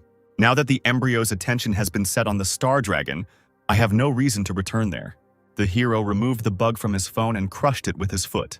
There are still 3 months left before the testing opens. The Star Dragon quest is a goldmine. We need to quickly advance in it and accumulate more funds. The guy opened his bag and took out a glider that he had made in advance. Taking the glider, the hero thought that for a start, in principle, the available funds would be enough for him, so it was time to leave. After all, the world is huge and all roads are open. Opening his glider, the hero flew in an unknown direction. Congratulations. You have finished watching the first season. The big mission in the valley was over and the guys returned home, all except Stan, who was currently being discussed by his superiors in the conference room. Stan was going out of his way to get into trouble. It was a good thing he didn't leave any evidence or the people of the valley wouldn't have made peace, one of the bosses said. But the other guy thought Stan had done a good job. The director coughed loudly, hinting that it was time to shut up. Then he asked if Stan's location had become known. The gray-haired man nervously replied that they had traced the bug's signal to his phone. But it had been interrupted 24 hours ago. Stan must have found it and thrown it away. He decided to call and ask his partner again. The man dialed the number and asked Harry if the hero had contacted him. Harry replied that he had called him this morning. The man was shocked to hear this news and asked what Stan had told him. Harry said only one phrase. The hero conveyed that he had left to avoid sin. The silence in the hall was broken by one of the chiefs. Is it because of the murder of the colonel of the valley? Is he afraid that we will not be able to protect him? Another man suggested that the phrase sounded like an excuse to run away. Suddenly, one of them showed the director a laptop, in which he saw that the reward for Stan's head had suddenly increased 5 times and now it was $5 million. The increase in the reward is obviously related to the destruction of the base in the Valley of the Black Raven. But how did the embryo know about this? There is a spy among us? The director interrupted his colleagues. He suggested that if the reason for his escape was that the embryo would come to settle scores, then the fear was justified. Let's keep his identity a secret for now. Don't give out information about him to anyone and send a search team after him. Meanwhile, far from the Star Dragon, there was the resort town of Morrowind. Stan changed his appearance. He carefully thought about the huge amount of work that needs to be done before the start of open testing in 3 months. First, it is worth getting ahead of the players by completing special tasks, for which rare skills and abilities are often given. Fortunately, I haven't forgotten them yet, as the hero thought while pouring wine. How to get through. Afterwards, I'll need to strengthen the supply lines with parts so that I can complete missions while on the go, thereby automatically earning experience. And for selling the drawing of the folding saber, you can get a black and gold card of the Feish group, which will cover the material issue for a while, in addition to finding time to create chaos in the embryon. The most important thing is to increase the reward limits for published tasks so that I can use players from the start of open testing. This will only be possible if I increase my reputation. So far, my reputation is at 0, but if I use the rules for accumulating it correctly, I can increase it in 3 months. After some time, the guy arrived at the department of the Feish group. He entered the luxurious hall and approached the butler, giving him a list of things he needed and a card for payment. In the Star Dragon, the hero managed to accumulate a lot of funds. Now there is no need to worry about money. How nice it is to be rich, Stan thought. While the butler said that taking into account the discount of the black and gold card, the final cost would be $80,000. Soon their specialist will deliver the goods to the room. Stan added that he also wants to buy an entrance ticket to the Darknet Blood Pact Society. The Darknet is an underground world of intelligence relaying that maintains neutrality. The butler looked at the guy and said it would cost $200,000. The Blood Pact Society is an organization that hires assassins. If you provide documents, you can become a contractor. Having paid the money, Stan received the organization's coin. Previously, players called it the Union of Killers. Having received the coin, the system reported that the hero had unlocked a new reputation of the camp, and now he is a preparatory level killer. The easiest way to raise your reputation is to get to the top of some lists, for example, to the first places of the season's killer rating. The hero went to one of the luxurious hotels of Morrowind, the Vitalia Hotel, where they kindly opened the door for him and asked him to enter. The Vitalia Hotel has branches in major cities in 6 countries. The organization behind it is Darknet. Butler Sebastian looked at the guy in orange rags and said that they had no free seats. Stan knew that a common man would never be able to rent a room here. Looking at the butler, the hero asked if it was true that they had no seats. Holding out his coin, he asked them to check again. Sebastian first looked at the coin to make sure it was real. Then his cold gaze looked into the guy's eyes. He extended his hand graciously and asked Stan to follow him. They went up to the top floor. Sebastian said that first the guy should register. They approached a luxurious table. The butler took out a list and asked them to enter their details into it. Stan will also need to choose a code name for himself, the most difficult test for all gamers. Stan said that his name would be Observer of the Level Apostle, number 9527 of the Scarlet Empire in the star cluster of Calden. Hearing such nonsense, Sebastian kindly asked the guy to shorten his name. The hero thought for a moment and replied that then his name would be Black. Unfortunately, this option is taken. What about Mr. Black? This option also suited our hero. Okay, Mr. Black, now you are a prep level killer. Complete the task and get to the Scorpion level. Private work is also allowed, but in this case we will charge 5% of the earnings. Before you take on the task, you can read the conditions. Sebastian handed the tablet to Stan, and he was surprised by what he saw. His name was the first on the assassination order list and was marked with a hot offer icon. The coordinates indicated that 0 was in the Western capital, in the Star Dragon. I didn't know that they were offering so much for me. Embryo is still prowling around the Western capital, wasting time and effort. Sebastian reported that Mr. Black received a task. The reward for it is 100,000. Very few. Apparently someone is unable to hire an expensive killer and decided to try their luck with a newbie. Okay, since they pay little, it means the task won't be difficult. Stan said that he accepted the task. The butler replied that the employer wished to discuss the details in person. The meeting was scheduled in one of the city's restaurants, where the hero soon arrived. My target, Eugene, is in Morrowind. He has 12 to 20 bodyguards with him, in which case this payment is not enough. Stan's client was Shui, a middle-aged man who looked worn out from frequent stress and said he had little money. Stan stood up from his seat and said that he would take on the task, and he also asked to wait for him here. Shui was delighted with this news. He asked the guy how many days he needed to wait. The hero turned around and coldly said that by the time Shui finished his lunch, his target would already be dead. The guy left the restaurant not believing what he heard. Shui ran out after him. This guy is too self-confident. Maybe we shouldn't trust him. Suddenly, a male voice called Shuya, and someone touched his shoulder. The frightened businessman turned around. In front of him stood a pumped-up guy whose body was covered in scars. He said that he thought it over again and decided that he would take on his task. He had some free time. Shui got scared and said that he had already given the task to another mercenary, to which the man turned around and said that if that was the case, then he was leaving. If he needed anything else, then he could contact him. Suddenly, someone called the stranger and he picked up the phone.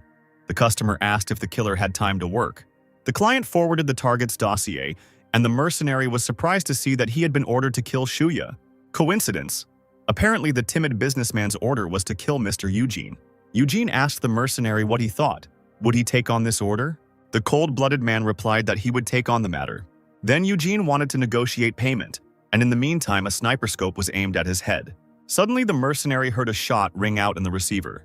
He tried to shout to Eugene, who had suddenly fallen silent, but the client would never answer him again. The bodyguards were in shock. Their master was killed. They need to call everyone here and find the killer. The mercenary hung up. Someone got there before him, but Eugene had a lot of guards. The man knew that with the money Shuya had, he could only hire a novice killer. The mercenary wanted to see who it could be, who had quietly eliminated Eugene. A few minutes later, the police were already at the scene and cordoned off the area. The police officers drove away ordinary residents who came to watch the murder. Some even took photographs, which the police were not happy about. One of the employees said that the killer could not escape in the middle of the day, and in the meantime, Stan was walking past people. Thanks to his copying mask, he was able to slip away unnoticed while the police here slowly sorted out what happened. After some time, our hero returned to the restaurant where he was given a task. Shui was amazed that the guy actually completed the order so quickly. He quickly took out a case with money and asked if the guy would count it. In addition to the money, the hero also received 25,000 experience points for successfully completing the task. Stan said he didn't have time to count the money, so he was leaving. As he was leaving the restaurant, the hero felt as if someone was following him. Looking around, he noticed a strange man with green hair who was reading a newspaper. The man was watching him, and then Stan looked at him with a threatening look and asked what he wanted. Seeing such a terrible face, the mercenary became frightened, and an animal fear ran down his spine. Stan moved on, and the mercenary still couldn't get over the horror he experienced. This newcomer has terrible energy. He's damn dangerous. After some time, the hero arrived at the Vitalia Hotel to report on the completion of the mission. Sebastian said that since the newbie has completed the quest, he is now a scorpion level. You will have access to greater powers. From now on, in the Vitalia hotels around the world, you will be treated as an elite person. This is the first time I've seen someone level up so quickly. I'm looking forward to seeing your further achievements. Stan didn't seem to be listening to the man. He was worried about where he currently stood in the killer rankings. Sebastian replied that only top-class killers make it onto the list. You are still in the 1,000th place. The youth are in such a hurry to rise up. I remember that right now the top 10 spots on the list should be occupied by assassins around level 40 with mediocre abilities. Only 3 of them are relatively serious opponents since their powers are close to the upper limit of version 1.0. The rating is based on completed tasks and other achievements. The butler thought that he had somehow offended the newcomer, so he decided to encourage him. Sebastian said that, judging by how the guy had handled the first task, a bright future awaited him. But the hero was thinking about his own things. He realized that now he needed to start completing as many tasks as possible in order to move up the list. Stan asked Sebastian to show him new missions. The man assumed that he wanted to see more serious missions. He handed the guy a tablet and said that all the tasks were located here. He could choose. Beginners are encouraged to start with something simpler and gradually move forward, but you are showing promise, so you might want to look at something a little more serious. Stan quickly scrolled through the list and said that he chose this task, without letting Sebastian finish. The butler took the tablet, and despite it said that this task would be perfect, but then he looked at what task the guy took and was shocked. Stan chose the mission to find the Battle Rose. This is a group of mercenaries that must be completely destroyed. The mission was of high complexity and many mercenaries have already died while carrying it out. The butler started shouting that the guy didn't understand what simpler meant. Many experienced killers died on this mission. How could you, a newbie, take it on? I'd rather drown in your drool than be killed by the enemy, Stan replied. Help me prepare and leave the rest to me. The butler looked menacingly at the newcomer, but he couldn't help but give him the assignment. So without a word, he took the guy's coin and put it on the scanner. Then he put a stamp and, folding the sheet into a tube, said that he had warned about the difficulty, and if something happened, it was not his fault. The butler then placed the tube into a clever device that delivered the message through a tangled network of pipes. The Central Information Department received the new report and entered the mercenary's name into the network. When the information about the Battle Rose mission was updated, the butler reported that the guy was registered. The system reported that Stan called a mission to eliminate the Battle Rose. In the Sumal Desert, there are various groups, including wanderers and mercenaries. But what in this devastated land attracted so many groups? Perhaps it is somehow related to the incidents in the past. The hero must explore the desert area. The guy continued reading the description and saw that in addition to experience, it also contained an unknown reward. This was already becoming interesting. The guy realized that since there was an additional reward, it meant the task was not easy. You can't act at random. You should equip yourself properly for insurance. The hero went to the base of the Feish group. He had reached the maximum level for his main class. The promotion conditions were not easy this time. There was no need to waste experience points on creating useless blueprints. They were already difficult to obtain. In the next mission, Stan will not have any partners, so you should stock up on different cartridges for different situations. In parallel with the development of new devices, the guy studied intelligence data on the Combat Rose group, in which all the personnel are women. The base is located in the depths of the Sumal Desert. There are a lot of enemies there and they have their own mechanics, so the guy decided that he should create a directional weapon. The system asked if the hero wanted to combine abilities, basic electromagnetism, basic spatial probing, and mechanism theory. The guy chose the affirmative answer. The combination was successful and he created electromagnetic combat scanning goggles. This is not what he wanted, but still useful for a sniper. Stan launched the combination again. The system reported that the combination was successful and the mechanic opened the electromagnetic pulse interference equipment, and this is already an interesting device that is perfect for countering enemies in the desert. The hero thought that he could also use mines. He could try to create their blueprint himself. In order to create a homemade drawing, you need to take your knowledge and the basics of creating drawings and make a new one. The guy worked hard, trying to create a mechanism, but the system reported time and again that the creation of a homemade drawing had failed. But after a few hours, he succeeded and created a flaming poison mine. This is exactly the drawing that the hero needed. From now on, he can create others specifically for his needs. Here, we can go our separate ways. Having collected all his equipment in one place, the guy decided that the preparations were almost complete, and now he could go on a mission. He packed his suitcase and called Antonio from the Feish group, saying he needed a cargo plane. Antonio replied that they only use them for large-scale operations, even though Stan is an elite person and the costs will have to be covered. The hero said that he knew about it. Then Antonio asked how many people should be transported and what time the plane should arrive. The guy said that he would be alone and would go now. This is a huge expense. A one-time rent will cost $50,000. Are you sure about this? Stan responded without hesitation that he was sure and sent the money to the organization. After some time, our hero was already flying over the desert in a cargo helicopter. Looking out of the helicopter cabin, the guy observed the situation through binoculars. The data is correct. The Combat Rose base is strictly guarded. It is impregnable. It will be difficult to get there by storm. But you can set up an ambush and lure them out of hiding. Stan ordered to get down at the designated place and then prepare an SUV for him. Antonio understood the order. Their base was nearby and he needed to go about his business. Meanwhile, 4 jeeps were driving through the desert, in which a female voice asked if Dorothy had any results, or if it was the same this time. The girl, whose name was Dorothy, replied that they had searched 3 sectors. There was no sign of Felonia. 2 of her squad had died with the Gadong people.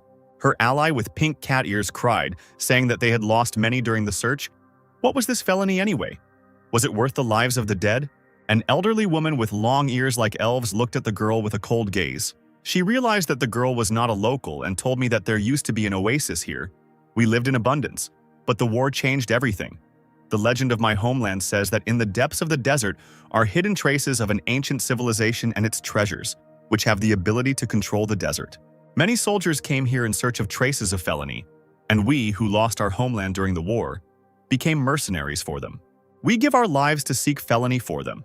And in return, we receive resources for existence and shelter for our families. Felony is our hope for further life. At the same time, Stan was digging holes in the sand and placing his new homemade mines in them. Having finished immersing the mechanisms, he took out his binoculars to assess the situation. The guy saw 4 jeeps on the horizon and realized that his prey had already arrived. The hero quickly hid behind the nearest rock. The trucks passed by a strange device that looked like a lamp, and at that moment the mechanism began to spark. There was an electromagnetic explosion, and lightning from the mechanism swept across the area in a large dome. All equipment was immediately turned off and radios were no longer available. Could this really be Gedong? Dorothy thought. Strange, they hadn't done any stalking before. The girl grabbed her axe and jumped out of the car, ordering her fighters to get out and prepare for battle.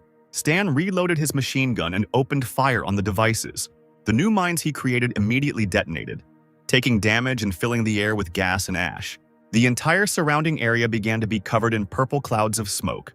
The girls began to cough. Some of them managed to cover their noses, realizing that they were being attacked with toxic gas. But not everyone had time to react. Those who inhaled a lot of toxic gas felt their heads spinning. One of the girls fell to the ground unconscious after feeling dizzy. Her friend saw her fall and tried to call her, but she herself was getting worse and worse. Soon, many of the girls from Dorothy's squad were lying unconscious on the ground, and only the commander and a few fighters remained combat-ready. Suddenly, she heard someone open fire, shooting 1 bullet at a time at the immobilized targets. Dorothy was scared. She needed to quickly understand where the sounds of gunshots were coming from, and looking at the nearest hill she saw a dark figure. Dorothy understood that they couldn't stand still. They had to kill the sniper immediately, otherwise he would kill them all. The girl and the survivors rushed to attack, but Stan stopped some of them with a barrage of bullets. But this didn't stop Dorothy. She ran with all her might and screamed that the boy was going to die now. Stan realized that she was too close to him, and the machine gun was out of bullets, so the hero quickly pulled out a pistol. Dorothy, taking advantage of the guy's hesitation, quickly jumped and swung her axe. But Stan managed to use sliding fire and avoid the girl's attack. The guy then shot her with his gun. Dorothy dodged the bullets, but one still grazed her arm, and she reached for her shotgun, which was hanging on her back. They froze in the same pose. Stan pointed his pistols at the girl's body, and Dorothy pointed her shotgun at his head. Neither the boy nor the girl would have time to dodge, and they both understood this. Dorothy said that whoever the guy was, he wouldn't survive a shot from that distance. The girl had nothing to lose, so she pulled the trigger and shot the enemy. But suddenly she heard the clang of metal, as if bullets had hit a metal wall, and the figure of the guy in front of her did not waver. The girl was shocked. She was sure that she had defeated the enemy. The smoke from the shot cleared and she saw bullet holes on the hero that had hit the plate armor. The plates, like a multitude of small beetles, ran over all of the hero's clothes and removed the holes, as if the clothes had regenerative properties. Stan pointed the gun at the stunned girl who had nowhere to run. Most warriors blindly believe that it is easy to defeat a sniper in close combat. The shot struck Dorothy's head, her blood pouring like rose petals onto the cruel desert sand. The system notified that the hero killed Dorothy and received 7,500 experience points for this. Yes, a regular sniper would be weaker in close combat. It's just a pity that Stan is not a regular sniper. Several hours later, all the dead were found by the Allies, and the bodies were brought to their base. The girl looking at her murdered friend Dorothy concluded that they were all killed with the same weapon. It was the head of the combat rose named Mary. The girl realized that the attacker was a sniper working alone. Apparently, this is another killer who has been put on the wanted list, the head said. She immediately took out her phone and started dialing someone. We've been attacked again, Mary said on the phone. 20 people have died. Please send people to deal with the killer. Then the girl put the phone down and smiled, because soon this arrogant and impulsive guy would become game for hunting. A few hours later, cars arrived at their base, from which those whom Mary had called got out. They were hired professional killers with strange names. Yarmo 3, 7, and 5, they asked for a situation report. Mary bowed to greet the men and reported that their enemy was a well-aimed, well-trained sniper. He went to the southeast. In that direction, there are only 3 structures, and the closest of them is the base of the Face group. A girl with ears named Suli, who was a mechanic of the combat rose, said that there were fragments from exploded mines here. The enemy predicted their course of action and set up an ambush. The model of his mines is unknown to her, but their body is made from materials from the Face group. Yarmo 3, having heard the report, said that this group is no joke.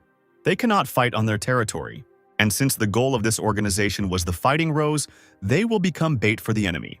Go ahead as usual, and we'll set up an ambush as soon as he shows up and quickly kill him." Mary turned to her long-eared comrade and ordered her to do as the mercenary said. The girl agreed. Meanwhile, at the base of the group, Fish Stan was developing a plan for further action. "It turns out that the Battle Rose has support from the outside," the hero said. "It's no wonder why so many killers fell." "The Sumal Desert military forces have their own sponsors," Antonio replied. "Political groups that run underground assassin training camps. Your client, the Chazrod's family, is one of them." As Stan leafed through the intelligence, he became curious about what this Felonia was that so much effort had been put into finding it. Hearing the familiar word, Antonio replied that he didn't know, although apparently he was hiding something from Stan. The hero also understood this, because in Felonia, some important secret is hidden, which may be connected to a hidden reward for this name. If the enemy has a patron, he will send reinforcements to him. What would be the best way to act in this situation? The hero thought and put the papers on the table. After a few minutes of thinking, he told Antonio that he needed a driver so he could shoot. "This is your task," the man replied. "Why should I help you? Traveling is not easy. Why don't you come with me and enjoy the beautiful scenery?" "What other landscapes?" Antonio said, and angrily pointed to the window, beyond which there was only a dead desert, where there was nothing but sand. "Look deeper," Stan said. "In these places you can find mirages, and in the mountains you can find water. The desert is an amazing place. I don't think we're close enough to travel together." Stan chuckled and replied that they could very well become friends right now. The cunning man stirred his coffee and, taking a sip, offered to split the reward if Stan wanted him to participate in the mission so badly. "Great offer," the guy replied. "I'll give you 5%. This is very little. The driver is the very first target for the enemy. 20% is still not bad." "Why don't you go rob someone?" Stan replied indignantly. Antonio smiled and replied that he was doing just that now. And the hero had no choice but to accept the greedy agent's offer. A few hours later, the mission began, and a signal was heard at the Battle Rose base about a detected threat. The girl informed the commanders that their target was currently in Zone C. The lead mercenary came closer to look at the radar screen. Then he smiled. After all their guest had arrived, they didn't have to wait long. Besides, he apparently wasn't too smart since he decided to repeat the ambush he used earlier. The man commanded the elf to send a small decoy squad. The girl understood the order. A few minutes later, the cars appeared on the horizon and Stan, observing the situation through binoculars, noticed them. Climbing back into the car, he ordered Antonio to drive southwest. The mercenaries, seeing that the hero's car had started moving, laughed. He had taken their bait. It was time to destroy him. Stan continued driving in the given direction with Antonio. Seeing that he was being chased, the guy climbed out of the car window and opened fire from a sniper rifle. The shot hit the pursuer's windshield directly, but did not hit the passengers. The elf shouted that he only had one car, they needed to catch up with him urgently. Stan's car entered a narrow passage, and at that very moment, enemy vehicles began to surround him from different sides. The hero looked through the binoculars and noticed it too. However, he considered the enemies funny since they decided to surround him. But suddenly he saw something flying towards him. A bullet from a sniper rifle hit him right in the head. Fortunately, he had a protective suit that softened the blow. Otherwise, his story would have ended there. Although the mechanical suit softened the blow, it was not without consequences. Stan began to bleed from his forehead. The hero realized that the enemy had set up an ambush and ordered Antonio to urgently go to the designated place. Antonio stepped on the gas, but after driving a couple of meters, he saw something unexpected. Right in front of them were enemy vehicles. They surrounded them from all sides. One of the mercenaries, who was sitting on the roof of the car and holding a machine gun, shouted that it was time for the murderers to go to hell. The shooting began. Machine gun fire and rockets flew at Stan's car. Antonio tried to dodge as best he could. It seemed that it was difficult to get out of this situation alive. The launched missile flew ahead to blow up the enemy, but the agent reacted in time and stopped the car. The stop was so abrupt that the car reared up. Stan and Antonio barely managed to stay in their seats, but thank God they were saved from the explosion. The man then stepped on the gas again, and the mercenaries saw their enemy gradually moving away from them. He did not take any action because he knew that their enemy would not leave, since there was nowhere to go. Cold sweat was running down Antonio's face. There was nowhere to go. They were surrounded on all sides. An enraged Stan looked out the window to quickly figure out what to do next. Seeing that there were only 2 cars on the south side, the guy realized that the threat there was minimal. The enemy deliberately avoids the area where the hero has set traps, but they can break through from this side. The slightest explosion will detonate the mines. If that happens, it will definitely be the end for Stan. Suddenly, the hero's thoughts were interrupted by a loud roar. At that moment, he saw a huge car with spikes on the front bumper rushing towards them. "What the hell is this?" Antonio said in surprise. "We need to get out of here immediately." Stan shouted that he had a plan. It was very risky, but they had no other choice. They needed to go south. "I hope you know what you're doing," Antonio replied, turning the steering wheel in the right direction and pressing the gas.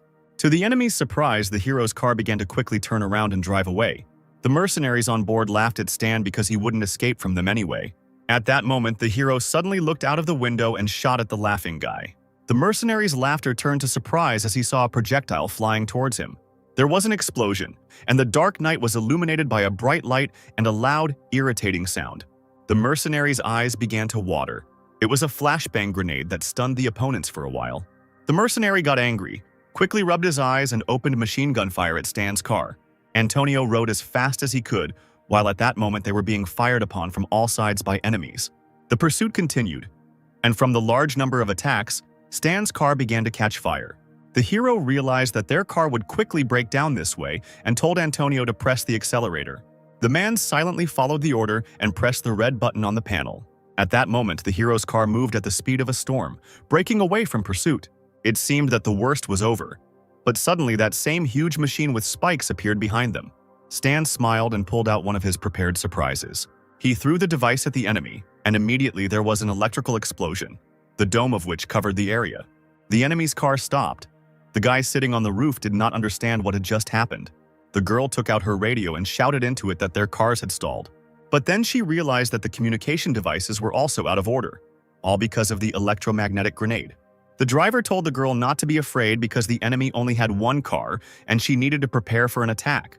But at that moment, the elf remembered that all the electronics in Dorothy's car had burned out.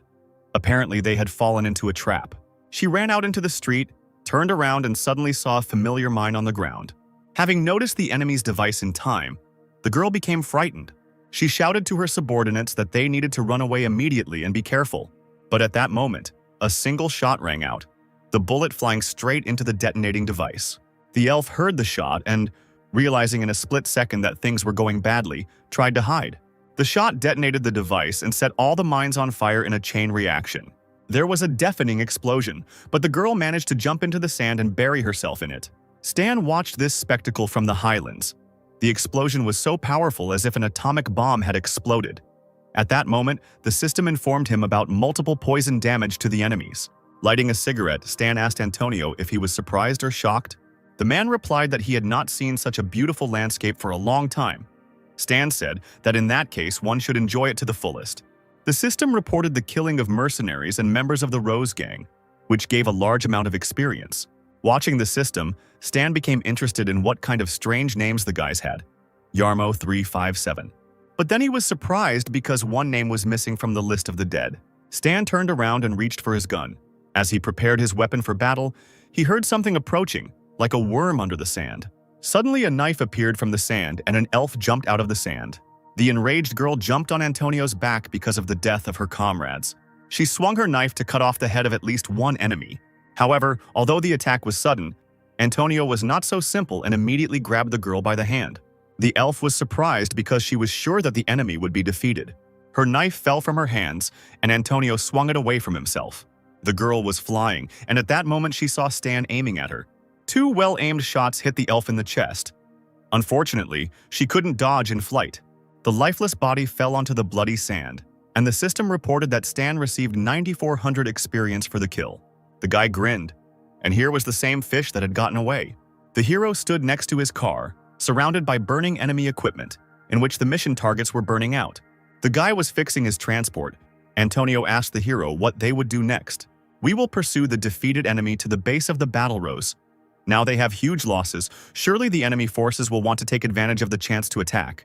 All we have to do is wait for the task to complete itself." Hearing such an answer, Antonio was surprised and asked the hero how long ago he had planned this. Was it possible to predict everything? Stan replied, "They thought there was only one trap, but I prefer to be on the safe side." Antonio chuckled and told the boy that he had fought brilliantly and had come out unscathed. But it was time for him to go. Antonio left in an unknown direction, and Stan went in search of the remaining fighters. Suddenly, in the distance, the guy saw flashes of light on the horizon. Having driven a little closer, the hero saw that other fighters had already attacked his target's base. The soldiers stormed the base. They wanted to remove the hated Rose fighters from the desert once and for all. The girls resisted and were not going to surrender to the enemy so easily. However, the enemy outnumbered them, and no matter how hard the girls fought back, they gave up their positions. Suli informed the commander that they were short of hands, many defensive structures were without managers, and the enemy would soon invade. It was unpleasant for Mary to admit, but now they really were weak, and that was why they had become a target for everyone and everyone. While the others were holding them back, they needed to hide. She gave the order to take 5 people. They leave through a secret passage. The girl turned around and looked out the window where their equipment was burning. Unfortunately, it was time to leave the base. Stan stopped next to the destroyed gate. He got out of the car and decided to look around. The notification about the mission completion has not arrived yet. The main team must have managed to escape. It was time to do some reconnaissance. Stan took out the constructed drone and sent it forward. A few minutes later, the drone noticed the truck leaving the base. The guy found his target and went in pursuit. The car with the girls on board was moving towards the helicopter. Mary said that they would soon reach the neutral zone. But suddenly something exploded under their wheels, not allowing the girl to finish speaking. The enraged commander looked out of the window. She realized that they had apparently been caught. Suddenly she saw something that surprised her. Their truck with spikes was chasing them. The girl got angry and hit the dashboard. That killer had gone too far and now he was driving their car. The remnants of the once powerful squad tried to escape while Stan fired at their car from all sides. Within just a few minutes, Mary realized she needed to make a stop. They must try to hide in different directions because they cannot withstand the striking power of the killer. At this time, the boy who was walking with his grandmother saw that someone was fighting next to them. Grandma told him to keep his head down because weapons don't have eyes. They need to focus only on finding Felonia. Still trying to escape, Stan said and continued firing at the enemy. Suddenly, the guy found himself in a strange place where sand began to flow. Then the sand collapsed and created a funnel that sucked him into itself. The grandmother, along with other pilgrims, saw how the place lit up and emitted a magical aura. The pilgrims' eyes were wide with surprise. It seemed they had come to the treasured place. Suddenly, a system window appeared in front of Stan, which informed him that he had found the hidden place, Felonia Z08, and had completed the task of the battle rose. The guy grinned. He realized that he must have accidentally detonated it in the right place. The task with the battle rose was also completed. This is truly a success. But he didn't stop to check the find, but continued the chase. The car with the girls gradually began to increase its speed, and Stan realized that his armored spike would not catch up with them. So he decided to use a secret weapon that he had recently installed on the armored personnel carrier. He pressed a button, and at that very second an electric field surrounded the car. Suli immediately understood what that electric sound was. Their killer was crazy. He wanted to stop them and destroy them by ramming. But Stan didn't ram them. After the enemy's car stopped, he got out of the car and ordered the girls to do the same. Mary ran out of patience. Enough running away, she jumped, and an intangible field appeared under her feet, from which she pushed off. The girl was confident that she would defeat this sniper in close combat, so she decided to get closer to him. Stan took advantage of the fact that the girl was in a position where it was difficult to dodge and fired several shots at her. However, Mary pressed a few buttons on her arm guards and created an impenetrable shield. The bullet Stan fired hit the shield and crumpled without causing any damage. The guy realized that the girl's ability was a force field. It was difficult to deal with because it could block projectiles. Mary fired a force field at the hero, but he jumped and dodged. At that moment, he realized that normal projectiles were now useless and reloaded his weapon. While in flight, he fired his new projectiles several times at the force field. Mary used her ability to block just like before, but then she saw that the bullets had become a different color. At that very second, poisonous gas began to come out of the projectile that the guy fired. The hero opened the battle log, which said that Mary was taking damage from poison. Her ability did not protect against it in any way. She would die. But Mary kept fighting. She knew she had to close the distance and kept running towards the hero with all her might. Her ability allowed her to jump through the air, allowing her to easily dodge the boy's attacks. Once she got close enough, she used her force field ability, Push. A beam of energy flew at Stan, but he managed to pull out his sword and block the blow. However, the force of the impact was great, and therefore the hero moved away from the blow several meters. The girl's spirits perked up. She decided that now it would be easy to deal with the hesitant killer. She used the force field and it became sharp like steel. It was one of her abilities. But Stan used glancing fire, shooting from his hands and escaping execution. The guy realized that he had no choice and it was time to use his strength. Concentrating energy into his combat glove, he struck Mary's force field. The girl smiled and told the hero that he was very weak in close combat. Then she shot from her hand into the guy's body. From such force, he immediately flew away. Mary was sure that he was finished, because no one could survive the damage from the push. But Stan stood up safe and sound thanks to his armor. He grinned and told the girl to repeat what she said. Otherwise, he didn't hear. Mary was surprised to see the living hero, and in the meantime, he prepared his saber for battle. Using the supercharge ability, the hero rushed towards the enemy.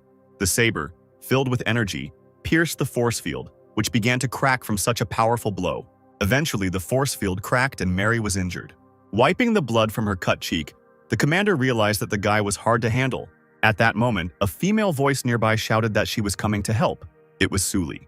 The little mechanic tried to attack Stan in a fist fight, but to no avail. The two girls prepared to attack and defend each other to the death.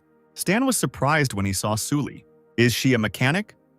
She has a melee mechanism, a core, around which the skills honed by the mechanic class are tied. These gloves are apparently her weapon. The commander ordered her partner to attack the killer. The two girls scattered in different directions. Stan was shocked. Mary quickly got close to him and used a force vortex. A sharp gust of air immediately knocked Stan off his feet. Suli took advantage of the situation and tried to attack the hero by creating an electric ball in her gloves. But the guy dodged the attack in time. Stan turned around and saw the crater the attack had left. He realized that Suli was indeed dangerous. It is not worth engaging in close combat with her, so the hero tried to run away from the mechanic. But suddenly Mary appeared in front of him and asked the guy where he was going. She kicked him with her foot. The hero blocked it with his hands and blocked the attack. The guy then simply jumped away from his enemies. Mary was surprised before the guy attacked, but now he only defends himself and retreats. She turned around and realized it was all because of Suli. He was running to avoid running into her. Mary shouted at her partner to suppress the guy's strength, because he was afraid of her. So she should distract his attention while the commander caught the moment for a fatal blow. The little mechanic understood her task. The girls ran towards the enemy. Suli attacked first. She used her gloves to grab the guy, but he managed to dodge. Mary took advantage of this, as she said, and summoned her force field. She used the push and managed to hit the guy. Stan flew back a few meters again, and when he got up, the hero realized that they were tying him hand and foot, and it would be difficult to defeat them if he didn't take the risk. That's why the guy used electromagnetic armor, all-round protection. He then jumped on the mechanic, saying that he would deal with her first. Why did he suddenly go on the offensive? Suli thought. This was not how she planned it. The hero swung his blade, but missed the girl, who had already prepared her gloves for an attack. She hit Stan right in the stomach. It seemed like he should fall down from exhaustion after that. But not with the same protection as his. The system reported that he received damage and slightly damaged his armor. Suli was surprised to see that the boy had not received any damage. The girl electrified her glove again and jumped at her enemy. She hit Stan, but he blocked the damage with his armor again and hit the girl in the stomach in response. Then he suddenly grabbed her arm, twisting it so that she could not move. "Let her go!" Mary screamed and kicked the hero in the back. But Stan was only slightly thrown off balance by this, and he smiled evilly, realizing that half the fight was over. The hero plunged his saber into Suli's back, piercing her heart through and through. Suli fell dead on the sand. The system reported that the guy received 12,000 experience for killing her. Mary burst into tears, screaming her former partner's name. Stan, meanwhile, was smiling. He was tightly clutching his bloody blade and was ready to attack the last enemy. The killer grinned and told Mary not to worry because he would soon be coming for her. The enraged commander jumped on the enemy, replying that she would not spare her life and kill Stan. Stan ducked to avoid the force field. Then the girl raised her hands and summoned another one. She launched a furious attack at the enemy, but the hero jumped up and avoided her. Mary continued to attack furiously without stopping for a second. Stan tried to shoot, but to no avail. It seemed like he was losing this fight. Mary hit the hero again and he hit the ground. He continued shooting at her. At that moment, he realized that the girl had no control over her powers. Now they would find out what would happen faster. Her powers would leave her or she would die. Mary jumped into the air and summoned a large force field, directing it towards the boy. The force storm rolled across the ground like a worm, but Stan dodged it. "Don't think about running away," Mary shouted, and prepared to make another force field. But suddenly, while creating it, it dissolved into thin air. Seeing this, Stan realized that this was his chance to win. He fired from his hand and the projectile immediately pierced the girl's leg. She could no longer create force fields. Mary realized that this was the end, and mentally apologized to Suli for not being able to avenge her. At that very second, several projectiles flew towards her and pierced her body. The former commander of the Battle Rose fell dead on the sand. The system reported that Stan received 12,000 experience for killing Mary. Finally, the fight was over. The hero stood on his feet with difficulty and tried to catch his breath. Then the guy looked at the first girl's corpse and her electromagnetic gloves. He took them from Suli and took them for himself. They will still be useful in the future. Now that all the members of the Battle Rose are killed, you can go to Felonia. Arriving at the right place, Stan saw how everything had collapsed quite a bit and someone's footprints. As he went down, the boy realized that the pilgrims had already entered the interior of Felonia. Someone had made a passage in the rock, and the wind was bringing a metallic smell from there. Stan turned on his flashlight and followed the pilgrims' tracks into the cave. He saw strange wires going inside and realized that there was something there. The guy went deeper into the cave. The light became less and less, but it was good that he had a flashlight. Stopping, he saw a fork in the road surrounded by blue crystals. The hero stopped and thought about which road he should take when suddenly he heard footsteps coming from one of the forks. The pilgrims were running, their eyes filled with horror. They were shouting that there was a monster in this cave. Someone growled loudly from the cave where the boys were running from. The pilgrims, having run a sufficient distance, turned around and were surprised that this monster did not chase after them. "Such a vile place cannot be a felony," said the old man. But the pilgrims suggested that perhaps this was the very treasure of the desert that everyone was looking for. "It's impossible," the old man replied. "The treasures are magical. There shouldn't be any monsters near them." Grandpa turned to Stan and told him to leave with them, because Felonia wasn't here. However, the guy didn't move from his place because the system told him that Felonia was right here. According to the game description, there are no magical things on the planet Aquamarine. There must be magical treasures, which he said are technologies. From Stan's experience, the pilgrims act as underground guides who inform the player of which direction the monster is located. It turns out that he should go to the right, where they came from. Or maybe they, on the contrary, wanted him to go left. The unknown is more frightening than the monster. The guy put on night vision goggles and decided to go right anyway. After walking a little inside, the guy found himself in a room that looked like a laboratory, in which parts of people's bodies lay. A sharp smell hit the hero in the face, so he covered his nose with his hand, feeling this disgusting stench. Lowering his head, Stan noticed a huge paw print from the monster. At that very second, the bloodthirsty monster noticed its prey. Hearing the growl, Stan immediately turned around. In front of him stood a huge monster, 2-3 meters tall. He had red eyes and fangs with horns. Outwardly, he looked like a demon. The hero dodged and prepared his blade to attack. But suddenly, the demon did not attack the guy, but began to turn his head as if he was looking for him. Stan covered his face with his hand to keep quiet. After all, he realized that the monster had night blindness and could not see anything in pitch darkness. But Stan, on the contrary, put on night vision goggles, so he was able to easily hide behind a column. Suddenly, the hero felt something crawling underneath him. He lowered his gaze and was shocked. Directly below him were dozens of monsters that were unable to escape from the mesh cage. The hero panicked, realizing that there were monsters there too, and it was very dangerous to be here. So Stan ran forward. There were monsters under the floor and he was getting deeper and deeper into the lab. Running into one of the rooms, he saw another shock. In front of him was the corpse of a long-dead man who had already turned into a skeleton. It seemed as if he had fallen asleep on the table, and next to this corpse was a diary. The hero opened the diary. It was written that the professor modified the Felonium serum for the 67th time and introduced it into a laboratory rat, and if everything goes well, then it will be possible to conduct an experiment on people. But the rat then died. However, the professor insisted on conducting tests on people, with which the officials agreed. The next page said that the base had issued a new set of rules. All researchers must hand over their electronic devices and not connect to external networks. The man assumed that they would be overpowered. However, the man who was injected with the serum behaved calmly. On the last page, it was written that the doctor hates this place because there is no life here. Tomorrow, they are retreating and heading to Base 3 in search of shelter. They created backup copies of all data related to the Felonia serum. The guards want to blow up the entire facility. The professor took several serums with him, and they destroyed the rest. After finishing reading the diary, Stan realized that Felonia is a blood serum, and that it is not here because the professor took it with him. It seems that this time he has no chance. But suddenly, the guy noticed something glowing in a box not far from him. The hero took out the glowing object and tried to open it. It wasn't difficult to break the lock, and when the guy opened the box, he smiled. He didn't even have to look for long. The box contained 3 unfinished Felonia serums. The system reported that this serum had the medicinal ability to improve the body's physical performance. The current formula was not ideal. After use, a mutation may occur. However, the hero was interrupted by a monster who found him. The monster jumped on Stan and tried to attack him. The monster swung his huge hand, but at that moment the guy pulled out a gun. Using sliding fire, he dodged the clumsy monster's attack and fired at it several times. The system reported that the hero dealt 57 damage to the monster, and due to the fact that he entered into battle with it, the following information is available to him.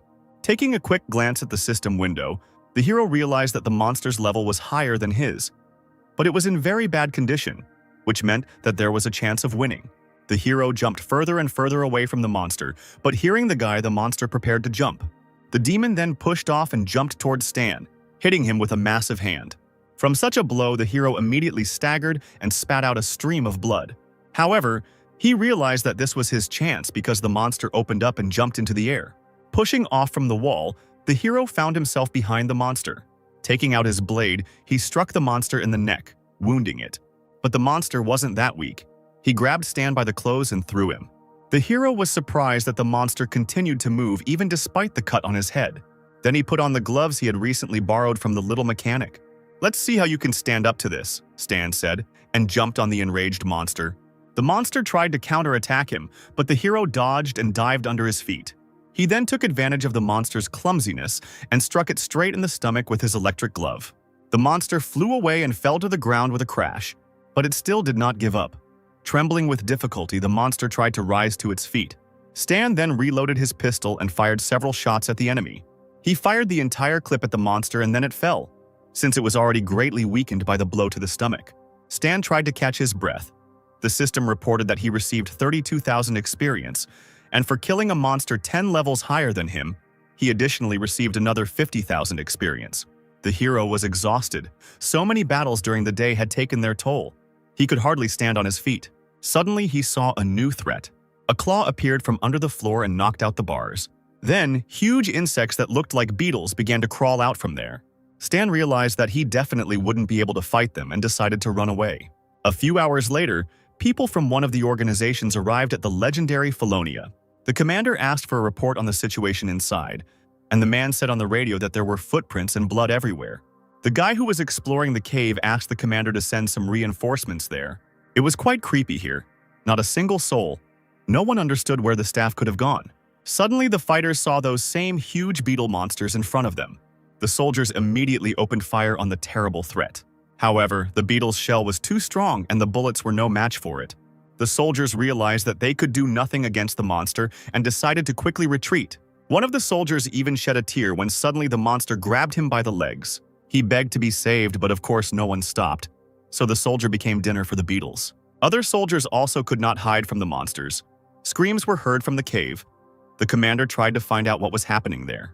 The monsters were not satisfied and their appetite was whetted, so they soon appeared on the surface. The commander, not hearing his soldiers, ordered the squad to attack the laboratory. Whoever found the thing first would receive a reward. But suddenly he saw in front of him those who had dealt with his fighters. These were desert termites that made this laboratory their lair. The commander knew that these nasty bugs were afraid of fire, so he immediately ordered one of the soldiers to prepare the flamethrower for battle. The soldier followed the order and released a stream of fire at the beetles, dealing with them like pathetic cockroaches. Some termites, seeing the fire, began to retreat.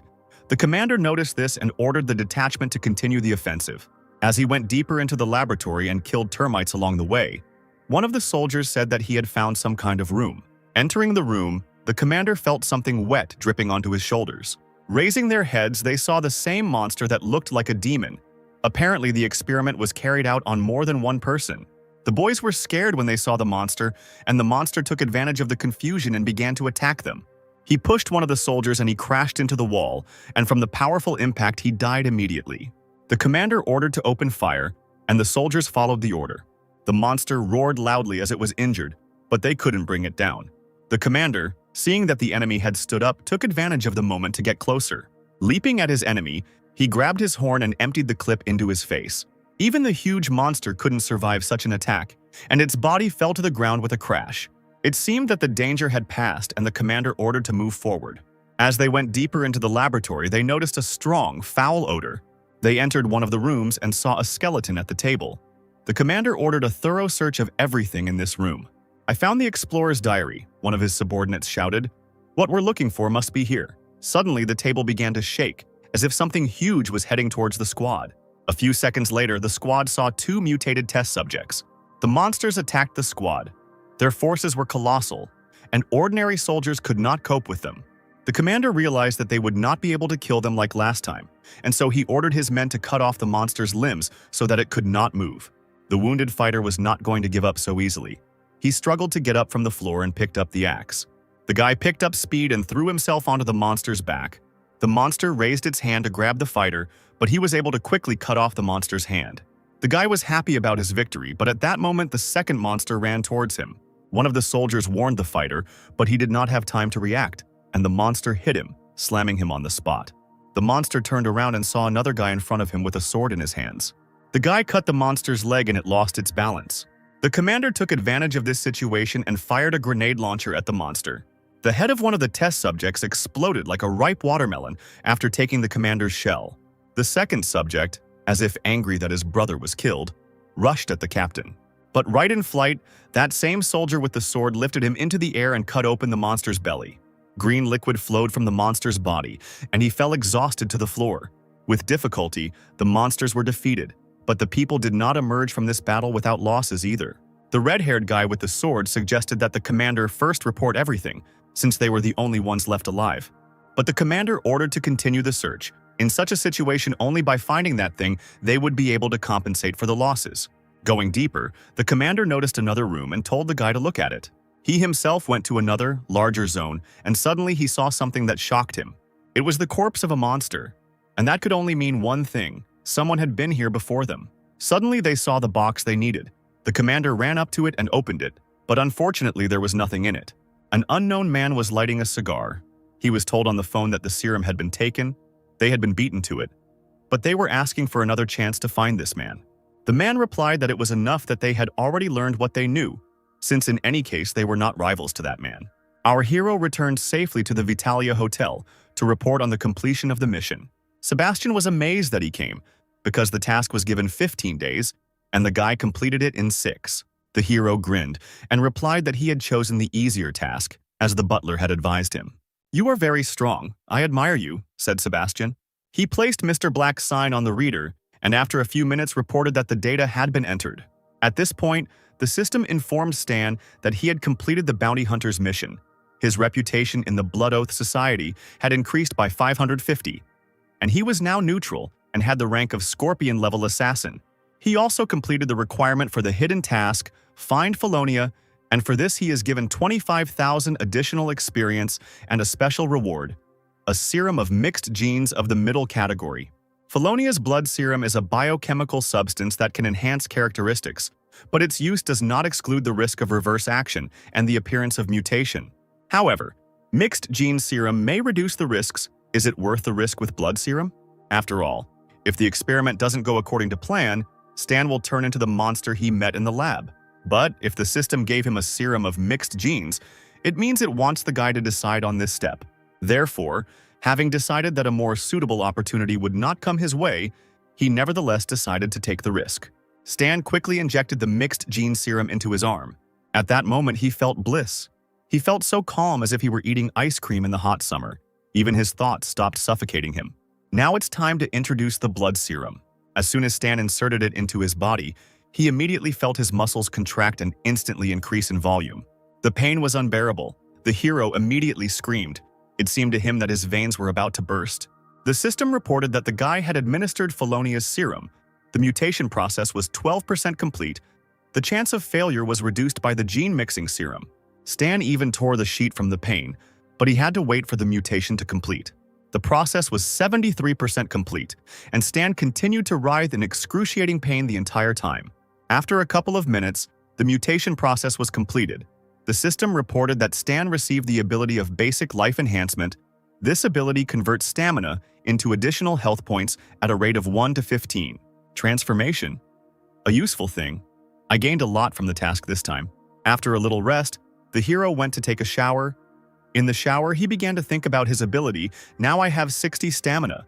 which means I can extract 990 health points from them, almost doubling it. I'm level 30 and already have more than 2,000 health. Mark was level 38, and his number of points was nowhere near mine.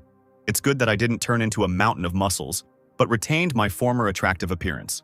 Combined with electromagnetic armor and mechanisms that have yet to be created, enemies will have no choice but to vomit blood. As soon as the guy got out of the shower, his phone rang, and the hero, wiping his head, picked it up. The voice on the phone said that an emissary from the Chazrod's family wanted to meet with Mr. Black. A few hours later, our hero went to the house of the Chazrod's family. The man introduced himself as a fan and said that they were the ones who announced the award for the War Rose. Stan, smoking a cigarette, said that Afan had clearly called him for a different task. The man looked at the hero with a serious look. Apparently, it was better to get straight to the point. "Okay, I'll ask you straight," said Afan. "Were you the one who visited the abandoned base in the Sumal Desert?" The reward money for the mission remained untouched for 3 years. Many of the killers returned home empty-handed. The fact that you, Mr. Black, managed to do it alone is astonishing. "You flatter me," Stan replied, and took out his pack of cigarettes. "You and I are the employer and the mercenary. The task is completed. We go our separate ways," said the guy, lighting a cigarette. Exhaling cigarette smoke, he added that he had indeed entered the abandoned base. He immediately understood what this man wanted, so he quickly took out and put Felonius' serum on the table and told Afan to name his price for it. The man suspected something was wrong. Why such frankness? Stan replied that if the man needed this serum so much, he would buy it. Afan offered $1 million, but Stan said the price he was offering didn't seem fair. The serum had been stored for several decades, the man explained, and it was impossible to say for sure whether it was still effective. The proposed price was already high. The hero did not let the emissary finish speaking and said that he agreed to the deal. Afan couldn't believe his ears. Why did the guy agree so quickly? Stan, finishing his cigarette, explained that it was a gift to a friend. Afan smiled approvingly and said that the payment would soon be deposited into the mercenary's account. "And also both the Chazrod's family and I personally express our gratitude to you," said Afan, and shook the hero's hand. At that moment, the guy opened a new side of reputation. His authority in front of the Chazrod's family increased by 1,800 points. The emissary said that he would walk the hero to the car while they were walking. Stan decided to ask what felony was. In the homeland of the research program, which began due to the continuous conflicts that have been going on for ages in the Sumal Desert, there were many bases for conducting scientific and technical research. The serum you brought is one of the products of their developments. Stan laughed. He said that he thought that the magical ruins actually existed, and it was just a serum. "There is no magic in this world," Afan replied. "Here is my phone number. If you need help, call me. I would like to increase my reputation in the Blood Oath Society. Is there a suitable task?" Afan took the tablet from the car and replied that Stan had asked just in time. He handed him the tablet and asked to take a look. Taking the tablet in his hands, Stan saw a system window that said it was top secret and unauthorized access was prohibited. Assassins from the Blood Oath Society, Darkness level and above, are invited to participate in the mission to defend the River Valley Manor, which is located in the Eastern Star Dragon. Afan said that with Stan's current level it can't be done, but he could quietly open access. If he does it, he will get a dark level. The hero accepted the offer and returned to his room to think about the future task. 300 people accepted the task. Its difficulty is clearly not low. You will need to avoid fights, and the equipment needs to be upgraded. "I just need to make one more drawing to upgrade my class," Stan said, and started combining abilities to create a drawing. He wasted his experience and every time he got useless garbage, but the guy kept trying to create something worthwhile. And finally, he successfully completed the combination. He created electromagnetic boots and received 12,000 experience for it. At that moment, he felt a surge of strength. The system reported that the hero had advanced in class and received a new class, a trainee mechanic. He had learned thorough repair and medium improvement. His level rose from 30 to 34. He decided to continue pumping attribute points into intelligence and pour the remaining points into leveling up. The hero increased the sliding fire to the 4th level and began to improve the equipment. He spent the whole day improving it and finally finished it towards nightfall. The hero created a 2nd-generation rover, a combat robot with 2 machine guns on board, an enemy identification system, and high durability. He also created electromagnetic boots and decided to call them shoes. The sole of these boots creates an electromagnetic field that reduces friction. They are suitable for wearing on different types of terrain. After preparing for the mission, Stan called Antonio and asked him to help him prepare the attack helicopter. The guy didn't even think that he would return to the Star Dragon so soon.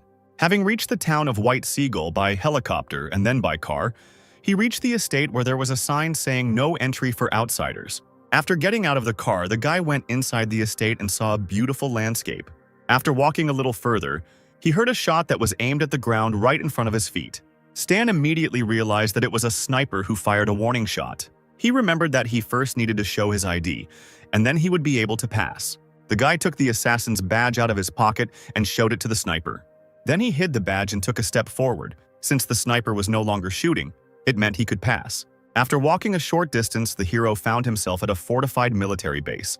The commander immediately noticed the new fighter. He pointed to another guy and said that this man named Alan was in charge of the recruits. Alan raised his hand and greeted the guy. It was a man with scars on his face. The squad leader asked the hero what he specializes in, and Stan replied that he was a sniper. "Great. We just need someone to shoot from a long distance," Alan said. "I'm not quite sure yet what exactly to do. Who are we protecting and for how long?" Stan asked.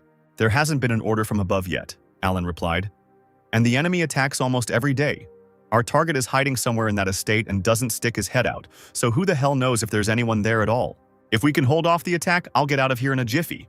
By the way, what level are you? Dark or Ghost?" "My level is Scorpio," Stan answered shortly.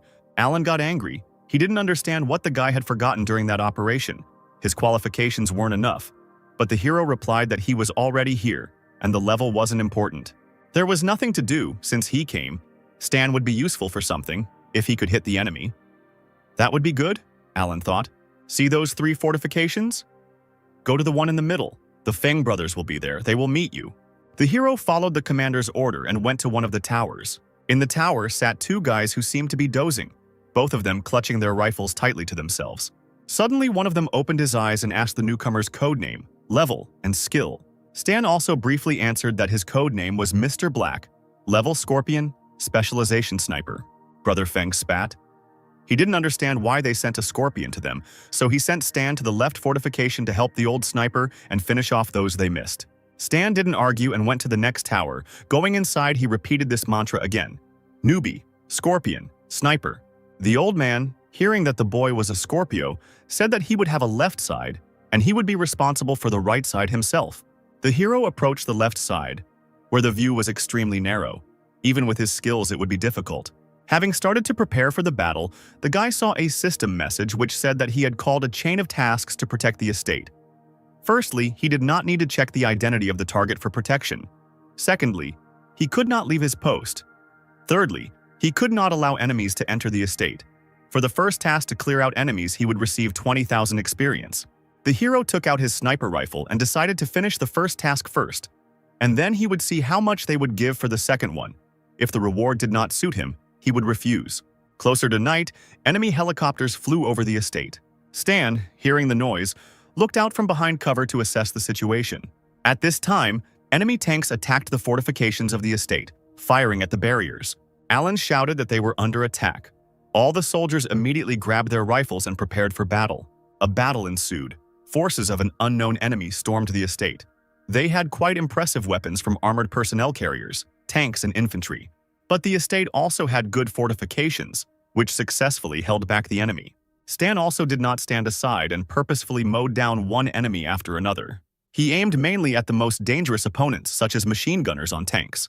One of the soldiers with a grenade launcher shouted that there was an enemy sniper above and he needed to be crushed. They opened fire with grenade launchers on the buildings where the snipers were located. The defending soldiers took advantage of the enemy's weakened state and attacked with redoubled force. The enemy vehicles were engulfed in flames, and it seemed as if hell had come to Earth. The enemy commander shouted that they were defeated because the enemy's sniper was too accurate. He ordered his men to retreat, and the remaining fighters immediately climbed into armored personnel carriers and drove away. "Are you really leaving already?" Stan thought and smiled. After firing a few more shots, he killed the retreating enemy fighters, but some still managed to escape. The old man who was Stan's partner praised the newcomer. A system window appeared in front of the guy, which informed him that he had completed the first part of the task and received 20,000 experience. This amount did not suit Stan, but the next defense task was supposed to give 80,000 experience. For the first wave, they gave 20,000. For the second, 80,000. Based on the growth proportion for the third wave, they will give 320,000 experience. These figures already suited him, and while there was nothing else to do, he decided to go to the supply department. Maybe he could earn some experience there. A few minutes later, the guy arrived at the River Valley estate in the supply department. The soldier brought a machine gun to the old man and asked him to fix it, but he said that he would fix it tomorrow as soon as he woke up. At that moment, Stan came through the door and said that if it was urgent, he could fix it because he worked quickly. The soldier was surprised by such a proposal, but the old man did not believe that the hero could cope so quickly. "Whether I can handle it or not, you'll find out when I finish," Stan said, and took the machine gun from the soldier. Having brought the weapon to the workbench, the hero immediately began to quickly repair it. The soldier was surprised. The mechanic's movements were progressive. He really is a master. Literally a few minutes and the repair is complete. The system reported that the hero received 2,000 experience for his first repair. The soldier couldn't believe his eyes. The guy really did it very quickly. Several guys approached Stan. They were also mechanics who recognized one of their own. They had a lot of things that needed repair, but unfortunately they lacked specialization, so they didn't have time to fix everything. Stan took the hint and said he would be happy to help with the repairs. The hero began to repair all the soldiers' weapons. His specialization was enough to repair them one by one in a matter of seconds. The mechanic was shocked by what he saw. The guy was repairing and upgrading their weapons at an incredible speed. Within minutes, a crowd of fighters had gathered around Stan, watching him work with amazement. Suddenly, a soldier came to the window and said that the enemy was attacking and they needed to prepare for battle. But the guys didn't want to leave. They wanted to watch the master's work for a few more minutes. After some time, a siren sounded, warning of an enemy attack. Stan ran to his position to prepare for battle. "Where have you been?" the old man shouted. "The left side is behind you." The hero took his sniper rifle in his hand and told the old man that he could rely on him. The enemy was advancing, and he still had impressive firepower from tanks, helicopters, and armored vehicles.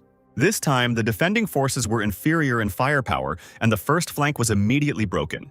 Snipers opened fire on their targets to support allied fighters. Thanks to the fine work of Stan and the other snipers, they were able to take the initiative into their own hands. Even the enemy soldiers who stormed the estate noticed that the enemy had a great sniper. While shooting at the soldiers, Stan realized that this wave was more powerful than the previous one. But for him, any enemy was a mere trifle, so he easily eliminated one fighter after another. The battle with an unknown enemy continued until the morning. The estate managed to hold out again, and the commanders of the attackers ordered a retreat. The system informed the hero that he had completed the second task and received 80,000 points. In the third round, he would receive 150,000. These numbers were already impressive, but the guy understood that the next wave would be harsh. After all, judging by those who died in this wave, the chance that they will cope is 10%. Night fell. Thunderclouds covered the clouds and pouring rain began. The commander shouted to his subordinates to quickly bring the supplies inside, otherwise they would all get wet. Stan sat in his sniper's position and looked out the window at the rain. "The weather is perfect for an attack. If the enemy comes in the evening," the boy said. The old man got a little angry. He hoped that the hero was wrong. But suddenly a siren blared over the camp. The old man jumped up abruptly. "We need to prepare for battle. The enemy is coming." A few seconds later, the guys heard the roar of the engines of combat vehicles. The captain saw the enemy through his binoculars and ordered his squad to duck. At that moment, the cannon of one of the vehicles fired. Before the detachment could even move, their fortification was immediately covered by an explosion. The first squad reports, "We have a lot to lose," Alan shouted into the radio. Suddenly, he heard an approaching noise. Combat helicopters were approaching the boys. This time, the enemy was much better armed. The helicopters opened fire. Alan shouted into the radio to the snipers to shoot down the warbirds. The Fung brothers replied that they would take on the job and began targeting the pilots. "The glass on these helicopters is shatterproof," Stan thought. "They don't give a damn about ordinary projectiles." And indeed, the brothers hit the glass of the helicopters, but it only cracked, and the bullets did not harm the pilots in any way. But now the pilots could see where the snipers were sitting. They immediately opened fire on the building, blowing it up at its foundations. Stan realized that he had to run, otherwise he too would be covered by enemy fire. The guy ran out of the building. The old man didn't understand where Stan went. It seemed to him that the sniper simply decided to run away. But Stan made it in time, and at the very moment of his jump, the building exploded. The siege of the fortified estate continued, and the sounds of explosions could be heard everywhere. "They can't cope," said an unknown bald old man watching the battle from the estate. There was another man standing with him, a man with a scar on his face, flexing his arms. he decided that it was probably time for him to join the fight. The old man smiled and replied that he didn't mind if his old friend warmed up. But suddenly the man with the scar saw something that amazed him. Someone fired a precise shot at the helicopter and shot it down. Stan was delighted with his first victory. Reloading his weapon, he decided that there was no need to rush for now. The pilots of the other helicopters realized that there were still difficult opponents in the ruins. They needed to be checked. Under one of them lay an old sniper, pinned down by a slab, but he was still alive. Suddenly he raised his head and became scared. A helicopter hovered in front of him, already sending 2 missiles at the old man. At that moment, Stan grabbed the old man. He managed to snatch it from the clutches of death by jumping away from the site of the explosion. The old man, who had experienced shock, began to cry. He realized that they were all finished. The helicopters were too powerful. "Come to your senses," Stan shouted. "Find a place to shoot from." The guy himself activated the step and decided that he would deal with these helicopters. The birds of the sky continued to destroy the defensive line. The surviving brothers realized that the helicopter was looking for them. The enemy had passed the second line of defense.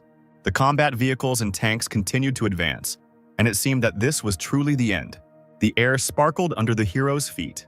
Like lightning, Stan ran to an advantageous position to strike the enemy. Having sat down in a comfortable position, he took aim at the first target. One shot and the whole area heard the explosion of the annoying helicopter. The soldiers perked up. Alan was glad that they had an amazing sniper. Now was the time to attack the enemy. The defenders opened fire, while the helicopters were distracted by Stan. Alan and his squad were able to hit several enemies. Meanwhile, the hero settled into a new position. A second shot with an incendiary cartridge, and the second helicopter immediately caught fire. Suddenly, the system reported that Stan is a sniper on the move. Now he loses less accuracy when shooting on the move and gets an increased rate of fire using sniper rifles. It was a new skill, and the guy decided that he needed to pump it up even more, just for the current situation. Stan was fired upon, but he deftly dodged and fired again as he fell. The last helicopter was shot down and, what's more, it fell on a tank. With one shot, the hero destroyed 2 targets. Now the enemy's advantage is over. Alan, seeing that there were no more helicopters, shouted to the squad that it was time to begin the assault. The inspired warriors opened fire on the enemy. A hail of bullets fell on the attackers. Now without air support, they were powerless. The driver of the combat vehicle became angry and hit the steering wheel in rage. The radio announced that it was time to retreat, and the third wave of the enemy turned around. "We got away with it. They almost broke through the line of defense. We were lucky with the sniper," Alan said. "It's just not clear why the Scorpion is so experienced. Thanks to a newbie who just joined us, we completed the dark level task." A system window appeared in front of Stan, which informed him that the third round was completed. The conditions of the task had changed, and a fourth round had appeared. Defend against 5 attacks. The reward will be 40,000 experience points per wave. The accumulated experience will not be lost if the mission fails. The hero realized that there will be a special reward for this task, but it will be difficult. At that moment, he was distracted by Alan, who reported on the radio that the one they were protecting had left the building. All the surviving fighters, including Stan, gathered at the entrance to the estate. "Thank you for your excellent work," said the old man. "I will name those with whom I would like to speak personally." Stan was surprised to see the second person come out. It was Bennett Anderson, but why was he here? This man is the main character of the planet Aquamarine. The main storyline is built around him. This character is also an instructor of secret abilities. The old man named certain soldiers, and one of them was Mr. Black. Before entering the building, Stan took out his phone and called a fan. The aristocrat was surprised that the guy was calling. Stan asked a fan to lend him a couple of things, namely the sword of the Silver Guardians and the sniper rifle Lock Hawk. A fan agreed to this deal. At that moment, a system appeared in front of the guy, which reported that the authority points with the Shazerod's family were lowered. Stan decided to prepare. Since he was so lucky to meet the main character of the planet, he could not miss this opportunity. The soldiers, including Stan, entered and were gathered in the living room. "My name is Wang Yu," said the old man. "In the future, I will still need your protection. The doors of this estate will always be open for you if you want to drop in and take a rest. Gentlemen, you are all the main forces of defense of the estate. For completing the task, I will privately give you a fee." Hearing these words, the guys were happy, all except Stan. They immediately jumped up with joy and decided to go and rest at the estate. "I'm not holding you back," Wang Yu replied. "Do whatever you want." Seeing that Mr. Black was not leaving, Wang Yu asked the guy what he wanted. "I'd like to speak to this man alone," Stan replied, pointing at Bennett. Wang Yu left and left the 2 men alone. The servants of the estate brought tea. Bennett took the mug and asked Stan if they had met before. Bennett Anderson, the hero, began the conversation. You were once a legendary man, the commander of the select squad Ordna. You were called the Azure Devil. After leaving the Ordna, a reward of 15 million was placed on your head. You literally disappeared for 2 years. And then, having become stronger, you began to help civilians who suffered during the war and founded a large organization that would later become the Shadow Internet. Bennett was shocked to hear all the information about himself. Bennett had no other explanation for this awareness other than that Stan was a fan of his. The guy thought about it. He realized that he shouldn't bother Bennett if he wanted to ask for help, so he pretended that he was really a fan and always dreamed of meeting the hero. The past is in the past, Bennett replied. So why were you looking for me? It wasn't for an autograph, was it? No, of course not, Stan replied, thinking that Bennett had too high an opinion of himself. I heard that you are one of the strongest people on the planet. Do you want to challenge me? No, of course not. I would just like you to teach me a couple of tricks. It's interesting, Bennett said, raising the cup to his mouth. You're the first one who's asked to be my apprentice, but the sniper doesn't need my appointments. That's how it is. Then I won't bother you anymore. Same thing again, Stan thought. Until I fulfill the prerequisite, my request will be rejected. In order to study with him, I need to give a special gift. Fortunately, I already have everything ready. Some time passed, and fighting began again on the front lines. One of the soldiers greeted the new beauty and asked her to join her. It was a mercenary with the pseudonym Golden Fox. The girl asked the soldier what was going on here. The number of enemies increases with each offensive, the guy replied. But we are not giving up our positions. The north, south, and northeastern lines of defense are under the personal command of Mr. Black, so everything is under control there. Mr. Black? Who is he? The girl asked. He is a scorpion-level killer but as accurate as the devil, the guy answered. Scorpio? It seems somehow imprudent to leave command to him.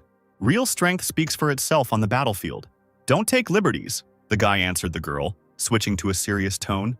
The girl was surprised to think that she did not dispute their choice, but this soldier reacted very sharply. I wonder where this Mr. Black got such authority from. Meanwhile, on the River Valley estate, on the western slope of the mountain, the guys defended themselves from the enemy. Lisa was also with them. The girl was a sniper and noticed that enemy armored vehicles were approaching from the other side. She raised her sniper rifle but suddenly noticed that a bullet had pierced the enemy soldier's head. The girl was simply in shock. She was surprised that Mr. Black had killed the enemy so quickly. He was the strongest sniper she could remember. Another shot rang out, and this time the shot shot down the enemy helicopter. The system reported that the 4th wave out of 5 had been repelled. Stan understood that the difficulty was increasing, but he could handle the waves. But what to do to get the secret reward was still unclear. Suddenly, the guy was contacted by radio and informed that some person from the Chisrod's family was looking for Stan. The guy was surprised that the family worked so quickly. He met with the man and took the suitcase. Stan knew that in the game, Bennett liked to collect old things that were no longer in production. Depending on the gift, he teaches different techniques. The total number of gifts is limited, as is the number of players who can learn from him. In his past life, players were at each other's throats over moves, but he just needs to improve his relationship. So Stan immediately went to meet Bennett. What do you want? The man asked. And at that moment, Stan opened the suitcase and said that he wanted to learn fighting techniques. Bennett smiled and just wanted to say that he had already spoken about the techniques, when suddenly he stopped, seeing what was inside. Inside the suitcase was the sword of the Silver Guardians. You want to give it to me? How did you find out about my passion for antique weapons? You are definitely my fan. Haha. Well, yes, I am indeed your devoted fan. There was a silent pause in the air as Bennett examined the rare blade in the suitcase. Okay, I'm ready to teach you. Stan was surprised to hear this answer. What were you thinking? I'm telling you, I'm ready to teach you. Isn't it clear without further ado? Stan smiled triumphantly. Getting the legendary moves was easy as pie. By morning, Stan and Bennett went to the training room. In the old days, I myself, through trial and error, learned many techniques to get rid of my weakness, said the man with the scar, one of which I nicknamed a flash of will, did not give in to me at all. Here it is, that very technique. Stan was delighted to hear about the legendary ability. Our body has a power that it does not use due to the guardianship of the brain. If you break through the brain's limitations, a person will be overwhelmed with power. However, this method also has serious consequences. After searching for a long time, Bennett found a way to remove the restrictions in combat without harm to health. A system appeared in front of the hero, which informed him that Bennett had taught him the flash of will technique. and since Stan's intelligence exceeded 100 points, he had fulfilled the necessary condition for learning the technique. But the current progress was only 3%. The boys sat in the lotus position, and Bennett said to concentrate on their breathing. The main character spent the whole day teaching Stan the technique, and then evening came. The system reported that Flash of Will has been studied 100%. The technique has passive and active abilities. Active ability, after spending 10% of energy and stamina, the next attack will deal 150% to 500% damage. Cooldown 30 minutes, and the passive ability is the activation of the active one when health is less than 20%. Stan laughed a little. Bennett didn't understand why and asked the guy if he had learned. The hero replied that yes. Hearing these words, the teacher stood up and asked to show what the boy had learned. Stan just smirked slightly. He clenched his fist and immediately it began to become covered in blue energy. The mechanic attacked the teacher. The system reported that the hero dealt damage equal to 136% of his normal attack. But Bennett easily blocked it, and the guy was able to see the characteristics of the main character. Stan was shocked. It's not for nothing that he is called the main character of the planet now, although he has the status of internal damage, but even so, Stan's energy level is lower. Not bad. You actually managed to master this ability. Stan bowed his head and thanked the teacher. Towards evening, he went on patrol to one of the points. While the guy was observing the area, he suddenly heard someone calling him. It was the Golden Fox who asked if the guy would have time to teach her marksmanship. "Everyone here practically worships you," the girl said, and leaned closer to the guy, revealing her lush breasts to his gaze. "Behave yourself, lady," Stan replied, turning away indifferently.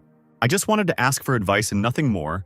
I took the fox guy by the shoulder, but Stan replied that she shouldn't even try, because he doesn't like girls.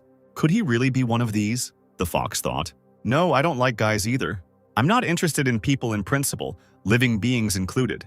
The girl got scared when she heard these words and immediately ran away. Stan thought it was too naive to try to hook him with something like that. Today the enemy did not attack, and closer to night the hero returned to the estate to rest. Lying on the bed, the guy wondered if the enemy would attack tomorrow.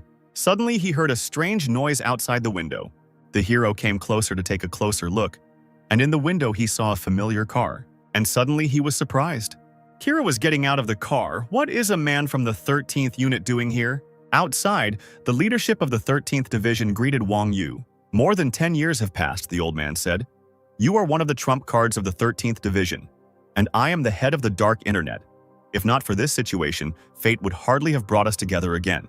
There have been military actions in the Star Dragon territory for more than 10 years, which has a negative impact on it. What are you doing in the end? Our leadership is all for maintaining neutrality, Wang Yu replied. But there are some miserly careerists who are ready to exchange it, and we, the conservatives, are an obstacle for them, which they have decided to eliminate. I have sent people to take action against them. Many have already died. In the next 2 days, we expect a counterattack. Kira, who was standing silently, suddenly turned her attention to the second floor. She noticed a dark silhouette in the window. Someone was peeping. Damn, Kira might recognize me. I need to be careful. Suddenly, the girl was distracted by her superior, who told her to take a couple of people under her command and monitor the situation in the battle. Then she needed to report everything. Closer to the morning, the battle began, and combat helicopters attacked the area again.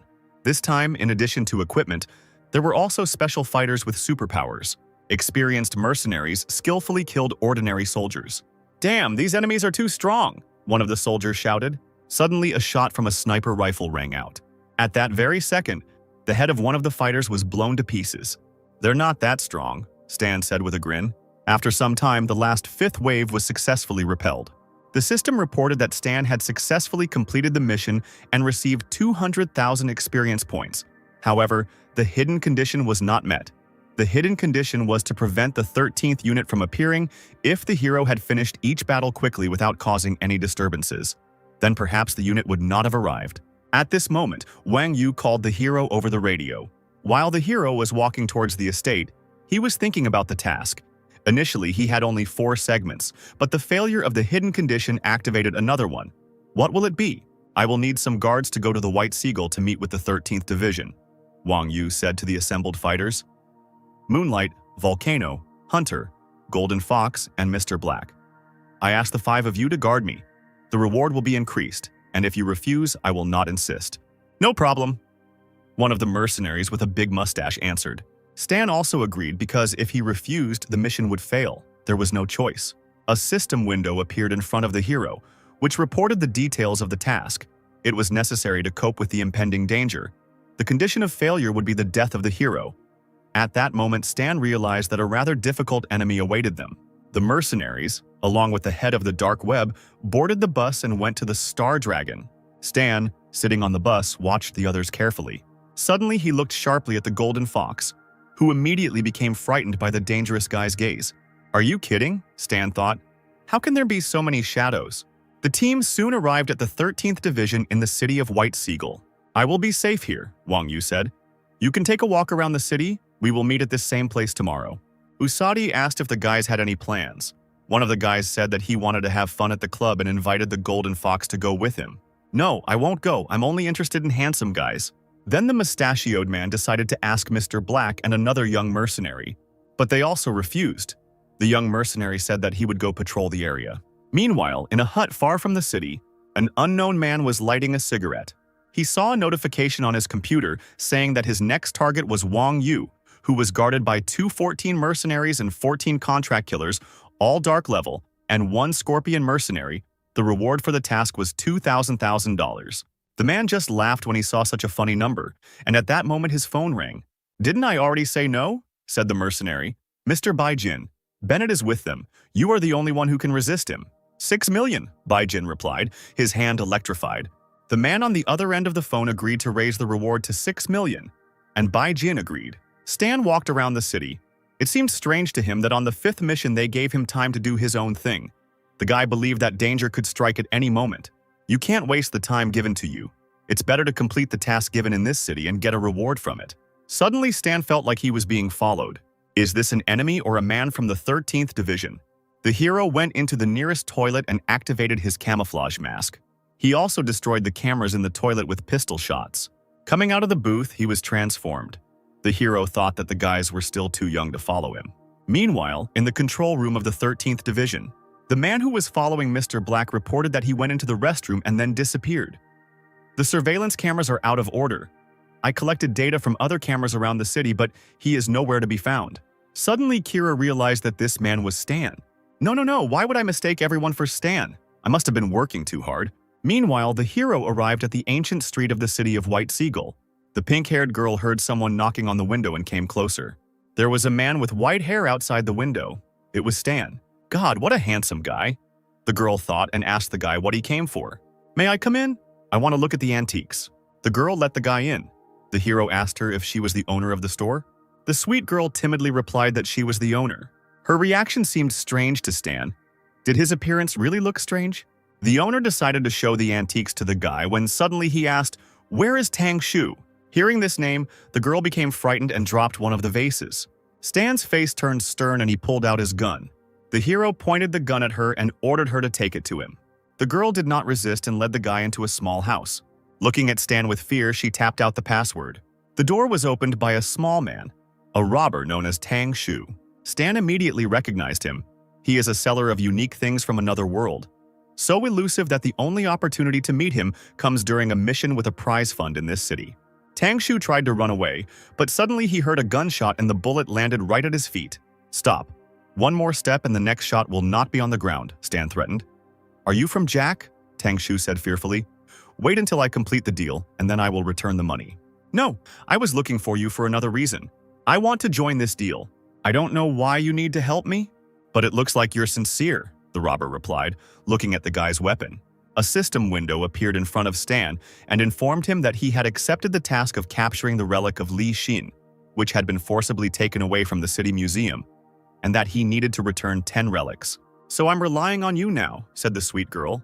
"The museum used to ask my father for permission to display 10 antiques, but when my father died I took them back, but they got angry and stole them." "Don't worry, I'll figure it out and give you your things back," Stan replied, smiling. The hero stood up and asked Tang Shu when they would move out.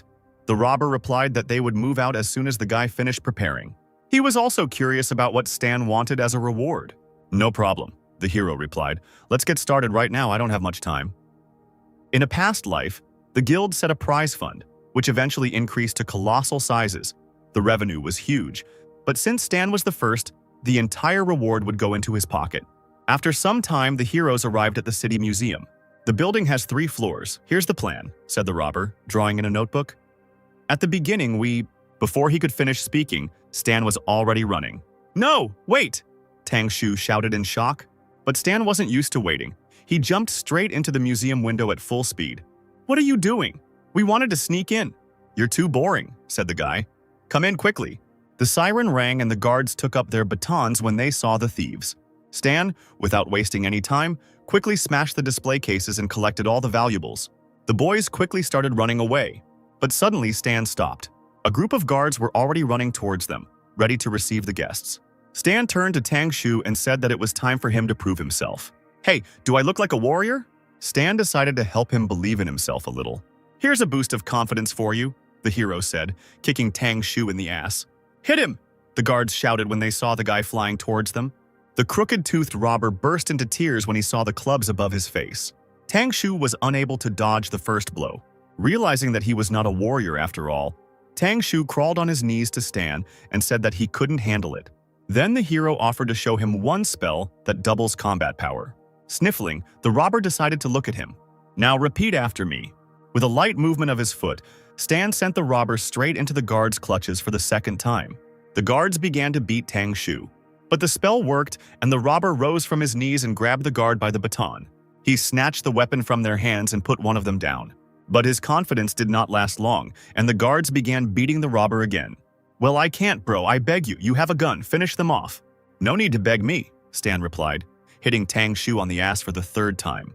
I can only support you morally and motivate you again if you want. This situation irritated the robber more and more. He stood up and picked up one of the valuable vases. He then hit the guard in the face with the vase. Hey, what are you doing? This is a cultural monument, the guard shouted, worried about the vase. Shut up, Tang Shu shouted and threw the vase at the guy. The relic shattered into small pieces from such a powerful blow. Soon the robbers came out onto the street. Tang Shu was greedily gulping air. Suddenly he heard the sounds of a police siren. The robbery was not over yet. Tang Shu was scared. Time to run, Stan said to his partner and activated the speed boost. But suddenly more police cars stopped in front of the heroes. Don't move, the policeman shouted, pointing his gun at the boys. Stan grabbed Tang Shu abruptly and held a knife to his throat. He ordered the officers to drop their weapons or he would kill the hostage. What? The law enforcement officers looked at him in surprise. He's your accomplice. Who are you trying to fool? Oh damn, it didn't work, Stan said disappointedly, letting go of his partner. What did you expect? That it would work? The robber shouted. Well, it was worth a try, Stan replied. It wouldn't have made things worse. Tang Shu wanted to ask what they would do now, but Stan got ahead of him, sharply grabbing his partner's hand. His sneakers became electrified. Stan said that they had already done their job. All that was left was to hide. With these words, the hero rushed past the police using his special boots. Meanwhile, we are transported to a bar where other mercenaries have gone to relax. 2 of them got very drunk. The guy said that he wanted to get some sleep because tomorrow he was going to the 13th unit. Suddenly, light footsteps were heard behind them. The mercenary raised his head and asked his comrade if he thought someone was following them. Usadi replied that he didn't think so. His partner had simply had too much to drink. A few hours later, in the 13th division of the city, White Seagull. 3 of your guards were killed, Kira said. The wounds were identical.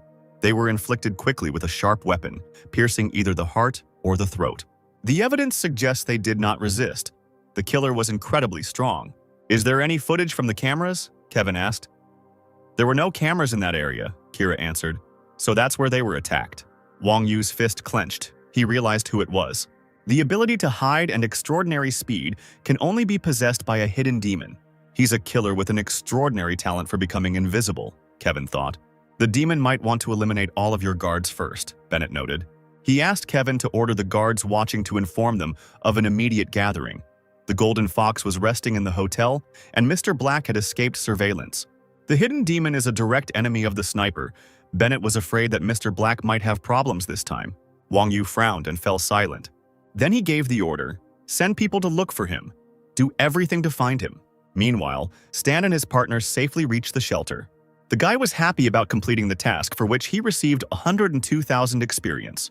In the corner of the house lay a frightened Tang Shu, who told the guy that he never wanted to see him again under any circumstances. The hero returned to the city and thought about the mission.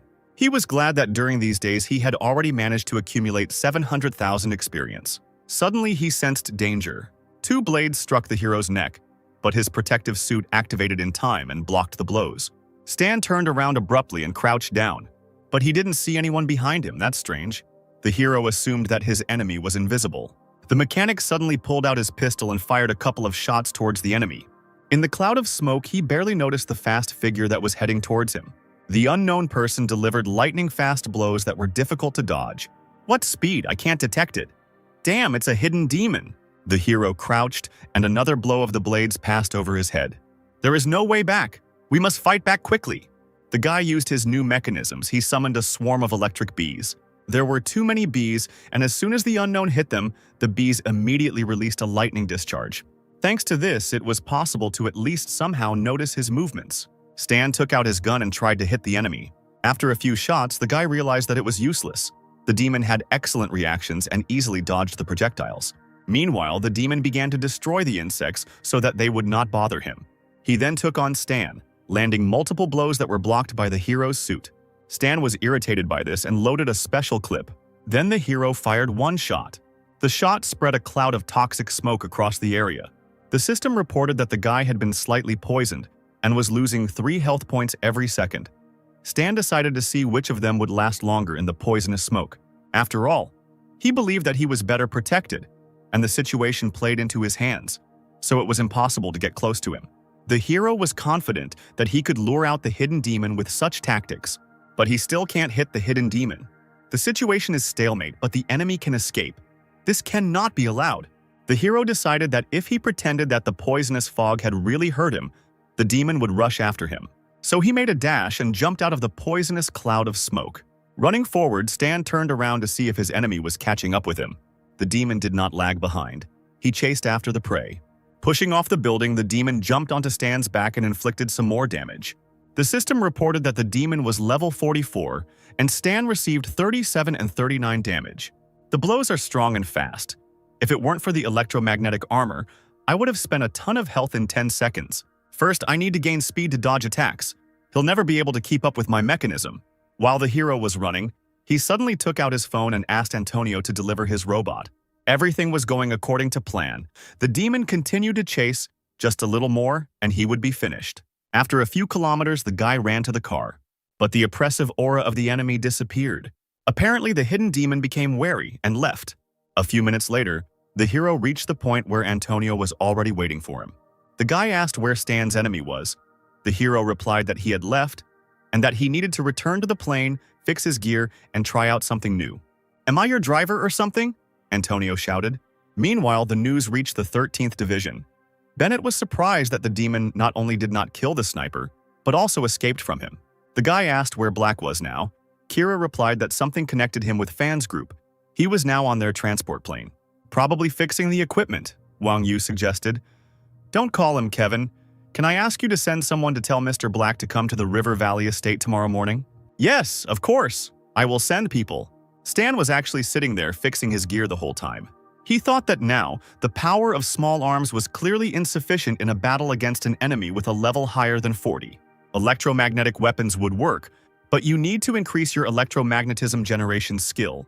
You can try to create mediocre drawings and get by with prototypes for the time being. The hero decided to first upgrade his existing skills. The system reported that the hero received a new drawing of the energy battery. "It's a Rubik's Cube. Perfect. Just the portable battery I needed." Then the hero pumped up the basic theory of energy, the basic theory of weapons, and the theory of electromagnetism to the maximum. Now the preparation is complete. Antonio entered the room and reported that people from the 13th had come and said that his employer had changed the meeting time. In the morning, Stan needed to get to the River Valley estate. The hero thanked the man. This arrangement suited him. This evening, the guy decided, he needed to get down to work and finish upgrading the weapon. The system window repeated the word failure many times as the guy tried to upgrade the weapon. "Apparently, I'll have to sit not only in the evening but also at night." Meanwhile, a heated discussion was taking place in the building of the 13th Division. "Senna captured all the traitors," Wang Yu said. This time, the operation was successful. Not only were the rebels disposed of, but the organization also began to implement its plan. "I have a feeling that the war will start earlier," Bennett replied. "We need to prepare in advance. The help of the dark web alone will not be enough. We need to cooperate with other forces and organizations. "A good plan," Wang Yu replied. "I think the Six Nations will help us, but I'm afraid that the side interested in self-interest will look at our resources." "This plan should save many lives," Bennett said. "If anyone dares to interfere, I will deal with them personally." Suddenly, they heard electrical flashes in the sky. Wang Yu and Bennett ran to the window. They had met them before. Lightning struck the ground and destroyed everything in its path. And along with it, a stranger with burning hair descended to the ground. This stranger was Bai Jin. The lightning god gathered his power and his chest began to glow. Then the lightning passed into his hands, and he fired a discharge into the barrier grill. Now nothing prevented him from penetrating the enemy base. The soldiers were surprised by such impudence. This guy is not even afraid. They immediately opened fire on the enemy. But Bai Jin was immune to bullets because he could create an impenetrable shield out of lightning. Now it's time for him to show his strength. One bolt of lightning and the soldiers' fortification exploded, scattering everyone in different directions. "Mr. Black is not here. We can't handle a man who is many times superior to us in level." "Don't stand there like a pillar, shoot!" the commander of the second line of defense shouted. Shots were fired at the killer from all the windows of the estate. "I'm beyond your capabilities," Bai Jin answered calmly, covering himself with lightning. Bullets that hit him instantly melted. The soldiers couldn't believe their eyes. The killer came closer to the fortifications and raised his hand, collecting the current. Some tried to run away, but others realized that it was pointless. The chain lightning pierced all the soldiers and this discharge was fatal for them. Controlling electricity, it must be smoke lightning, Wang Yu said. Apparently the rebels decided to hire even a high-level criminal. "Don't exaggerate, he's a simple young man," Bennett replied. "I'll deal with him since the guys outside can't." Bennett jumped out of the window and rushed towards the enemy. Bai Jin was happy to see Bennett. He was the only one he had been waiting for. All of this was observed from the car by cameras. Kira, seeing the monitor, could not contain her emotions. "This is Bai Jin. He has destructive ability. We need to report to White Seagull."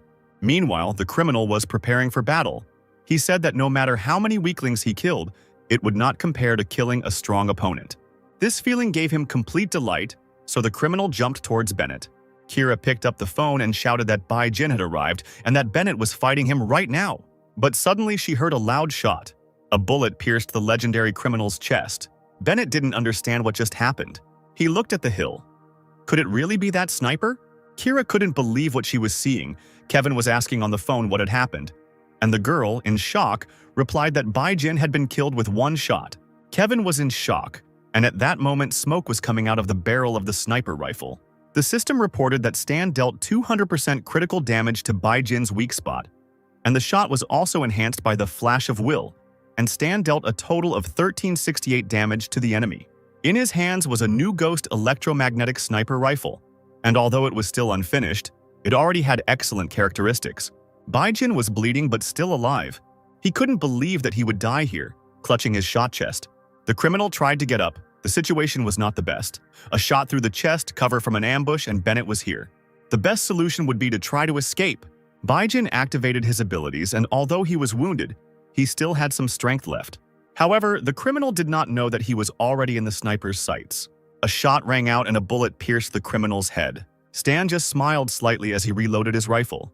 Bennett, who was chasing after Bai Jin, couldn't believe his eyes. Just like everyone else watching, Kevin wanted to know why everyone went silent.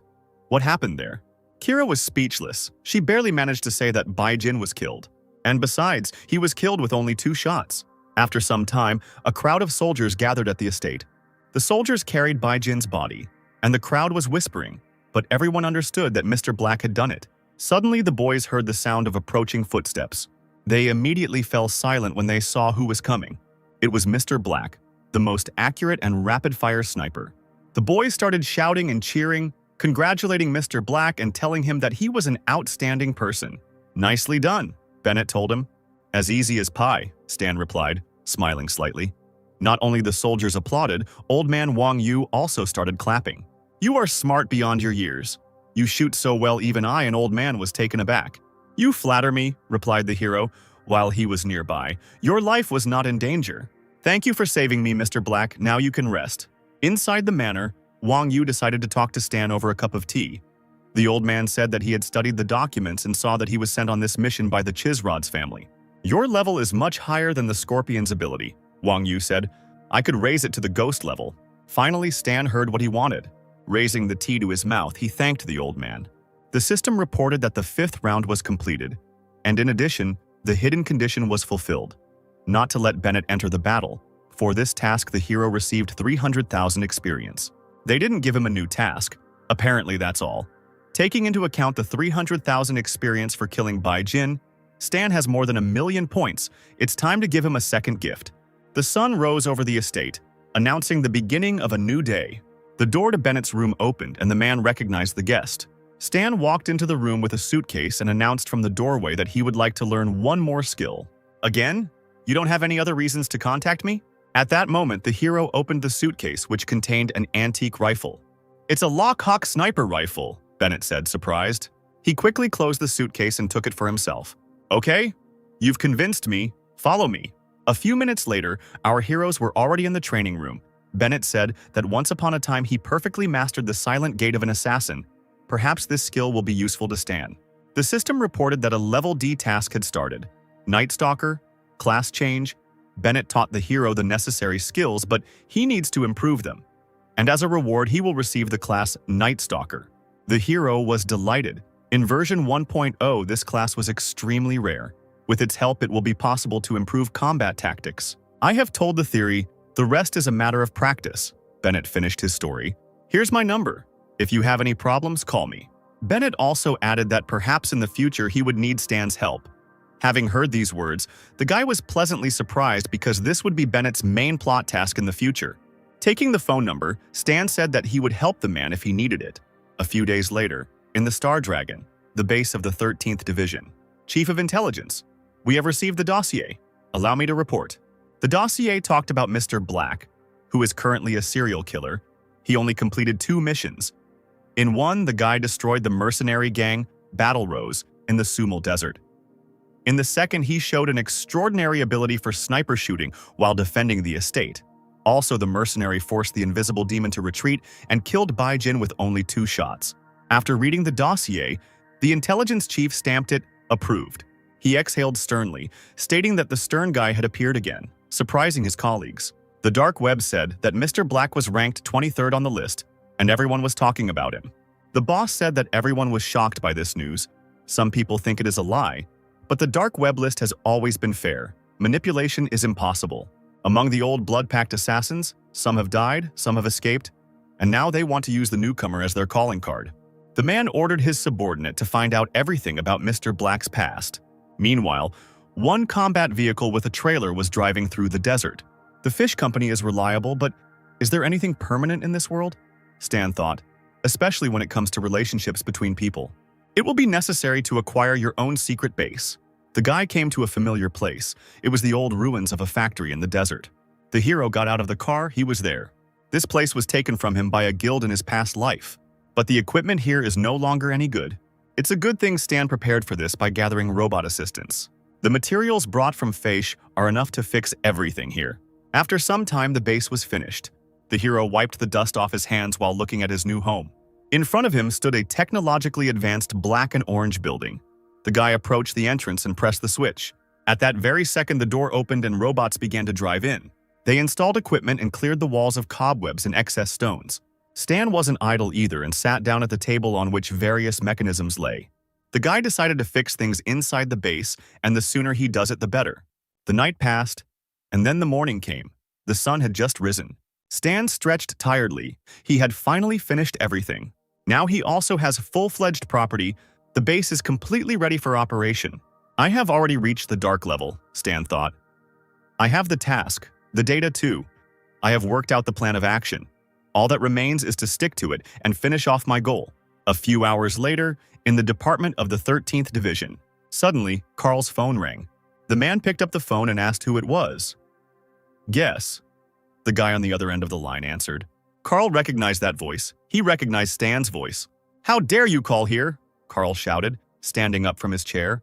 He picked up the phone, signaling to the other employees that Stan was calling him. We need to track him down urgently. The soldier understood the order and has already tried to connect. But in response, he only received a geolocation error. I can't track him down. He's a highly skilled programmer. Kevin told Carl that he would try to negotiate and picked up the phone. Stan, you left the unit without permission, violated the code and behaved in an unacceptable manner, the boss said. You probably want to know when I'll be back? Kevin replied that Stan had probably already figured everything out, and at that moment the hero said that he would never return. So, does that mean you're deserting? You don't understand. I want to cooperate with you, but in a different format. Kevin asked what Stan meant, but at that moment the hero hung up. This is outrageous, damn it! Kevin threw the phone down in a rage, but forgot that it was Carl's phone. Suddenly the clerk said that a letter had arrived from Stan. Kevin came closer to take a look and couldn't believe his eyes. Before his eyes was a map with the exact locations of the embryo bases, full details on weapons and coordinates. Was this really the format of cooperation that Stan had spoken about? Having come to his senses a little, Kevin ordered to stop searching for Stan and leave him as their special agent, as well as move the data about him to the archive. Carl breathed a sigh of relief, because it was good that such a guy was not their enemy. Suddenly, notifications appeared on the monitor that various countries were requesting communication. The guys couldn't understand why 5 countries decided to call at the same time. However, they could not refuse the call, and the leaders of the countries immediately appeared on the screen. The strict leaders greeted the head of the 13th Division. One of them asked if Kevin knew who Zero was, for whom Embryo had put a bounty. This question shocked the head of the 13th Division. The man explained that they had all received data from Zero about the locations of Embryo's secret bases in various parts of the continent. They were wary of information from unknown sources, but this guy had added a note at the end of the message, that the 13th Division of the Star Dragon can testify to the veracity of his data. Kevin's fist clenched in rage.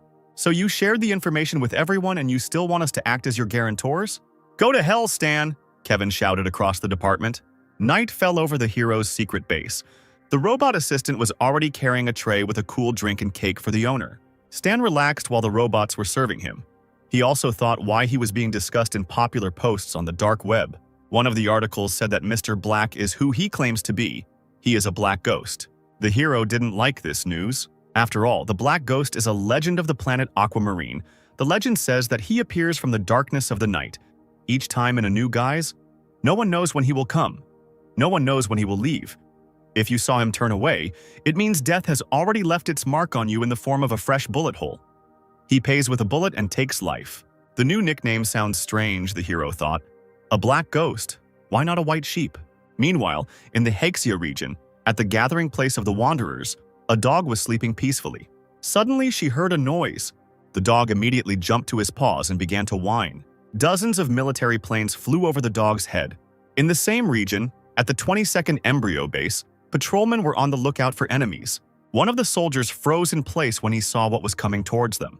He shouted to his comrade to sound the alarm because a Hexia fighter was flying towards them.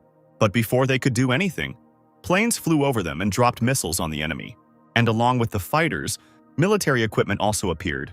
All this was observed by Wang Yu and Bennett, who were sitting in the restaurant. They heard the roar of the explosions in the distance. The war had begun again, the old man said. This time 6 nations had united to destroy the secret embryo base. The sudden turmoil forced people to flee. The little girl was crying and asking her mother how much longer they had to go. She wanted to go home. We can't go back, Mom answered, because Dad and brother were taken away to fight. Nobody wanted war, but here it is again in this world. Why are the 6 nations acting decisively this time? Bennett asked, having failed to track down the embryo in the past. The Star Dragon has information from Zero. Apparently it's time to develop a cover plan. But we still haven't had time to prepare so much. Bennett drank another glass of wine. He looked down and thought, okay, we'll never be able to fully prepare, the hero replied. Contact our allies and independent fighters. We need to gather all our forces together. At the same time, at the main base of the embryo, powerful blows crumpled the metal, and the roar from the impact echoed throughout the room. The leader of the embryo organization cursed Zero. He didn't understand how much he knew, and most importantly, where did he know all this from? Unless it's a matter of awakened foresight. Then it's clear how you got the information. Escaped from the lab and hid from surveillance. You absolutely must be eliminated. You are very dangerous. If we leave you alive, we ourselves will not be able to escape. The leader took the loudspeaker and started talking. Move all the bases. Don't be afraid to go into the red. Get rid of as many things as you need. We are executing the hibernation plan. Go underground, scouts. Carefully check Zero's tracks. Don't miss anything. No matter how much he knows, he won't take any risks. Until we find Zero, the full-scale war plan must be halted indefinitely. Morning came. Our hero was in no hurry and just waited. He was monitoring the progress of the mission to destroy the embryo, and it was now at 13%. The percentage is no longer moving so quickly, which means that the chaos has died down. Stan decided that it was time to go and eliminate the evacuating forces of the organization himself in order to advance on the mission. The system reported that Stan became a legend of the planet Aquamarine because he became the mysterious Zero who betrayed the organization Embryo, and with his own efforts undermined its solid foundation. No one expected such an outcome of events, and the guy became the main enemy of the organization. So that's what started the rumors. The guy stood up from his chair and stretched. One thing Stan knew for sure, he knew how to create problems. After some time, the countdown to the start of the Star Sea game was launched on Earth.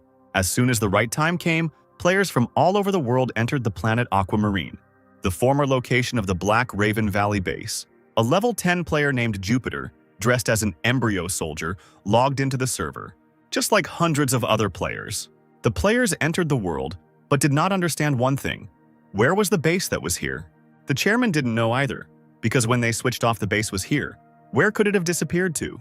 One of the soldiers, using the system, shouted that the base in the Valley of the Black Raven had also disappeared. Have the tasks disappeared too? But no, the tasks were in place. The soldier breathed a sigh of relief. Suddenly, the soldier saw a notification that said that Zero was a mysterious traitor who had caused great damage to the organization and therefore needed to be found. The guy was shocked by another. When they turned off the mission level, it was B, and now it changed to A. Apparently, this Zero is not so simple. At the official introduction to the game, it was said that each star has its own main character, said one of the soldiers. It seems that the main character in Aquamarine is Zero. A squad of loaded players went in search of at least someone alive. Suddenly, they saw two merchants with tangerines and asked them to stop. Do you know where the ruins in that direction came from? Will you buy tangerines? The cunning seller answered. 20 for 1. Sweet. Okay, I'll take 1 tangerine. There used to be an embryo base there, but it was destroyed by the Star Dragon and Haxia a few months ago. The soldiers were surprised when they heard the bad news. So all our efforts were in vain? No, we have equipment and an A-level mission. We need to find our comrades, then we can return to the embryo camp. Would you like some more tangerines? The seller asked the disappointed fighters. But this time no one bought any tangerines. And in the western capital of the Star Dragon, one red-haired player ran to his mysterious NPC. He hummed a song and hoped that he would finally meet the teacher. But when he arrived, he saw only an old man, who replied that Stan had left a long time ago without even saying goodbye. Who knows where he is now? Then the old man poured a bottle of wine into his mouth. How did it go? The player was surprised, and what should I do? Meanwhile, on the continent of Andia, in the embryo laboratory, there were people in large flasks with liquid. They were unconscious. Experiments were conducted on people. They were injected with a solution to improve DNA. One of the test subjects opened his eyes. The player was happy that he had a great start. All the characteristics from the first level were increased. He was able to create fire with one hand. The guy wondered if the professionals from China would be surprised to see his strength. But at that moment, the scientists monitoring the flask panicked. Apparently, the tests had been successful. The guy was able to open his flask on his own and get out. But suddenly, he felt his movements being restricted. The guy's hands were handcuffed. Hey, what are you doing? I just woke up, the player said, confused. Shut your mouth.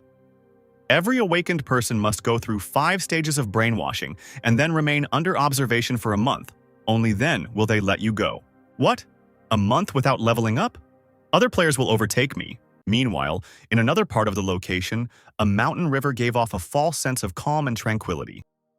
A large black truck was parked at the bridge crossing, and a man with platinum hair could be seen from the driver's and passengers' windows. Stan lit a cigarette when he saw the server launch notification. Now he could chat and cheat a little bit on the players. The truck stopped right on Mount Actor at the entrance to the village of Novichkov. The hero decided to take a little walk and immediately met players who were hastily carrying boxes filled to the brim with tangerines. They froze, looking warily at the tall NPC of level 77 named Black Ghost, who raised an eyebrow and smirked as he looked at the strangers. The locals were already rushing towards the Black Ghost, talking among themselves that they had not seen this non-player character before. The guy with hair a tone darker than the aliens called on the system, wanting to check the player's characteristics. He continued to look fearlessly at the crowd, knowing what they would see. Other than the deadly level of danger, the rest of the points were inaccessible to them. Someone let out a muffled cry and grabbed his comrade by the sleeve, shouting that this character was of the highest order. The ghost was surrounded as if it were an unknown curiosity. No one knew why there was a character of such a level in the village of newbies. And the players had also heard that such NPCs usually give quests with a large reward. The guy narrowed his green eyes and chuckled, thinking to himself that the people had fallen for his trick, and they were already looking at the task table, which offered to please the non-player character and get surprises. The ghost thought for a moment and frowned for the first time. Now the number of rewards for tasks was greater than before. However, he saw that spreading rumors had increased his task limit. Now the guy could give D-level tasks. The player looked up from the table when he heard his name being called hesitantly. Looking at the stranger with puppy eyes, the villagers handed him the snake venom herb. And the ghost, leaning against the truck's cabin, modestly lowered his eyes, thanking the warriors. Then, grinning, he extended his hand to the players, offering to hand over the weapon if they wanted it. The villagers gasped, assuming that the visitor was none other than the mysterious merchant. Among the items offered was a light mechanical hand, but it cost 10,000 coins and required 25 points of level 10 strength. The warrior exclaimed triumphantly that he would be able to afford a firearm, only 1,500 coins for a pistol. Led by loud voices, the rest of the villagers of Novichkov approached the truck with each passing minute. Rumors spread quickly, and now everyone wanted to buy a pistol. Having received what they wanted, the players felt the gun, admired the quality of the pistol, and immediately wanted to shoot. The first attempt was unsuccessful. The heavy metal felt awkward in the hand, and the bullets almost hit other players. The young warrior in the cowboy hat sadly ran his hand over the cool surface of the gun, sadly concluding that without shooting skill, it was difficult to use. A mysterious glint flashed in the eyes of the stranger NPC. He rubbed his chin, saying that he could teach him everything. The residents came running to him again and learned that to learn the skill, 5 reputation points were needed. One cost $500, which was too expensive for many. Realizing that he could make a lot of money from this business, the ghost could hardly contain his joy. A warrior with enough points approached him, and the newly minted teacher urged her to choose a skill. The girl blushed slightly, declaring for all to hear that she wanted to learn the basic. The residents with demonic horns on their heads were also alarmed. They were told on the forum that it was very difficult to obtain professional skills, and now all the residents wanted to get such a person as a teacher even more. A crowd formed. People pushed each other, declaring that everyone urgently needed to buy training. The sun set as the last of the residents walked away from the half-empty truck. The black ghost leaned tiredly against the boxes in the cabin and exhaled. He had finally completed what he had planned. He looked at the forum page, realizing that his appearance had caused a stir there, and everyone was talking about successful purchases and knowledge gained. Stan allowed himself to smile, since the evacuated embryo troops were supposed to arrive in a couple of days, which would be the perfect time to get down to business. The handsome face lit up with an even wider smile as the player remembered his successful deal. A player with the nickname Sky Azure shook his red hair and, to the envy of others, boasted about the mechanical arm he had bought. The ghost lit a cigarette, looking thoughtfully into the distance because wealthy people boasted of their wealth and the level of weapons that would be useful to him. Stan turned to the remaining warriors, asking for their help in setting traps in the forest for the embryo squad. The players looked at their system screens, seeing that a notification had arrived for a new task. There were those who were upset by the reward, considering it too modest, while others were happy to raise their relationship points by 3 and then receive high-ranking equipment. As a result, it was decided to accept the ghost's proposal to set traps. He looked at the villagers who were carrying heavy boxes and was pleased with his idea of using relationship points as bait. The warriors had some difficulty carrying the boxes filled with traps deep into the forest, which was located nearby. As they began to install what they had brought, they looked with distrust at the prehistoric traps, not believing that they could harm the embryo soldiers. Stee tore himself away from the system table, glancing at the people. He knew that the traps did no damage, but they would be good for intimidation. Suddenly, he heard a familiar voice coming from the screen. A live broadcast from the Luxury Sanctuary Club had begun. Mr. John was asked various questions. Will he switch to the game Star Sea? Why did he join only at the open testing stage?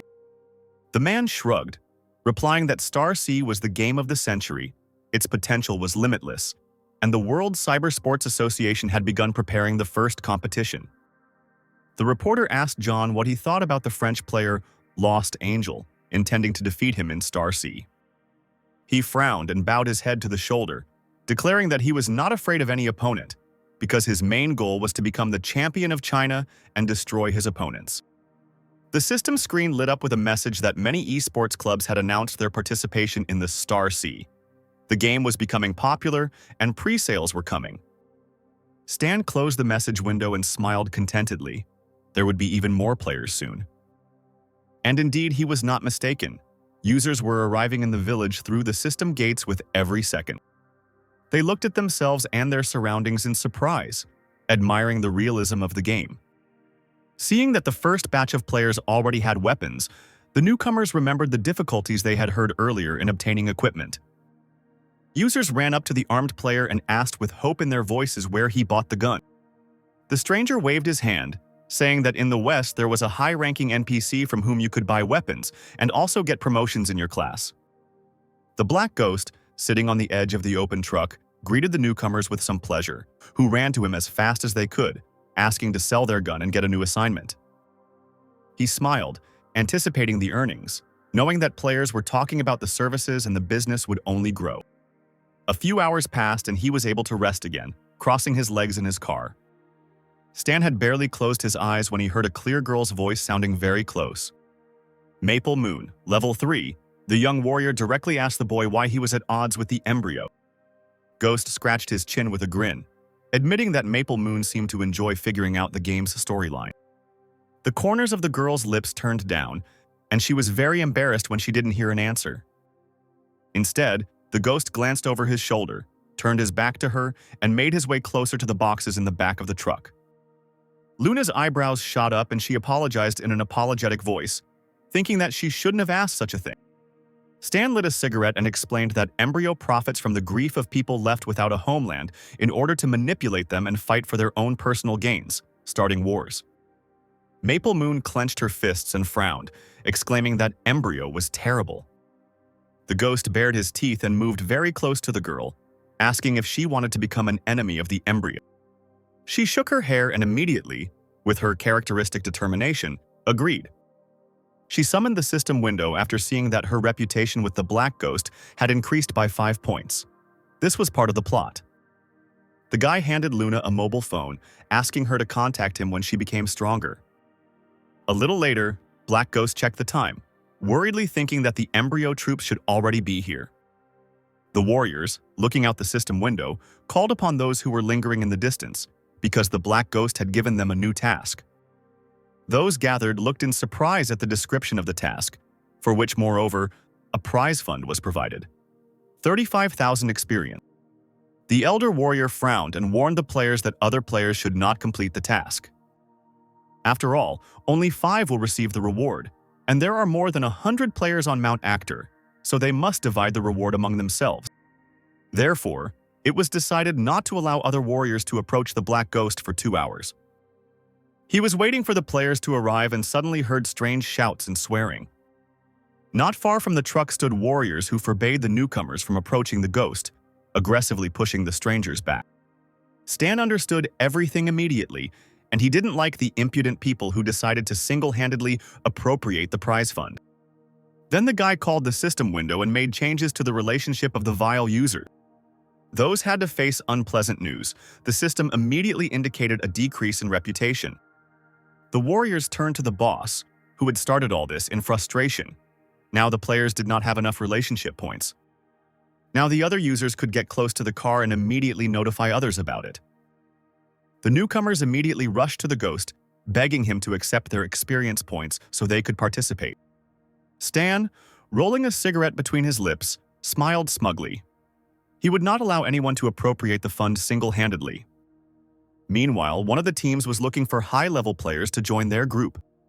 Maple Moon also decided to try her luck, timidly offering her candidacy, but she was told that they were just catching the last participant. The girl was upset, but then she felt a touch on her shoulder. It was the Black Ghost. He said that the warrior would be next to him. The guy even allowed her to use more powerful weapons than the others. Luna carefully picked up the sniper rifle, finding that it required a level 1 sniper skill to use it. The girl shrugged and sighed in disappointment. She didn't know how to use such a weapon. Then, Stan summoned the system window and immediately transferred a new skill to Luna. The girl jumped up and down and clapped her hands, not believing her luck. The rival team, the Kill-All Guild, was under surveillance as they laid siege to the Black Ghost. The warrior leaned against a tree and lowered his head in disappointment because he had worked so hard to accumulate those reputation points. The boss urged him not to think about it. Their first priority was to finish what they started and not let the heavenly territory get ahead of them. Night fell on the dense forest. Black Ghost and Maple Moon hid among the greenery and stones. Stan activated stealth, increased attack efficiency and agility, and used new skills. Luna cast admiring glances at the guy, catching herself not even hearing his breathing. He just grinned, remembering how he had once been such a weakling, but now everything had changed. The enemy vehicles moved along the narrow mountain path, and it was difficult not to hear them. One of the drivers gasped as soon as the embryo squad entered the forest, and the bright light of the headlights illuminated the ground. There were many traps lying everywhere. The warriors could not understand where they came from and why they were located so strangely. One of the players rightly noted that this could puncture all the tires. His interlocutor suggested that they could have been ambushed and needed to check the area for mines. A few minutes later, several sappers emerged from their vehicles with special equipment.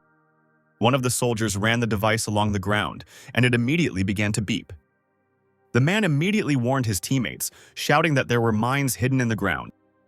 Players who failed to collect the prize fund on their own have already noticed the embryo soldiers. They didn't waste time and immediately pointed their pistols at the enemies. The boss ordered to shoot.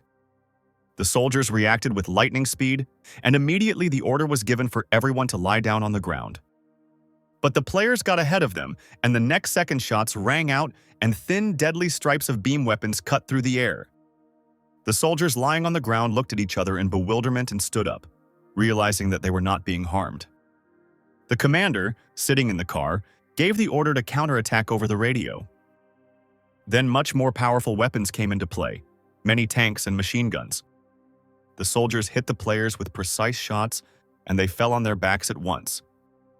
And although users immediately used healing, they were dissatisfied to note that death resulted in penalties and loss of experience. The bravest of the team, clutching a pistol in his hand, rushed straight at the embryo soldiers with a war cry. They even recoiled for a moment, frowning. They did not understand why the enemies were going to certain death. The commander was ruthless. He was sure that the players were not equal to his soldiers, and therefore again gave the order to kill everyone. They did not dare to disobey the commander, and therefore zealously continued to shoot. The players fell to the ground once again, wounded, but were immediately healed, groaning as they did so, regretting that they didn't choose a ranged weapon. One of the soldiers, a brunette with an eye patch, chuckled, considering the users to be brave guys. He deftly jumped out of the window of the official car, wielding a katana. He wanted to give them a surprise. The commander shook his head in displeasure, shouting at him not to get carried away since they had little time. Using his magical abilities, the soldier followed the players on their heels, cutting through their avatars. Not all users were lucky enough to escape. Some remained on the ground and never rose again. The soldier named Saber smirked. His threat level was extremely deadly. Seeing this on the system window, the player let out a muffled cry. This is not the first soldier with such a level. The two players, hiding in ambush, watched the battle in horror. They admitted that even the Black Ghost did not possess such strength. Unfortunately, Saber heard their whispers and immediately jumped towards the guys. Users began to beg for mercy, complaining that they had already been resurrected twice today. They screamed again as the soldier hung over their heads, but at that very moment a deadly beam crossed his head. The bloodied man fell down like a stone. The players crawled closer, seeing that he was not even moving. Both guys started looking around, thinking that the Black Ghost was the one shooting. They breathed a sigh of relief, deciding that now they didn't have to worry about their own lives. Meanwhile, news of Saber's death reached the embryo soldiers sitting in the car. One of them shouted into the radio after learning that the strongest member of the organization had been killed in one shot. The commander hid in the passenger seat, shaking slightly from the realization that such a high-level sniper was so close. Something told him that it was time to retreat, and the man immediately gave the order to all teams. All the cars suddenly turned around to drive away along the thin forest path. But they were unable to escape. The cars were immediately covered by a thin dome made of lightning. The once self-confident people's faces began to sweat from the tension. Stan watched the others panic with a grin. The soldiers were still hoping to escape. He pressed the control button, and iron hatches hidden in the ground opened next to the machine. From there, like toys, combat installations emerged. They were specially aimed at enemy figures and began to shoot. Before anyone could blink, cars were lifted into the air, and people fell to the ground like dolls from the force of the explosions. The players watched the performance with bated breath, hiding behind the rocks. They had never seen an automatic sight on a turret before, and such a high-class mechanic. When users saw the surviving embryo soldiers running towards them, they decided to save themselves. Swallowing hard, Maple Moon raised her rifle hesitantly and took aim. The skill given by the ghost was not in vain. The shot immediately hit one soldier in the leg. Luna didn't stop and continued to aim at the soldiers, hitting them. Each time she got better and better, and now the bullets immediately reached their target. The girl glanced at the black ghost, who nodded his head at her in approval. The commander, hiding under a tree, felt a strange presence and, trembling, raised his head. The guy stood over the pale soldier, measuring him with his gaze, and he continued to crawl back, shouting that embryo just doesn't leave anyone alone. The ghost chuckled and hissed, replying that the man had mixed everything up. He took out a rifle, pointed the barrel right at the man's forehead, and declared that he would not let the organization go.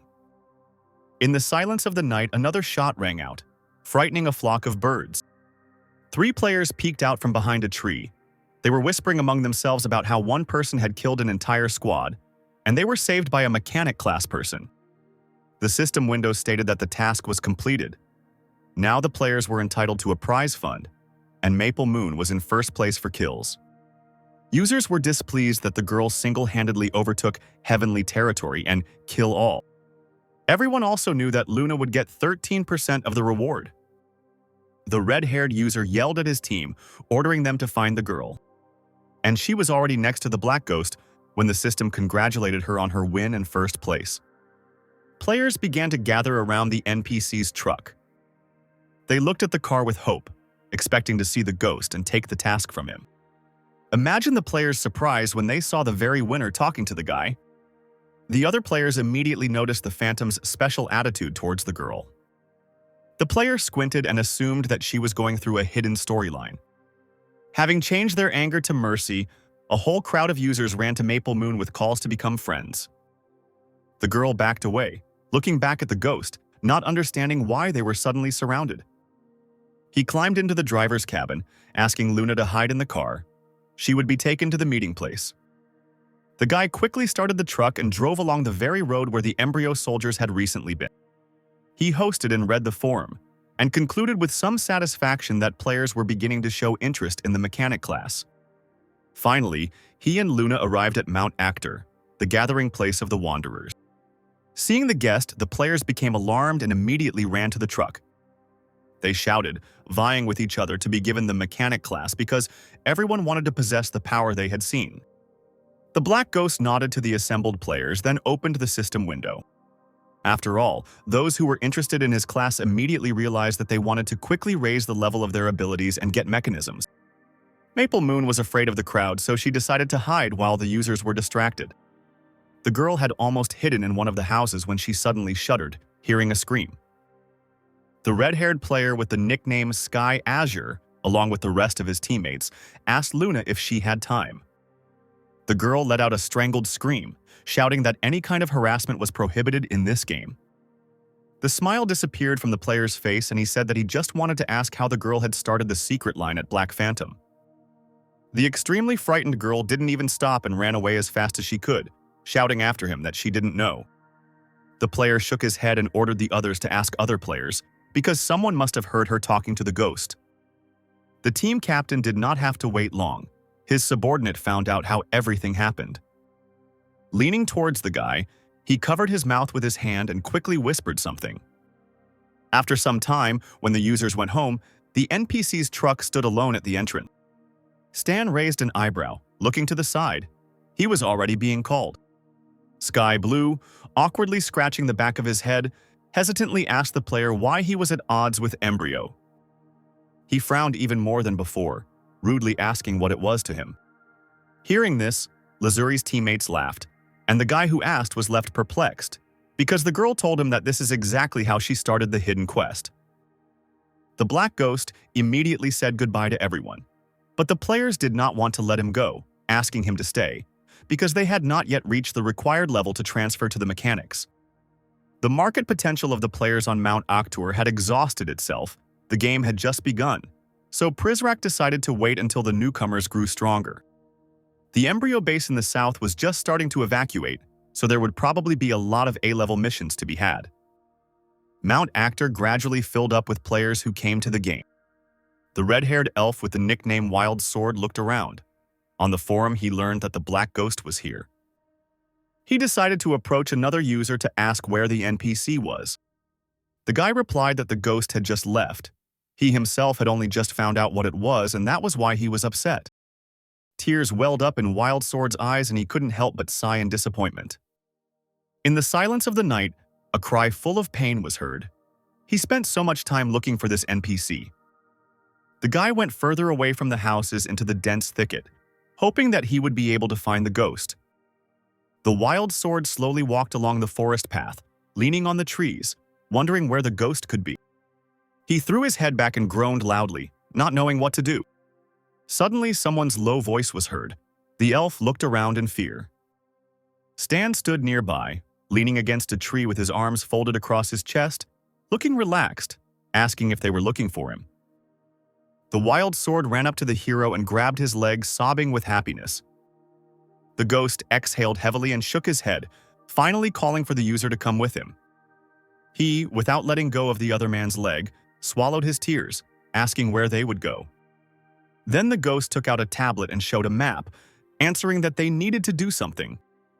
The elf leaned over the device, studying the Tedramir River indicated there, asking what kind of place this was. The blonde NPC's face showed determination, and he replied with a grin, "The battlefield." In the place that Stan showed, large frigates were sailing. Ships were approaching the long bridge, and an airplane was visible in the sky. An Embryo employee reported into the microphone that the investigation had revealed the location of the flotilla. The Embryo performer, Lin Yu, a man with scars on his face, belligerently ordered to prepare for battle. Addressing his crew from the deck, he shouted that they now needed to sink the Star Dragon and Haxia war fleet at the exit to the sea. If the organization wants to survive, they must break through the blockade and make their way. No mercy for the enemies. Let's not forget that their homeland was wiped off the face of the earth by shelling from 6 countries. Raising his fist up, Lin shouted that they had no choice but to fight to the death. The soldiers, inspired by the speech, shouted loudly, calling on them to fight and struggle for life. Lin looked at his subordinates with pride, then glanced at the water's surface. Hel stood behind him, her long red hair fluttering in the wind, wondering why the Embryo was so confident in his plan. Hoping to break through the cordon of the Star Dragon and Haxia naval fleet with their ships was foolishness. She cast a frowning glance at Lin, knowing in advance that few would survive. The woman remembered her funny little sister. For her sake, she had to be among the survivors. At the mouth of the Tedramir River was the blockade line of the allied forces of the Star Dragon and Haxia. One of the flotilla's soldiers saluted the commander, reporting that underwater mines had already been installed at the exit to the sea. He looked forward confidently, saying that the cordon was complete. The Embryo was now nothing more than a cornered beast. On the riverbank there was a small settlement of soldiers, small houses hidden in the thicket of trees. The soldiers said that Lilith would take part in the battle and that she needed to be found, especially since the warrior had not returned the money for the self-igniting shells. The burly man addressed Soldier Hank, saying that in a mission of special importance, mistakes were unacceptable. He laughed, shaking his blue hair, saying that the commander was worrying too much, since he hadn't made a single mistake in his assignments over the past month. At that moment, Lilith emerged from behind the bushes, sighing with relief that she had not been discovered. Hank, seeing the girl, called her beautiful and asked what she was thinking about, but Lilith only snapped. The guy scratched the back of his head, smiling as a reminder that there was no point in getting angry, since they were partners. The girl rolled her eyes and walked forward, demanding that he stop bothering her, but Hank didn't let up, offering to chat. Lilith turned around and looked at the guy in such a way that he immediately stepped back. Hank immediately hid behind Harry, who had just approached. He shook his head, calling Hank a timid monkey, but Brother Stan was an example of courage. Hank threw his arm over his friend's back, asking who this Stan was, since fighters outside the squad were being crossed off the list, and so far no one had taken his place. The guy hesitated, thinking what to answer, but the commander interrupted him. He came up behind them quietly, loudly saying that Stan had been their partner, but special reasons had forced him to leave the service. Hearing this, Lilith spat dismissively, saying that Stan was probably dead. Hank laughed at her, because in that case Stan's brother would be removed from his position, and in general, everyone clearly missed him, even if they spoke with disgust. The girl screamed angrily, admitting that her partner was tired of living. Meanwhile, the soldiers heard Lilith scream and rushed towards the noise, egging each other on. No matter how much they asked the girl to shut up, she couldn't stop cursing Stan, who left her alone with this mess. Meanwhile, the soldiers were urging the workers on, calling for them to hurry up. The level 7 players quietly complained as they carried the heavy boxes. This was not a quest for the Star Dragon Empire camp level. The server had just launched, and the difficulty of the main tasks was far beyond their strength. The game was designed very strangely. Users sighed heavily, realizing that for now, they would only have to do small tasks. Embryo began a direct confrontation with 6 countries, which previously would have taken place 3 months after the launch of open testing and with the skills of the players. Stan sat in the helicopter, looking out the window. Since he had disrupted the main plot by causing an early conflict, the organization would no longer be able to influence it. After some time, the helicopter landed on the ground. The player reported to the NPC that they had arrived.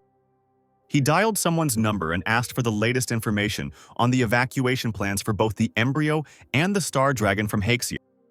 The guy grinned, holding a cigarette between his teeth, and added that he wanted to get a helicopter on call near the mouth of the Tedramir River. The headquarters of the allied forces of the Star Dragon and Haxia had been unsettled since early morning. The commander gave orders to the young soldiers, showing them a map. The troops were already positioned according to plan. The Embryo plans to combine their ground forces with their water forces, so a minefield has been set up to delay them. Helicopter squads can attack the enemy's sapper squad from the air, and missiles will finish off those who come out of the forest. Nothing will remain of the Embryo.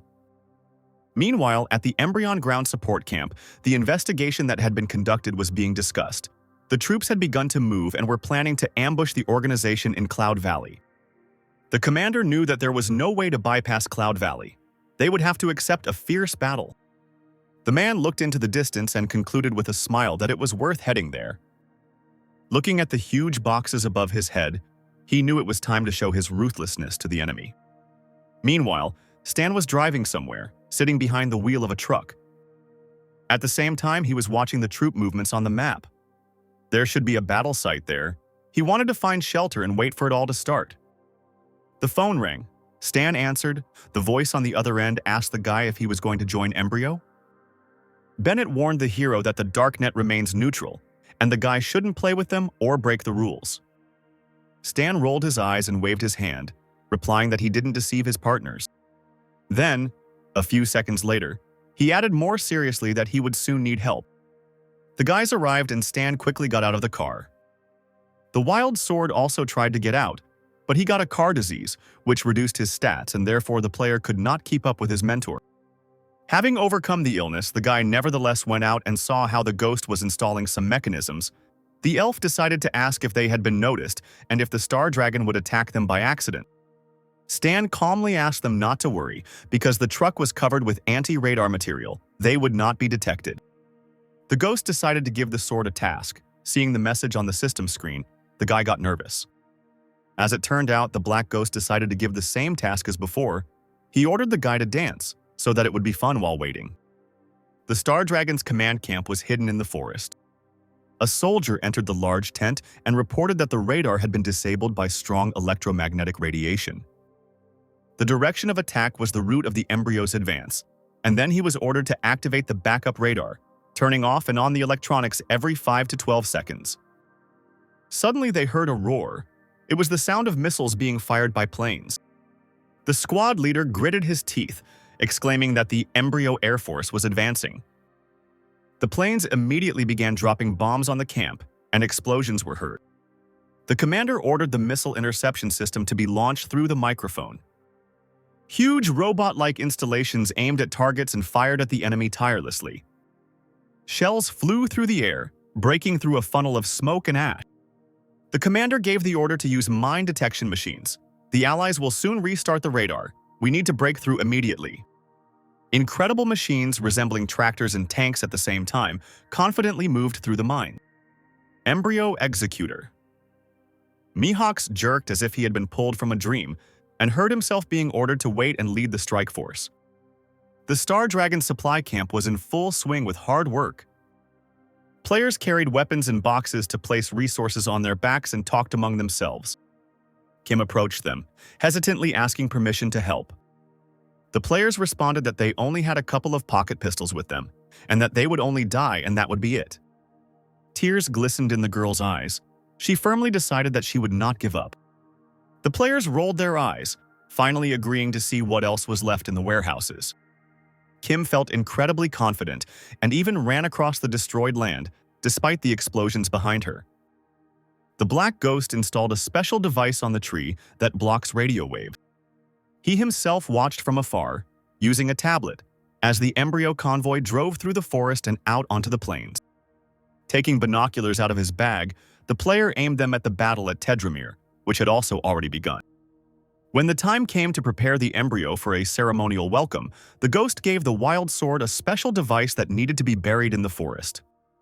The player, holding several of these in his hands, looked at the system window and rejoiced at the reward for the task. He walked towards the forest and even hummed a song under his breath about his skill at burying mines. The Black Ghost was only glad about this. He took out a shoulder pillow from the box, an electromagnetic pulse controller. Then he stretched tiredly and yawned, anticipating that he would now be able to sleep a little. And even through my sleep I could hear the incessant explosions destroying the enemy's equipment. Only tanks could still go straight ahead, but even that had its limits. A soldier shouted to the commissar through the din and noise that they would not be able to break through the heavy shelling. He nodded his head, ordering everyone to gather together and activate the curtain. Then all the combat vehicles, driving one after another, slowed down slightly and activated a curtain of fire. The installations on the enemy tanks fired mercilessly, destroying everything in their path. Various shells exploded in the sky, deafening everyone around. The Star Dragon understood that the embryo would soon break through the defensive line. The commander was informed that the planning department had calculated several possible locations for the unification of the embryon's naval and ground forces. It was decided to change the plan, let the blockade ring retreat, letting them through. In the Star Dragon Logistics Battalion, everything remained relatively calm.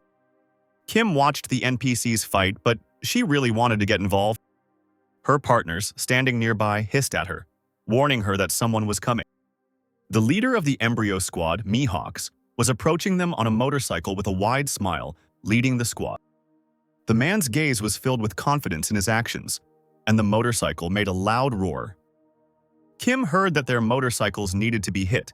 Then there would be a chance of the riders dying.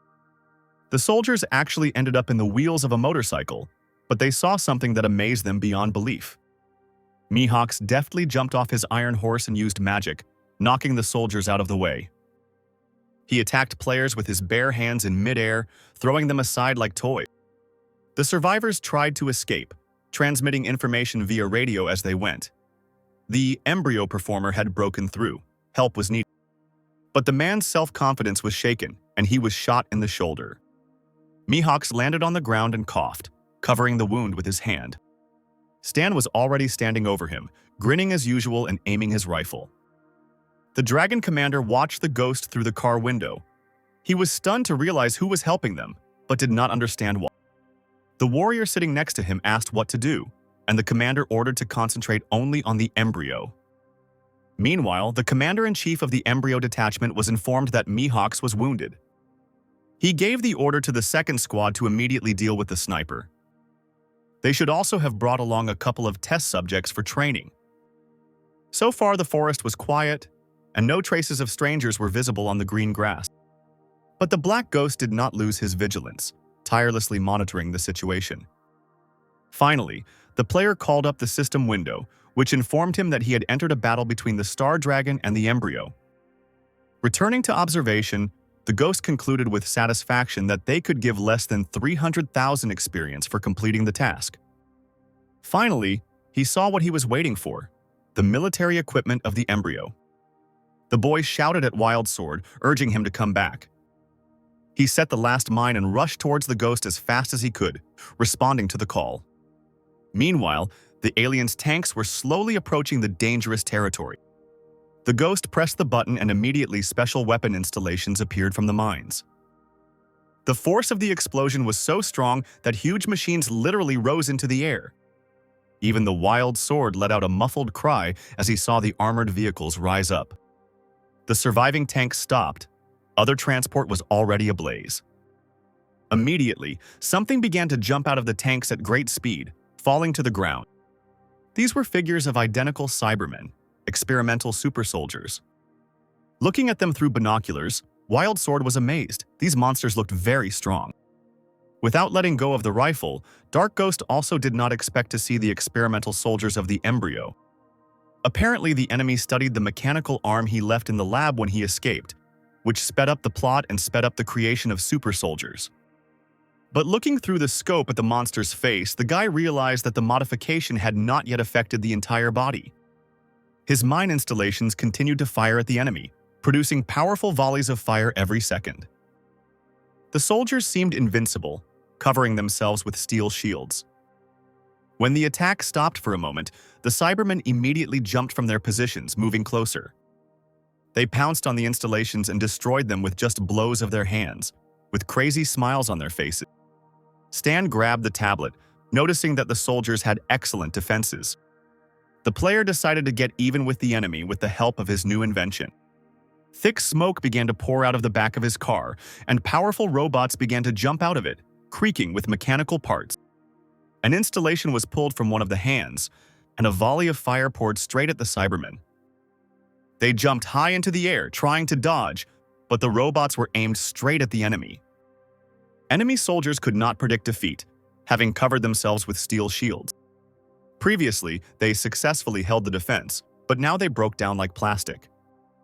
Blood gushed from the half-human bodies, and fire shot away the iron parts, exposing the flesh. But still, these injuries could not kill such creatures, and the robots rushed forward again. Stan noted their survivability with displeasure. Apparently, the defense capability and durability of the exoskeleton significantly reduced injuries. The guy grabbed the rifle, reloading it. As it turned out, the experimental soldiers still had shields in reserve. One volley knocked out a fifth of their health. It was time to ask for help. The Black Ghost shouted to the Wild Sword, asking him to get the suitcase with the red triangular marking from the back of the truck. He seemed not to hear, seeing the large reward for the completed task. The system read, "Brave victim, gather all your unfulfilled dreams and light up the sky with a brilliant explosion." Meanwhile, the Cybermen successfully broke through the mines, destroying the installations. The Wild Sword hesitated and saw a creature flying straight towards him. The player trembled, clutching the suitcase in his hands, and dropped to one knee. Closing his eyes tightly, he screamed that it was time to fight to the death and ran towards the soldier. Guided by his hearing, he leaned forward with his back, knocking the puzzled soldier off his feet. The suitcase slipped from his hands, the sword fell to the ground, and the Cyberman was torn into tiny pieces by the explosion. Chunks of human flesh and iron fell onto the green grass. The soulless machines stepped on the body parts of their slain comrade and ran towards the Wild Sword. Black Ghost came to the rescue, firing his fiery will rifle. The volley of fire easily destroyed the soldiers' strong heads, shattering them into pieces. Another warrior fell. It seems that the last one remains who has not yet been affected. Seeing the ghost, he ran even faster, wishing for him to die. The Cyberman's body shook in the air as the rifle fire hit its target. The lifeless, bloody body lay on the ground. Stan had killed test subject 044 and received 24,388 experience points. The guy lit a cigarette. He knew that he could easily deal with the conveyor soldiers. He just needed to kill 2 more of a higher level to increase his rank. At that moment, Wild Sword was healed, slowly rising to his feet. He was glad to look at the system window because it was not unprofitable to die here. The guy rushed to hug the ghost, asking for more such suicide missions. He kicked the annoying boy away, demanding that he keep his distance. The dragon's soldiers watched them through binoculars and immediately recognized the players. Bright Moon, Flash Rosado, and Kim decided to head for the users at the Tedramir River. And at this time, a fierce battle between the flotillas was already taking place there. The commander of the embryo was giving orders with all his might, demanding that the enemy shells be shot down. Their opponents demanded that their soldiers scan the area with sonar and ordered them to prepare torpedoes, firing at the embryo when it entered the sea zone. The commander asked where the fighters were and asked the battleships to hurry them up. Finally, the reconnaissance parties discovered the enemy fleet. The fighters were ordered to prepare missiles for release. The first salvos accomplished the task, and several large frigates immediately sank to the bottom. Inspired by this, the soldiers demanded over the radio that they continue pursuing the enemy. The soldier looked down in confusion and saw a thick red fog beneath the fighter. But then a human figure emerged from it with daggers in both hands. It was Renee, the executive director of Embryo. Having easily broken the fighter's window, the man burst into the cockpit and cut the pilot's throat. Several fighters immediately flew into the water like stones. Renee quickly killed the pilot. Hell was watching this from the deck. She too was in full combat readiness. There was complete chaos in the sky, and fighter planes were exploding while flying. Renee moved like lightning, striking enemy vehicles and laughing at his opponents. He jumped onto the deck and put his hand on Hell's shoulder, telling her it was her turn now. She threw off the stranger's hand with disgust, demanding that Renee remove his dirty paws if he didn't plan to die right then and there. Then she flew into the air, gathering magical power in her palms. She took a deep breath and screamed, her voice possessing an incredible ultrasound quality. Like a volley of fire, it descended on the enemy flotilla, covering the ships with a fiery dome. The people standing there covered their ears with their hands in horror. The ultrasound caused blood to flow from their mouths and eyes, and their eardrums to burst. The soldiers could not stay on their feet. Their internal organs were damaged by just the sound. The ships that lost control collided with each other, without the opponents even having to shoot at them. But Hell didn't pay attention to the fact that her voice was striking her allies as well. Renee also ended up on the floor, unable to withstand the attack, angrily asking the woman if she was trying to kill him too. Hearing this, Hell turned sharply towards him, staring at him with a murderous gaze. Renee immediately turned away and realized that it was better not to anger this woman. There were cries that the embryo leaders had suppressed the enemy fleet and it was time to attack. Every second counted. Squads A and B had to go to help the ground forces. Squad C remained on guard. The troops got out of the cars and began to climb onto the ships across the bridge, some holding weapons in their hands. They helped each other to get on the ship quickly and not to delay. Part of the embryo ground forces broke through the blockade line and boarded the ship. Now they are unable to resist. This is a chance to attack. The opposing commander ordered the soldier to tell the destroyer to prepare to launch a guided missile and fire. Finally, the launch preparations were completed, but the player shouted that the radar had detected several objects moving quickly underwater. The commander asked if these were submarines. The answer was streams of water rushing overboard. It is unknown why the ships did not notice them earlier. At that very moment, the frigate was flooded by a blast wave and broke into pieces. The leader of the embryo flotilla watched this with satisfaction through binoculars, since the enemy had no idea about the submarine attack. The soldier reported that ground forces had already boarded the ship and were expected to join in 30 minutes. Enemy boats were sailing towards the shore, and it was necessary to prepare for evacuation. At this time, in the Star Dragon Command Camp, the soldiers were observing the situation. A player ran into the chief's tent, reporting that Haxia's fleet was still in place, and if they waited any longer, the embryo would escape. The man replied that there was no need to wait any longer. It was necessary to gather special agents from the 13th Division and elite soldiers to attack the embryo. A man in an iron suit Wei flew out of the dragon ships. He ordered a strike force to sow panic aboard the embryo and delay their evacuation. While the embryo soldiers were evacuating, an attack was already being prepared against them. Looking through binoculars, the player warned his teammates that an enemy fleet was visible ahead. Loud cries were heard as the flotilla accepted the battle. The strongest players and dragon warriors were about to attack. The three flew out of the boat. Lilith and Hank jumped onto the enemy evacuation boat. Volleys of bullets immediately flew at her from all sides, but the girl deftly dodged them. She had no weapons, but the warrior moved so quickly that she dealt with her enemy with her bare hands. Wei, finding himself on deck, opened fire from the installation on his palm. The huge blast wave knocked down many enemy soldiers, destroying their boats. Hank, laughing, jumped deftly around the deck, shooting his pistols at the soldiers. Finding himself close to some of them, he opened fire. It seemed like this was real entertainment for the guy. Finally, he dealt with all the surviving enemies, raising a pile of dust. Why even praise the guy for his skills, and he didn't take offense at the caustic comment. But suddenly, Lilith, examining the territory, saw something unusual. A laughing chimera made of fire was approaching them. Hell flew after her with a menacing look, not seeing any obstacles in front of her. Seeing the enemy, Lilith fearlessly rushed forward, raising her weapon in front of her. The sword fell on Hell, but she immediately created a protective dome above herself. The woman chuckled, recognizing the special agent who was related to Zero. She couldn't let her escape. The magical attack hit the warrior painfully in the stomach. She grimaced, unable to hold back a painful cry. Seeing this, Hank screamed hysterically and began to save his friend, pointing the gun at Hell. She created a protective dome again, without even flinching. Such an attack was not scary for her. Finally, she got tired of it and the woman directed her forces at the guy, snorting dismissively. Hank was thrown far back. The warrior didn't even have time to get his bearings.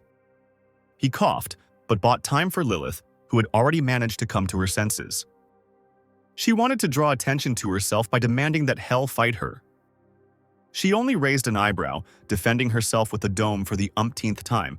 She did not consider the girl a worthy opponent. The woman spread her arms out to the sides and a powerful stream of fire burst from her body. Lilith barely managed to dodge such a lightning-fast and previously unseen attack. She suddenly realized that she was in a disadvantageous position and only managed to cover herself with her hands from the stream of flame.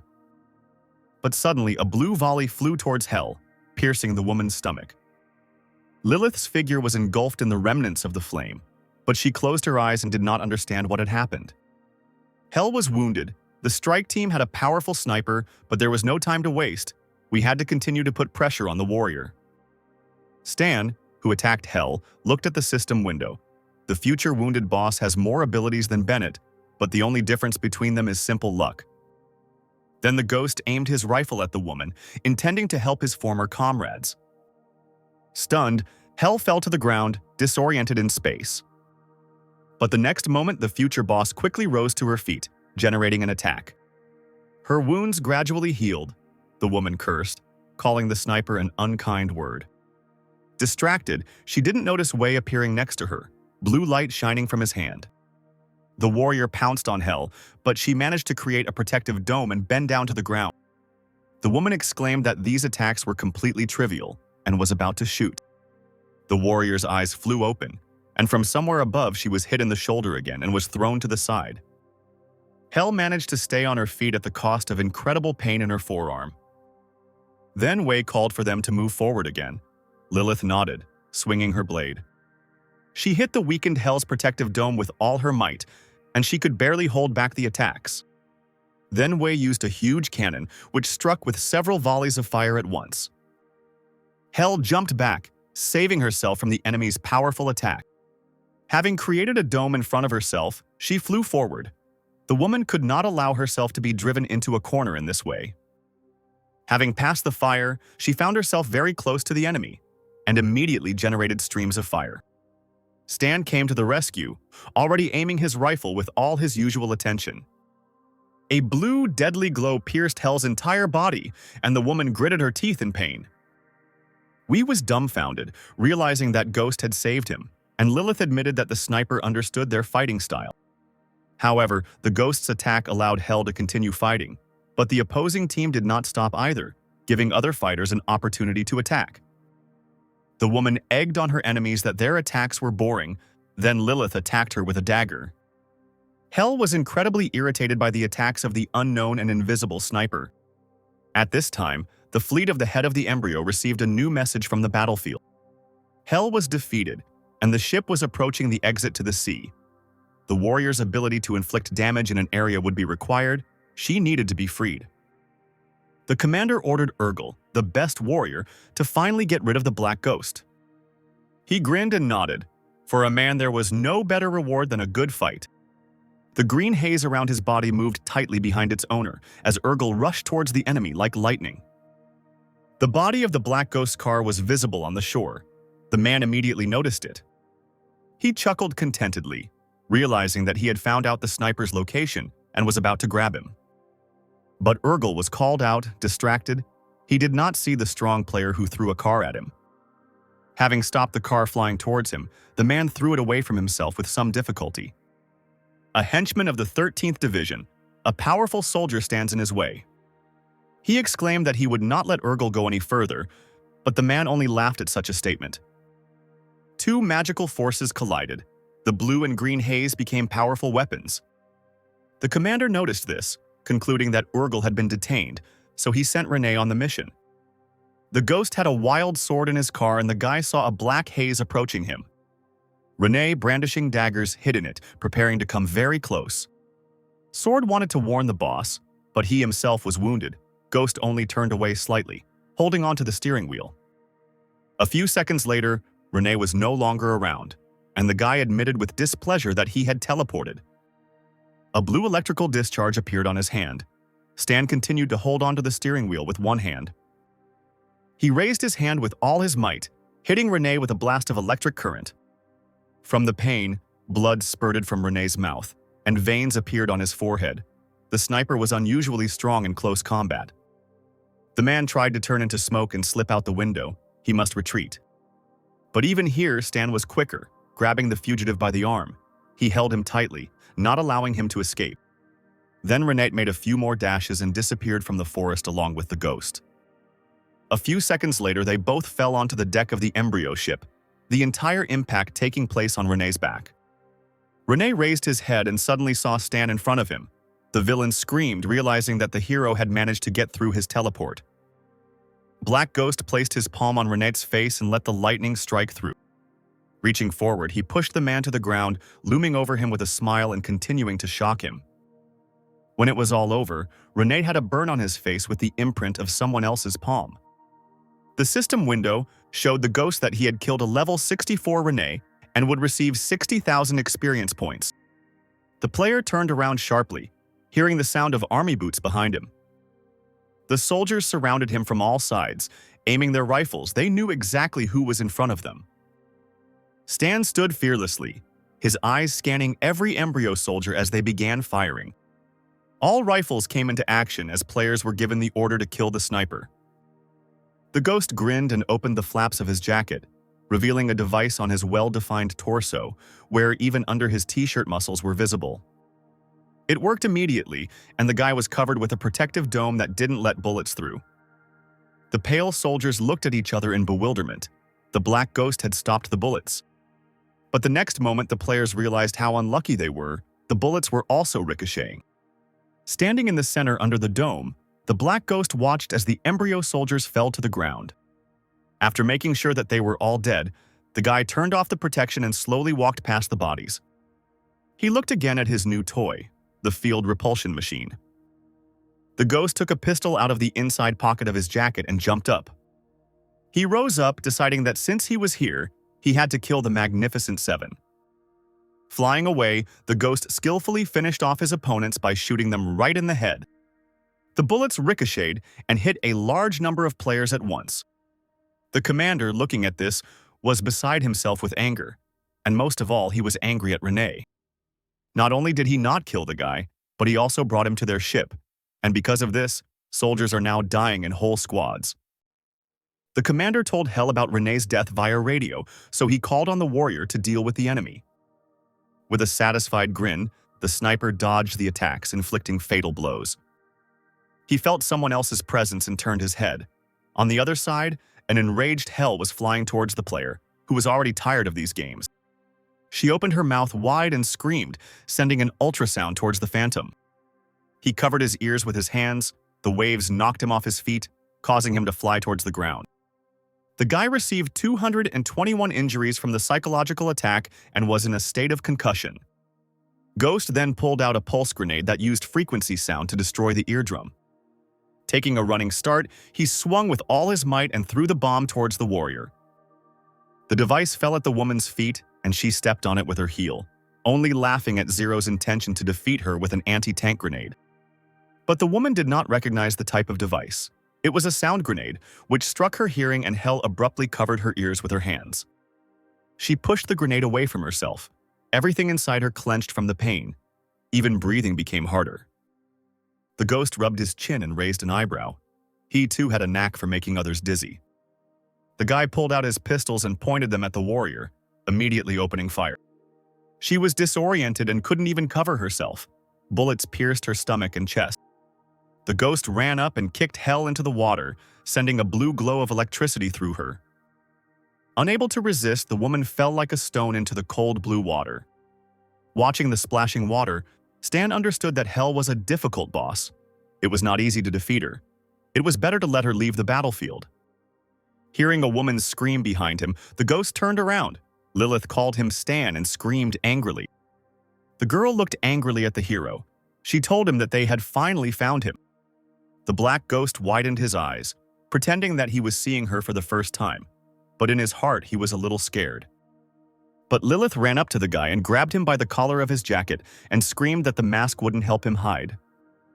The rest of the group looked at each other in bewilderment, not understanding what was happening. Lilith continued to scream, saying that it was useless to run to the darknet, and now Stan had to give her the advance. Wei asked the girl not to scream. At that moment, the ghost raised his head, seeing someone's shadow above him. A strange-looking and disarmed Embryon officer was flying towards him. The bare-chested man deftly jumped to the ground, dropping to one knee. Then he shook his head and began to transform into a snow-white wolf, howling loudly. Purple eyes bloodshot, the werewolf bowed low over the ghost and did not express any particular friendliness. The wolf ran and pounced on a group of people, snapping its huge mouth with sharp teeth. Lilith in turn flew into the air, wielding her dagger with all her might. The wolf followed her with his gaze. Iron Man picked up on the warrior's plan and found himself behind the werewolf, grabbing him by the scruff of the neck. The wolf's huge mouth did not frighten the man. He fearlessly tried to dodge. The black ghost realized that this was his chance and immediately aimed his gun at the werewolf. Several bullets passed through the monster's head, and it howled in pain. Lilith saw this and praised the ghost through her curses, still angry at him. Taking advantage of the monster's hesitation, she also ran a sharp blade across his back. Now that the wolf was surrounded on all sides, the warriors immediately began to attack him. Hank, watching his partners, admired their coordinated work. They didn't even talk to each other. The attack was so powerful that the wolf didn't even have the energy to strike back. The wounded beast began to whine, limping to the side and trying to escape from its opponents. He staggered, moving each paw in turn and leaving bloody traces behind him. Stan immediately pulled out his rifle, aiming at the werewolf. He couldn't let him escape. Another shot finally knocked the animal off its feet. It even rose into the air before falling. The beast whined desperately, writhing in incredible pain throughout its entire body. Then Wei flew up to the werewolf and hit him on the head, seeing that the beast could not die. A few seconds later, the werewolf became human again, with the same wounds and injuries. Stan and Wei were delighted and high-fived each other. The warrior was told by radio that the Embryon fleet was approaching the sea. The strike brigade was supposed to return them. He responded with approval. We then turned to Ghost and asked if he would go with them. The guy waved his hand lightly, replying that he would go his own way. After some time, Hell finally got out of the water and returned to the deck. She clenched her teeth tightly, burning with rage, and hissed that she remembered the black ghost well. Every now and then, bullets hit the water, creating small craters. Huge combat installations fired tirelessly at the ships.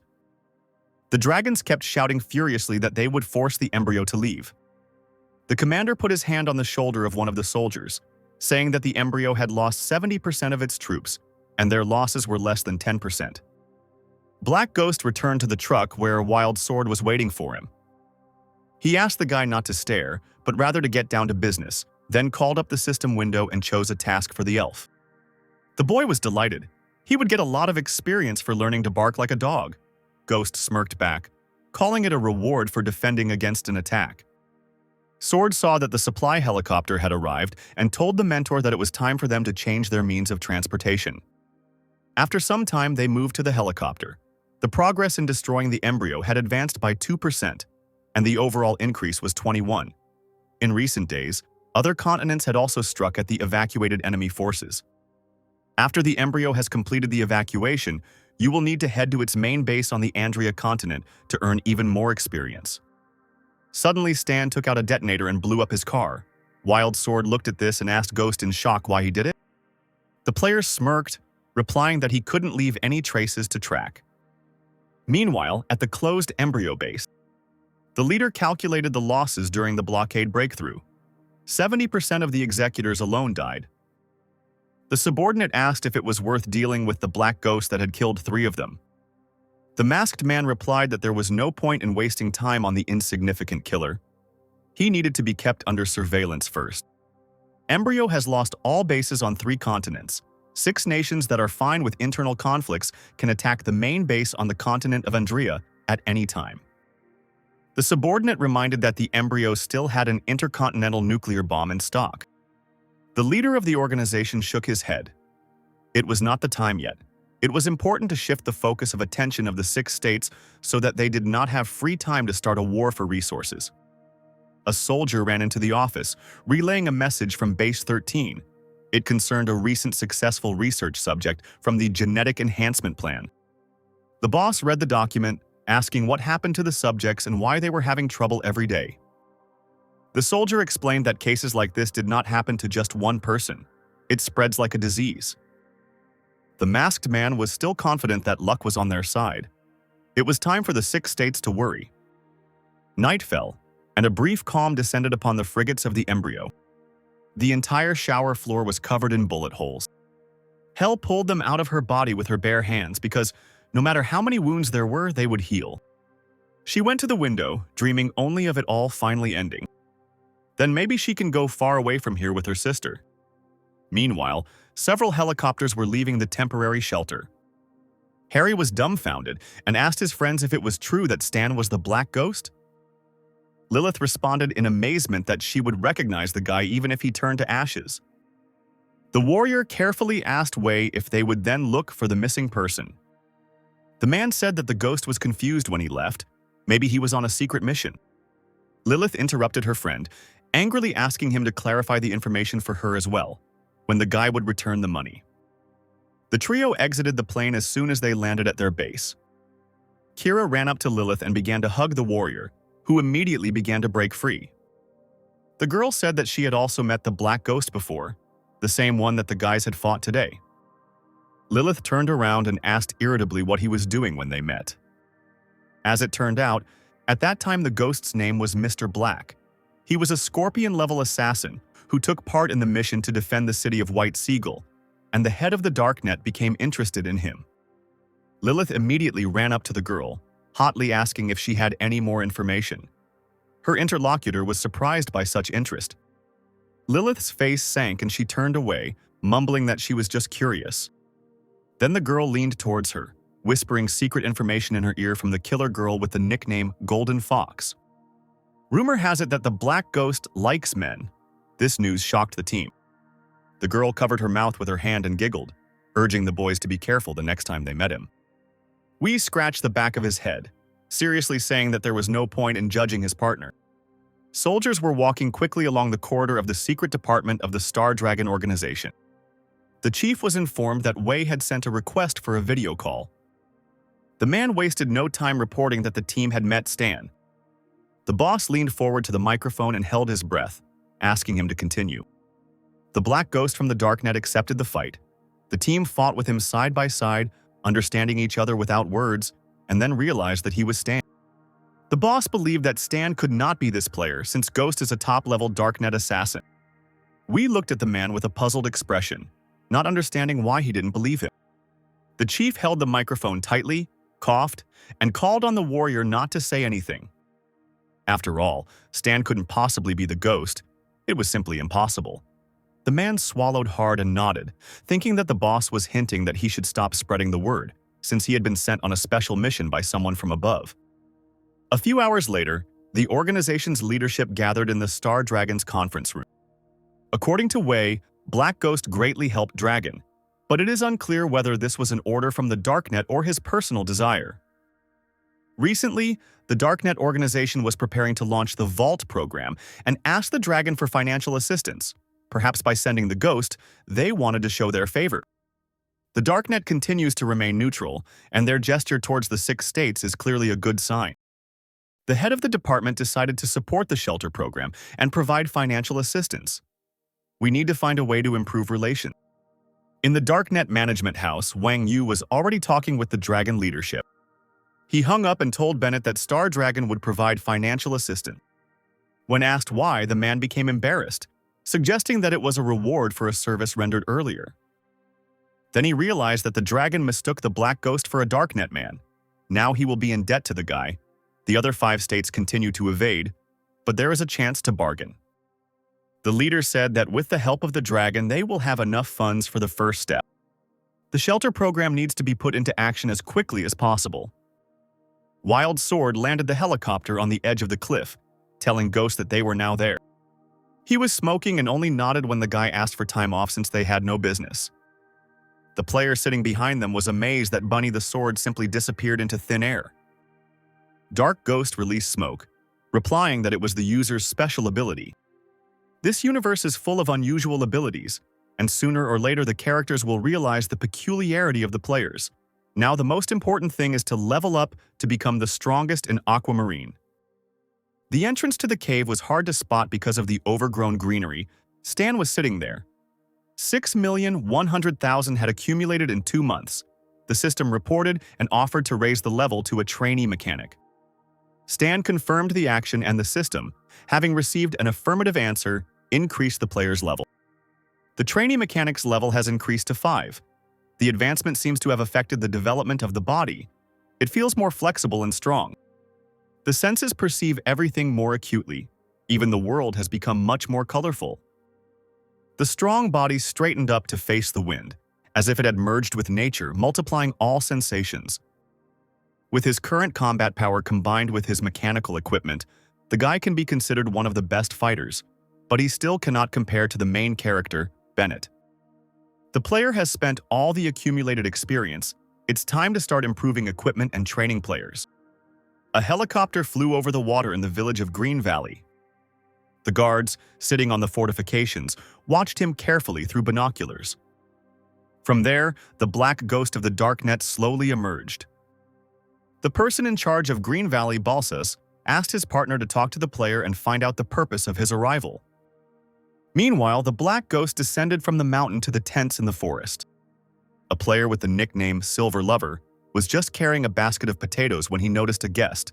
The black ghost himself from the Darknet had come to visit her. This was something unheard of. Regular players immediately rushed to him as fast as they could. They had heard what this non-player character could do. The guard, seeing the crowd gathered in the forest, wondered how they all knew the ghost. Meanwhile, Banhidog came out into the clearing. He was broadcasting a new episode of Galactic Expedition. The ghost almost recognized this boy. One of the residents asked in frustration why the black ghost does not sell items but only teaches skills, but requires reputation points for this. Then Banhidog also looked uncertainly into his system window, wondering where to find money. The opportunity to move to the mechanic class costs 2,500 aquamarine dollars. Whether to agree or not is up to the player. The guard bashfully approached the ghost and introduced himself. He wanted to know why he had come to the village. The guy noticed that the man was shaking with fear, so he kindly replied that he was just passing through and wouldn't cause any trouble. The guard breathed a sigh of relief, realizing that he could return with good news. As he left, he told the ghost that Alumera was welcoming him and that Balsas was inviting him to the city to throw a dinner in his honor, but the player declined the invitation. Balsas, hearing this, was surprised and did not believe the words of the phantom. He ordered the guard to keep an eye on him and send someone to find out about the character. Someone asked Bunhydog how the regular NPCs knew about him. Is he really so famous on this star that everyone knows him? The guy clapped his hands. He understood. The ghost is a hidden element of the world. His personality can be used as a background in the prologue of this world. The Star Dragon had a base, a multi-story building called Dragonhorn. In a secret meeting room, the fate of one of the operations was being decided. Theseus, Raylan, and Star Dragon were in favor of sending troops. Hazia and Maple were against, and Ordina refrained from answering. It was then proposed to discuss a detailed plan for a further expedition to the mainland of Andrea. 3 for, 2 against, 1 remained silent. 6 states finally decided to begin destroying the main base of the Embryon. War is coming. On the western continent, there was a certain ordinary village of newbies. There they condemned the appearance of the Black Ghost, because he had already visited the village of the Bighorn and the Green Valley. It was suggested that he might be the planet's main character, who controls the information recorded on the network. But this was not a fact, because the main character must be connected with the storyline. Maybe he is a mystical character, an Easter egg, but he could be transferred to the mechanic class. And in order to transfer to a new class, you will have to wait until the Black Ghost comes. Meanwhile, in the village of newbies of Green Valley, where the ghost stayed, the rich imagination of the players never ceased to amaze him. The guy was considered both a mysterious merchant and one called to lead newcomers to prosperity, and the leader of the mechanic class.